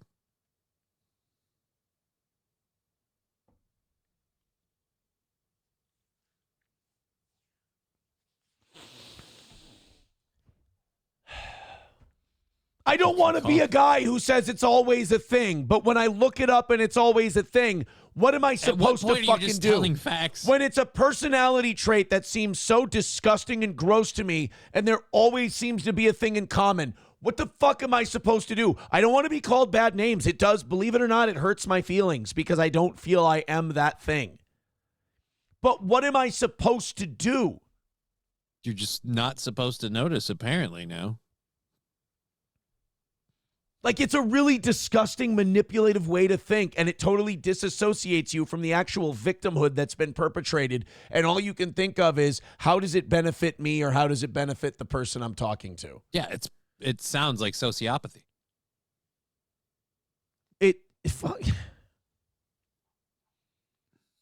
Historically White says you get used to it. I'm not used to it.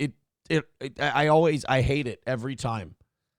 So basically, they want to blackmail Trump. I mean, it shouldn't surprise you. That's what they've been planning to do the entire time. I want this fucking Michael Wolf to answer for this shit. Yeah, good luck with that. Michael Wolf. What's he doing now? Who's he work for? Read the Jeffrey Epstein emails that mention Trump. Ew! Is he the fucking guy that released these? Is he one of the reporters? Oh, USA Today and The Hollywood Reporter. Okay. He's written books about Trump. Jeffrey Epstein said, blah, blah, blah, blah, blah. Author Michael Wolf. Okay, so he's not reporting these stories. I want this Michael Wolf to have to answer for this shit. Because it sounds like he's kind of participating in a cover-up, too. He knew some shit and didn't say anything. Good luck with that. Like I said, I find the timing awfully funny. Like when Donald Trump's like, look, the American people are struggling. We have to get them an influx of cash, help them pay down their debts and things. So I want to write $2,000 Trump checks that are paid for. All this stuff coming to fruition. Very interesting. That's right when we find, oh, by the way, did you know?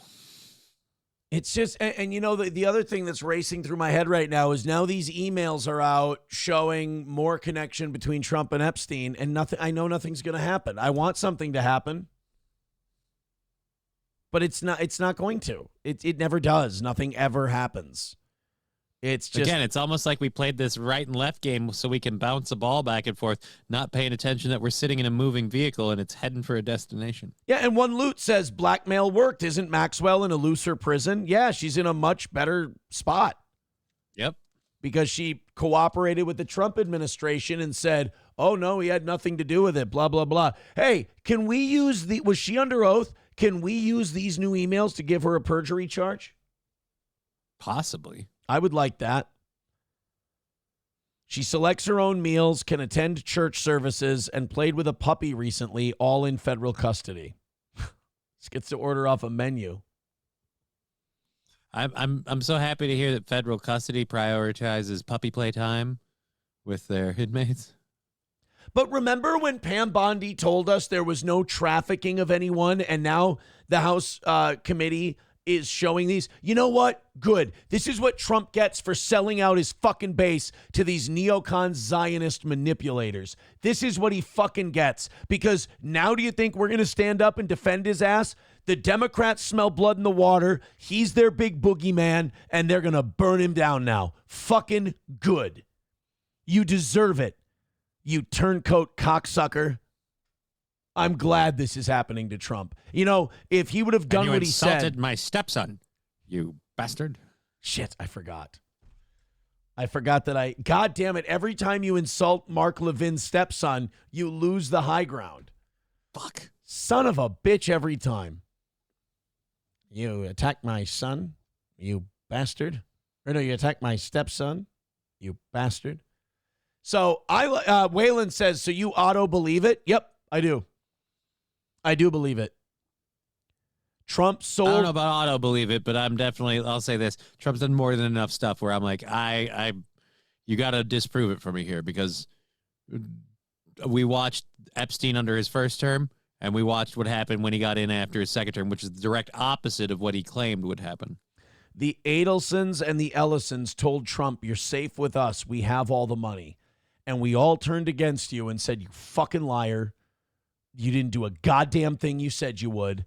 And we're pissed. And now the Democrats can see your approval rating falling. They see this not going your way. And now they're going to swoop in. And they're going to leak emails. And they're going to do the Epstein thing. And by the way, fuck the Democrats too, because they're going to release everything they have about Trump in the Epstein files. You won't they see won't touch Clinton. No Clinton, no Gates, none of that shit. That won't come out. No Convenient. Anybody else. But if they can bury Trump and end him, I mean, that again, that he's like their Nixon. He's their boogeyman. I don't think it would happen, but it would be a beautiful scenario if, because they did that, the Republicans came out with their dirt on, like, Clinton and the others, and it just, both sides start pelting each other with Epstein evidence, and it just becomes just a self-cannibalizing political intern war. Joey Caravello with $2 says, Aaron, would you bang Joy Reid for $1,000? No, not with that big Easter Island noggin. No, thank you. 105 away from today. Thank you very much. We have this breaking news, too. And stop saying that I'm obsessed or anything else. I didn't search any of this out. But found you? One of them was sent by numero uno Josh Denny fan. The other one was breaking news on Mediaite. Okay. U.S. President Donald J. Trump has penned and delivered a letter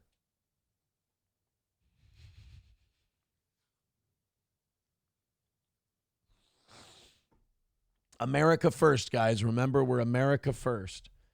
U.S. President Donald J. Trump has penned and delivered a letter to Israel's President Isaac Herzog, calling for him to fully pardon Israeli Prime Minister Benjamin Netanyahu, who was indicted in 2019 on charges of bribery, fraud, and breach of trust, with Trump calling him a formidable and decisive wartime prime minister. That's a good way to get out of all your corruption shit.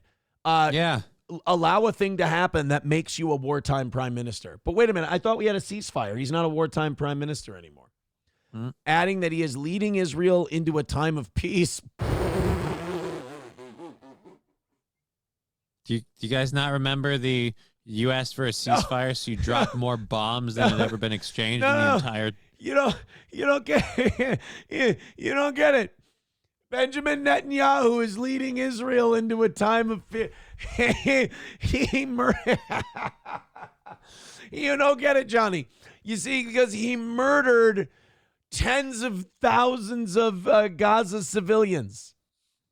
I mean, technically, he's right then. He is leading him to a time of peace. He's getting rid of all the opposition. It's a time of peace, though, that's coming. We're coming up on all the pieces. On all the peace? Yeah, well, again, like I said, nobody to fight back. which includes work to, quote, add many additional countries to the world-changing Abraham Accords. Hey, because guess what happens when you join the Abraham Accords? You get billions of dollars in American foreign aid. We pay the tab. Israel pisses off every fucking Arab in the region, and we pay for it with American blood and American dollars. Oh, boy. They're our ally. Remember when Ben Shapiro went on with Charlemagne the God? And he went, well, actually, America's relationship with Israel and us giving that money actually benefits the United States. We actually gain from it. No, we don't. Fucking God. We're literally paying for the fact that, like, you know, a lot of people are pissed that Israel keeps murdering them, and we go, oh, yeah, sorry. We'll pick up that tab. Oh, yeah, and by the way, Bapa Shab's right. He says, you know what's funny? By the end of this, they will most likely burn him anyway. Yes. Yeah. The neocons will throw him away as soon as the Democrats start to really swoop in and be effective because they want to keep their influence for the next guy that's going to be in there. They're working on getting the Democrats right now for the next turnaround. They're kind of done with them. Do you want to see what the first few Twitter comments are? Sure. Those will be enlightening. That's quite the letter. Netanyahu's situation is always a hot topic. It'll be interesting to see how this plays out in the media. Dude, that's such a bot. That's a bot. 100%. Herzog's office confirmed Trump's letter, but reminded that pardons require a formal request and typically an admission of guilt. Pre-conviction clemency is legally possible, but rare under Israeli precedent, and Netanyahu still denies all charges as his trial continues. That's a bot, too. These are all bots. Dude, fake internet, or dead internet theory is correct. Trump sees the truth. Netanyahu is a strong leader, not a criminal. Bot. Totally a bot. Now, this one's not a bot. What a good goy. I don't think the bots do that. Trump is acting like such a cuck. It's embarrassing. Now they should both be in jail. Thanks, Trump. I thought it was America first. Yeah, that's not a bot. Fucking pathetic from one crook to another. That might be a bot. Trump is such an Israeli cocksucker. It's embarrassing. What the fuck? This one might be a bot. Drain the swamp, a.k.a. drain BB's balls. That's funny. I like that one. I hope that's not a bot. I'd like that to be human I'd like creativity. that to be a human being. Well, there you go, guys. So we got the Democrats in the House are releasing emails connecting more connections between Trump and Epstein. And how does Donald Trump respond? By sending a letter to Israel saying, you guys should pardon Benjamin Netanyahu. And I'm against it, but I just got a text message here from someone telling me I'm wrong. It's from an M. Levin. Oh. He says, and you attacked my stepson, you bastard. Oh, shit. See, I didn't. To be fair, Levin, your stepson is a piece of shit. I didn't mean to do that. All right, guys, Johnny's about to leave. Can we hit a goal for Johnny once that we haven't hit a goal for Johnny while he's been here once this week? It's always been after he leaves. So we're going to fire up the light. We're going to fire up the music. We're going to let the song play one time. We're 105 away from today's goal and like 24 memberships away from 400. So gift your memberships, get your money in, show your support for Johnny, and hit the goal one time this week while Johnny is in the room.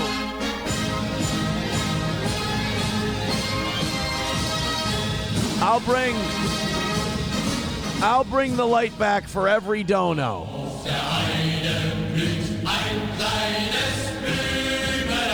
Everybody. Und das heißt. All right, let's go into the chat and see if we can't rustle up some grub. Those 25 subs will get us to that goal. Right? 25 subs will get us past the goal for sure. Just do that. Streamlabs, PayPal, Venmo, Super Chats, and Rumble Rants. Let's put a dent in the goal while Johnny's here. Stop hitting the goal after he leaves. Streamlabs, PayPal, Venmo, Super Chats, and Rumble Rants for the fatherland, for the toe, as our perfect week continues. Another perfect week for the toe. It's on the line. See, Johnny, now I feel like they're fucking with you. Yeah, kind of. I worried this could have been one of the outcomes when we. They're went into all this. diamond handing you before you leave. Yeah, that makes sense. If you want to push back against the tide of Johnny trolling, Streamlabs, PayPal, Venmo, Super Chats, and Rumble Rants. Before the song is over, because they say that this is the song and this is the light that brings the goal. This is the goal. Yeah, this is the thing. This is our rainmaker right here. And we got about a minute 20 before Johnny hits the hay, and nothing yet. A little song, please.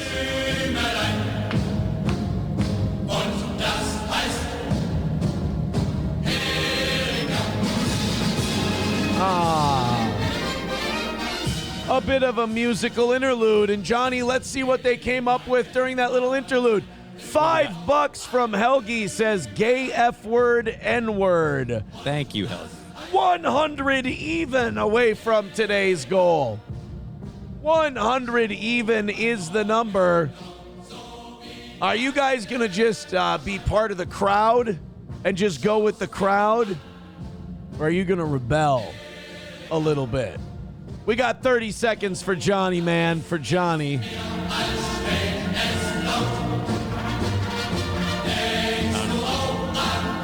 25 come out and go on the 11. That'd be tits. That's got you to play around. You can with goal. Do it for Thursday. It's just perfect solution.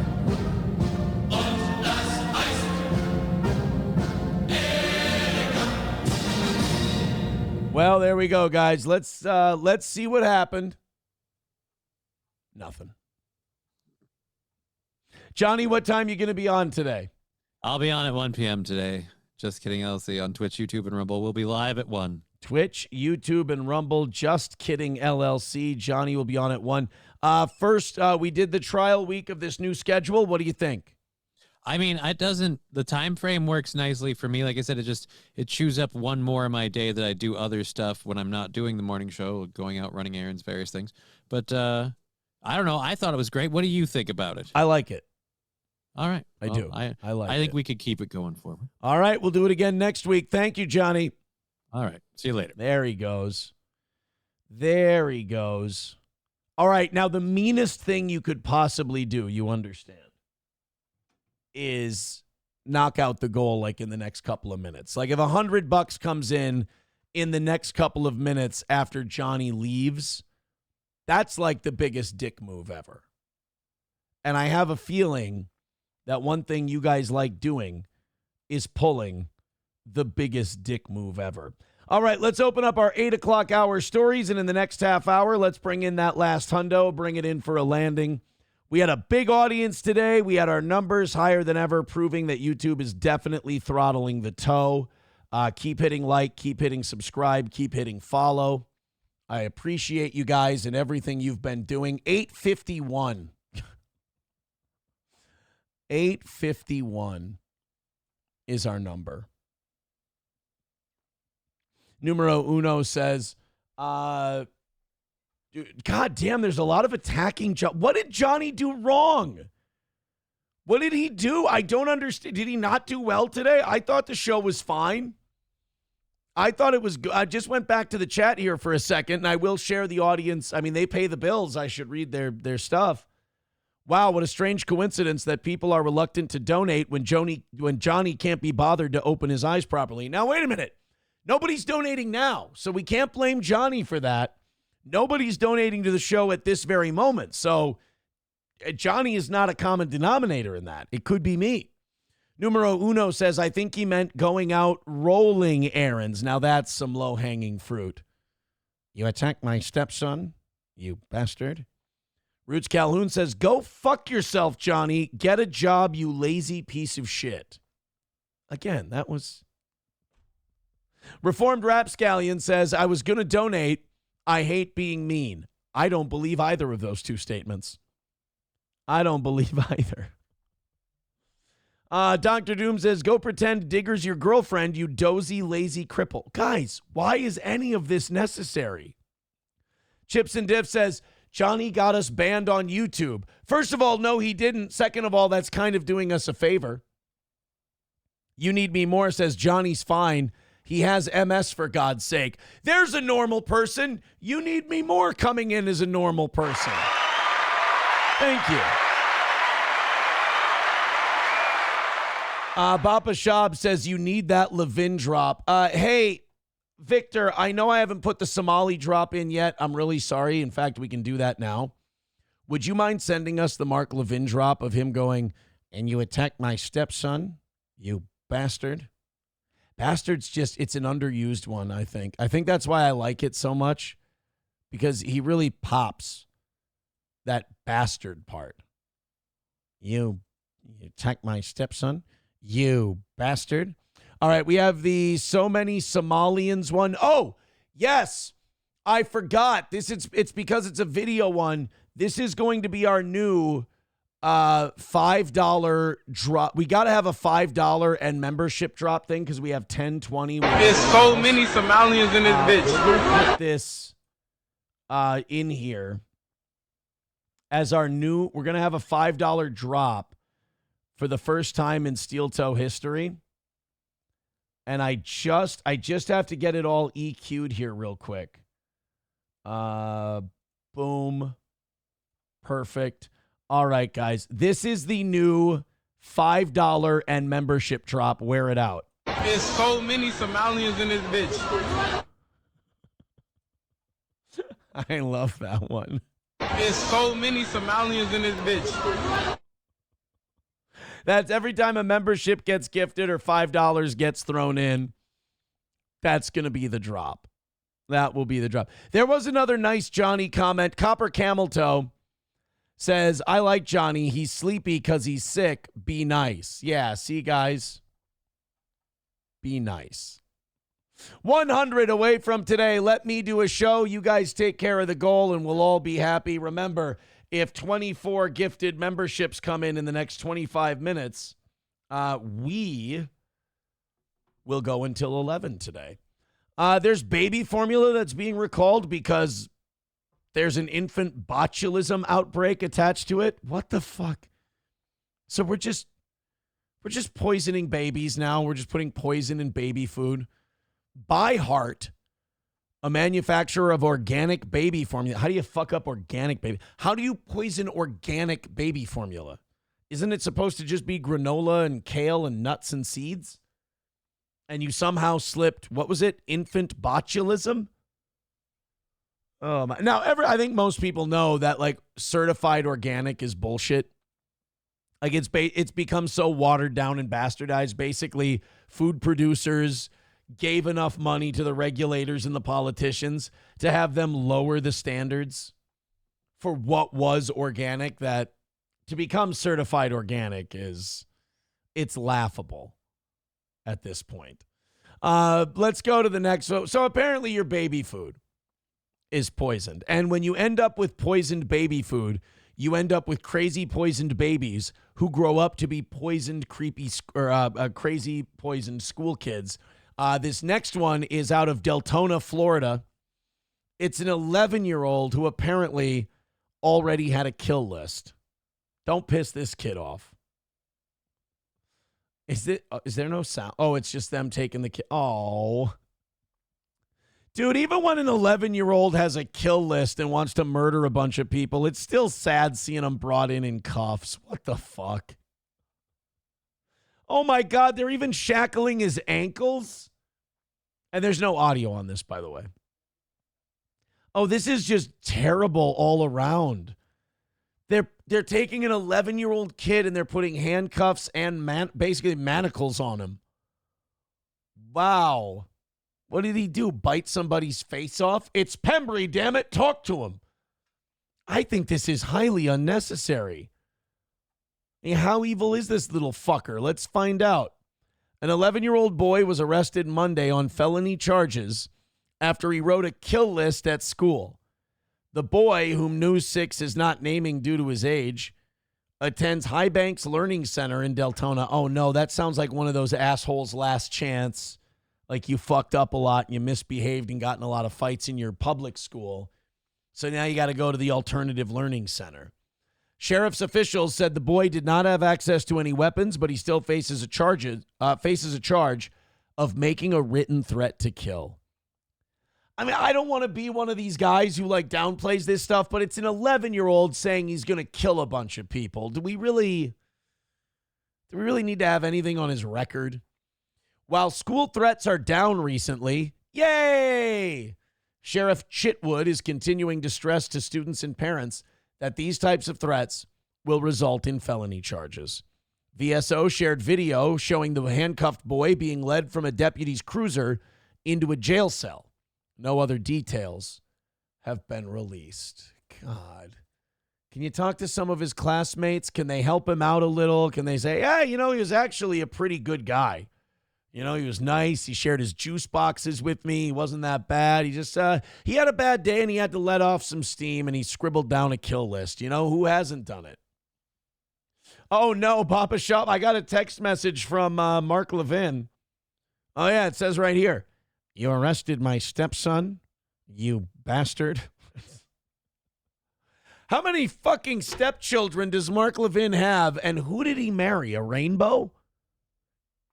Zenman Build says, do the shackles take you back, Aaron? Hey, we're $100 from our goal. We got 20 minutes left. You can't put a ha-ha like that in Rumble Rant or gifted membership form or PayPal, you son of a bitch. MSO says the kid said, ready when you are, Sergeant Pembry. Onawall says, quoting Sean from Potentially Criminal, everybody wants to be a gangster till it's time to do gangster shit. Well, they didn't. In fairness, they never gave him a chance to do gangster shit. Abel Graham says the word kill doesn't mean much to an 11-year-old. No, that's what I mean. Like, kids do crazy shit. Or they write down crazy shit. Like, when's the last time an 11-year-old did a mass shooting? What's the youngest mass shooting? I'm going to Google this. This is going to set me up to be like, actually, there was a 4-year-old one time who spun around with a machine gun. Youngest mass shooter. The youngest known individual to commit a mass shooting was 11. Fuck. This was Andrew Golden, one of two perpetrators in the 1998 Jonesboro, Arkansas school shooting. 13-year-old boy Kosta Kesmanovic opened fire at the Vladislav Rybnikar Model Elementary School in Belgrade in 2023, killing 10 people. That doesn't count. Those are child soldiers. Andrew Golden, 11 years old, with a 13-year-old accomplice, Mitchell Johnson, were responsible for a mass shooting at Westside Middle School where they pulled a fire alarm and shot 5 people. Jesus. So we have had an 11-year-old. All right, well, never mind. Apparently you do have to lock the little fucker up. I had no idea. I always heard you never write things down. If the man don't have no paper, he don't have no proof. So that was what I was always taught. Abel Graham with $1 says, had a level 3 autistic friend. They have levels now? Shit. Had a level 3 autistic friend in school who allegedly threatened to shoot up our graduation. Never believed it. Never happened. He was a great guy. Yeah, see, sometimes guys just need to blow off some steam. Zenman with $5 says, for my zinger, until Valhalla, brother. God wills it. Thank you. Rest now, brother. We have the watch, and I'll see you in Valhalla. Guys, give me a chance to knock out this 95 and stay perfect and prove we can do it without YouTube today. I would love that. That would be great. $95 away from today, 24 memberships away from 400. And if we get there, I will go until 11 today. Here's a drunk driver who crashed into a mall. Male or female, ready? Go. You predict, I'll play the thing. We got a dash cam footage of this one. Our other top story tonight, a suspected drunk driver is facing charges for a reckless chase and crash in Royal Oak. It ended with her plowing her SUV through Alta Beauty. Good evening, and thank you for joining us after the game. I'm Mike Duffy. Oh! Video shows the chaos with the woman. Wait a minute. Did she go in and try to come back through? I mean, it's like, it's oddly considerate. It's like, oh, shit, I'm sorry, I crashed into your store. And like most people would just give up and get out of the car and kind of panic. She's like, oh, at least let me get the car out of here for you. To Beauty. Good evening, and thank you for joining us after the game. I'm Mike Duff. What the fuck? Was there a person in there with their hands up and then somebody else took off? Good evening, and thank you for joining us after the game. I'm Mike Duffy. Dashcam video shows the chaos with the woman reversing, then smashing further into the store on Woodward between 11 and 12 Mile early Sunday morning. 7 News Detroit reporter Carly Petrus shows us the extensive damage and how it all unfolded. I understand getting a DUI when you're at like 0.09, 0.0 or 0.1. Because you had a few too many, but you're like, I feel like I can handle it. I feel like I'm good. I feel like I'm good enough to drive. And you get pulled over and you blow and you're fucked. But being so shithouse that you crash into it, because even when you're that drunk, you can still keep it on the road. You might, swerve a little bit. A lot of times in those cases, you have like expired tabs or a tail light out or something, and that's how they pull you over. Then they smell the alcohol on you. But to be so fucking hammered that you crash through a makeup store, which I don't even understand how you get to the parking lot to crash through it, but that's just a level of drunk that you don't need to be getting in the car. As you can see, the Ulta here on Woodward Avenue is now all boarded up. There's also this huge dumpster right out in front of it. It's a popular store Either to throw shit away or protect people from hitting it. in this area, but it's unclear when it will be open again. All right, now wait a minute. Now, this Ulta is a popular store in the neighborhood. What kind of neighborhood are we talking here? Are we talking about where the makeup is on shelves or behind a glass case? What kind of Ulta is this? She just crashed into Ulta. Frantic communications coming in from police as an alleged drunk driver rams her car through the windows of the Ulta Beauty on Woodward Avenue. The crash happened early Sunday just after 12:30 a.m. in Royal Oak. Police say it started as a traffic stop in a nearby neighborhood. So this person figured out they were probably getting a DUI, that this wasn't going to go their way. So they just figure if they took off, they could just get home and they'll be all right. But they needed to stop for makeup first. They were running errands. These cops are being rude. Good. That's before 26-year-old Katrina Patterson took off. Okay, so it's the locked behind the glass case kind of an Ulta. From 7, that vehicle's taken off. It's going northbound Washington through the red light. And then crashed into the cosmetics store. Oh, they didn't make it But she very didn't far. stop Oh, there. shit. Once fully inside the building, Patterson tried to drive away from officers again, backing up and hitting a cop car. Still trying to get away, she then drove deeper into the store, causing even more damage. This is the kind of woman who sues her boyfriend in 10 years for taking away all of her good childbearing years. Before she was eventually arrested and taken into custody. Police say she was intoxicated. What? They showed the video of the crash to community No. Get the fuck out of here. Guys. Allegedly. member Beth Armstrong. What's your reaction to that? It is, it's just wild. I don't know the. Why did you interview someone with herpes? Why did this person agree to be interviewed with a giant cold sore on their lip? Why, dude, if I was having a herp break, I would tell the news, maybe some other time. I don't need to tell you what I saw. In fact, I don't even think I saw it. Just don't. And mine are like on my lip, so mine stay kind of disguised. She's just got a loud fucking herp. Jesus. At least she's a goer. Story of what was happening, but it's crazy. Armstrong recalling the time she was hit by an impaired driver. Jesus, that thing, it's got its own ecosystem. About 5 years ago. It's pulling into. Look at the. I mean, I admire the confidence of just having a herp and just, sure, I'm on the fucking news. I don't care. But it's unsettling for the rest of us. And I empathize because I get them. But I wouldn't be doing this. This is shameful. The children's hospital, actually, that I worked at, and was sideswiped by somebody. They flew out their windshield, landed on my windshield, and a blood droplet got on my mouth, and I got herpes from it. At least that's what I tell my husband. And then she seemed to drive away, but also kept stopping and going. Hit me again, and then turned into another one of the hospital parking lots and hit a sidewalk, and there were people walking to and from work. Patterson, a Warren resident, is now being charged with several felonies, including malicious destruction of a building. Her bond is set at $50,000. and it's still unknown exactly how much damage she caused both inside and Dude, outside. those makeup places, everything in there is fucking expensive. She did a variety of damage. I would say she's probably in the tens of thousands. I mean, I'm not even talking property damage. I mean, property damage alone is probably in the tens of thousands. But, like, I'm talking about product, maybe 10 grand. Alta. In Royal Oak, Carly Petras, 7 News, Detroit. Yeah. You get caught drunk driving. I mean, that's a no-win situation. You just get it over with as quick as you can. Call it lost. Be done. This isn't going to work out for you. I'm sorry. You made your bed. $2 from On a Wall. On a Wall says, at least it ended well. Oh, no. Oh, the Arkansas school shooter story in 98.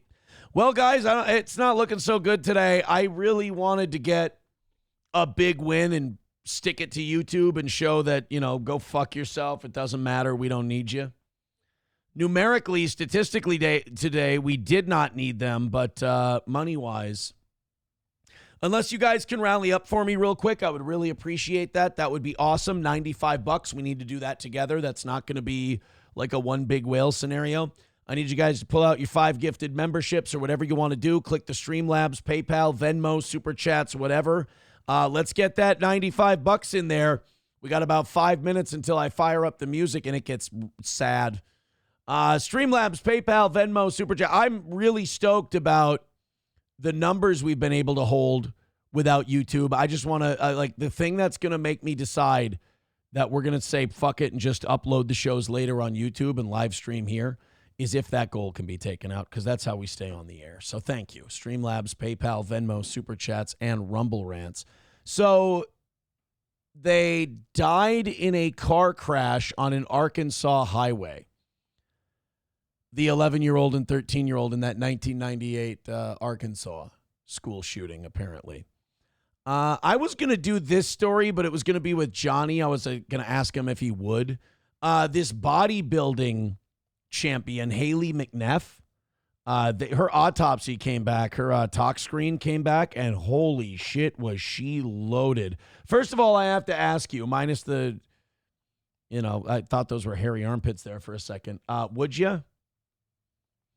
Here's the thing. It looks like they attached man arms, like man muscle arms to her shoulders.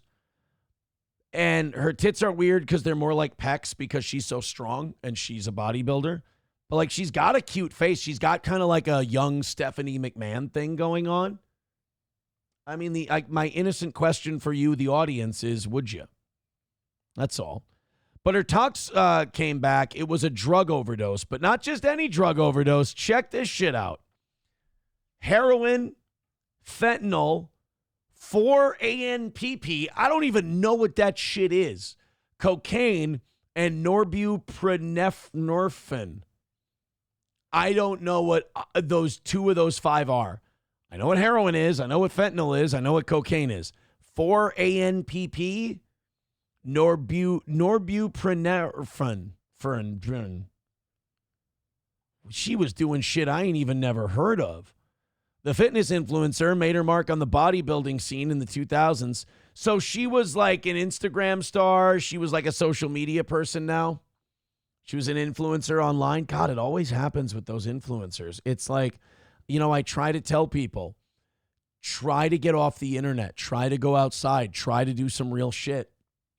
Because that life just consumes you. And, a lot of times we see it lead to drugs and problems and issues and all of that stuff. And it claims another one.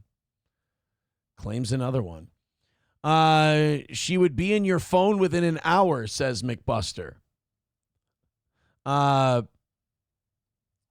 want to see what people say. 325 Charles says, hell no, I like my penis too much. He's saying she would rip it off. Zen Man says, yes, would smash. Chevy Fan says she can carry me to bed. She would be fucking you, not the other way around, says Bappa Shab. Dr. Doom says he would twice. Abel Graham calling her hot cousin energy. Oh. So apparently most of the chat would. Buroprenorphine is a Partial antagonistic opioid, a.k.a. Suboxone. Okay. All right. I still don't know what 4ANPP. What? Designated by the DEA as an intermediate chemical precursor used in the synthesis process for the illicit production of the Schedule II controlled substance fentanyl and other opioids. She was fucking with some real deep magic then. Oh, boy. Well, she's gone. And it's, I don't know, man. It's hard to believe that wasn't kind of intentional. Loading all that. I mean, do people load that shit into their system thinking they're going to make it? Really? I mean, do they?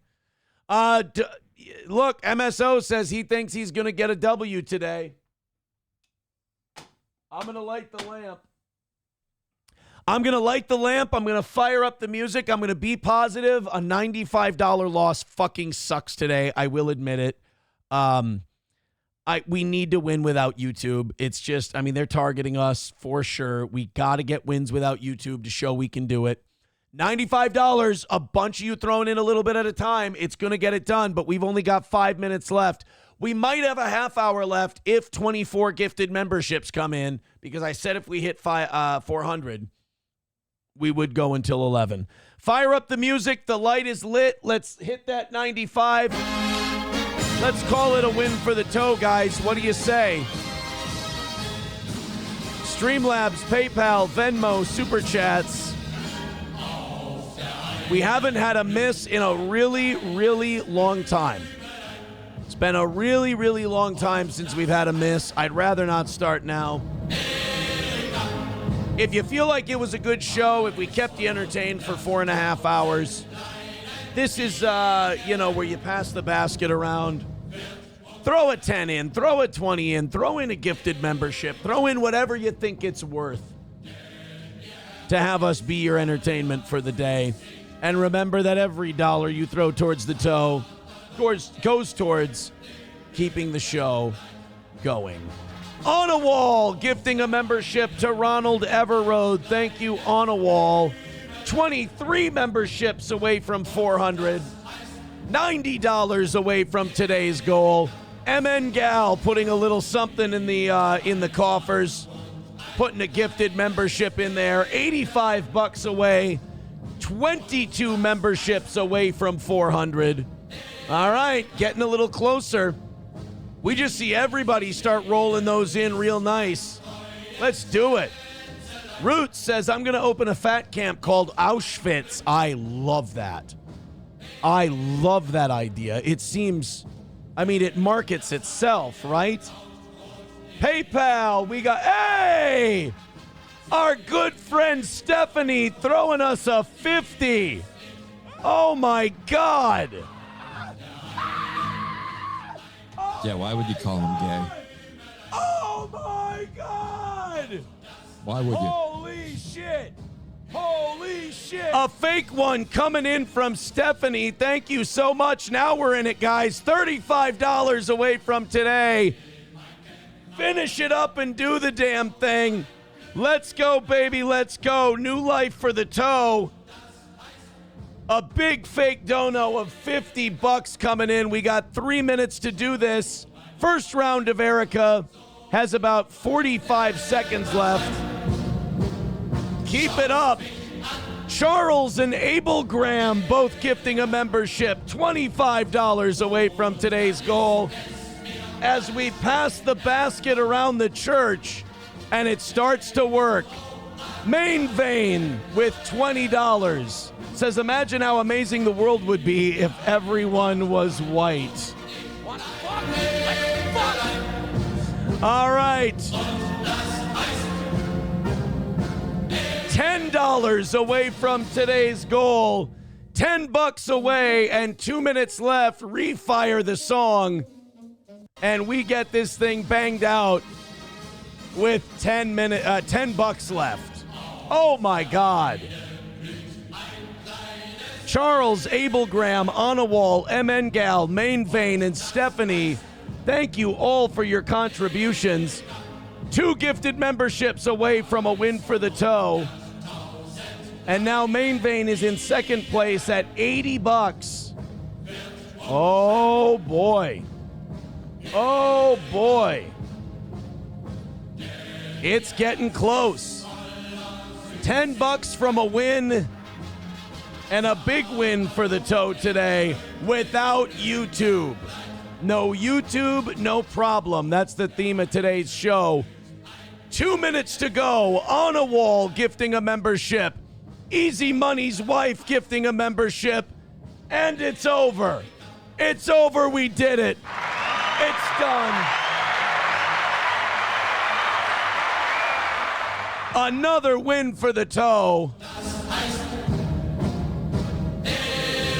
And you guys did it a minute early today. Way to go. Way to go. So I'm going to stick around for a couple more minutes. I took 3 or 4 minutes of your time. I'm going to give you that 3 or 4 minutes back. We've also got another clip we can go to. Thanks for keeping it perfect, guys. Not only that, I still could have to stay until 11. 18 memberships would have to come in between now and the next 3 or 4 minutes, but I don't know. I'm just happy to have the W without YouTube, kids. Donald Trump spoke out against Marjorie Taylor Greene. A lot of people are saying that this is evidence that Trump is no longer America first. Let's listen to this from yesterday. I mean, I don't know, man, with the Epstein stuff that came out today, and then Trump writing to Israel trying to make sure that, hey, come on, could you guys pardon Netanyahu for me? What a fucking stooge. President earlier today, Marjorie Taylor Greene, who is a big ally of yours, said that she would rather see you focused on nonstop domestic policy meetings here at the White House instead of nonstop foreign policy meetings. What's your response to her saying that, and also saying that grocery prices are up and not down, as you've said? Yeah, so I don't know what happened to Marjorie. She's a nice woman, but I don't know what happened. She's lost her way, I think. She's lost her way.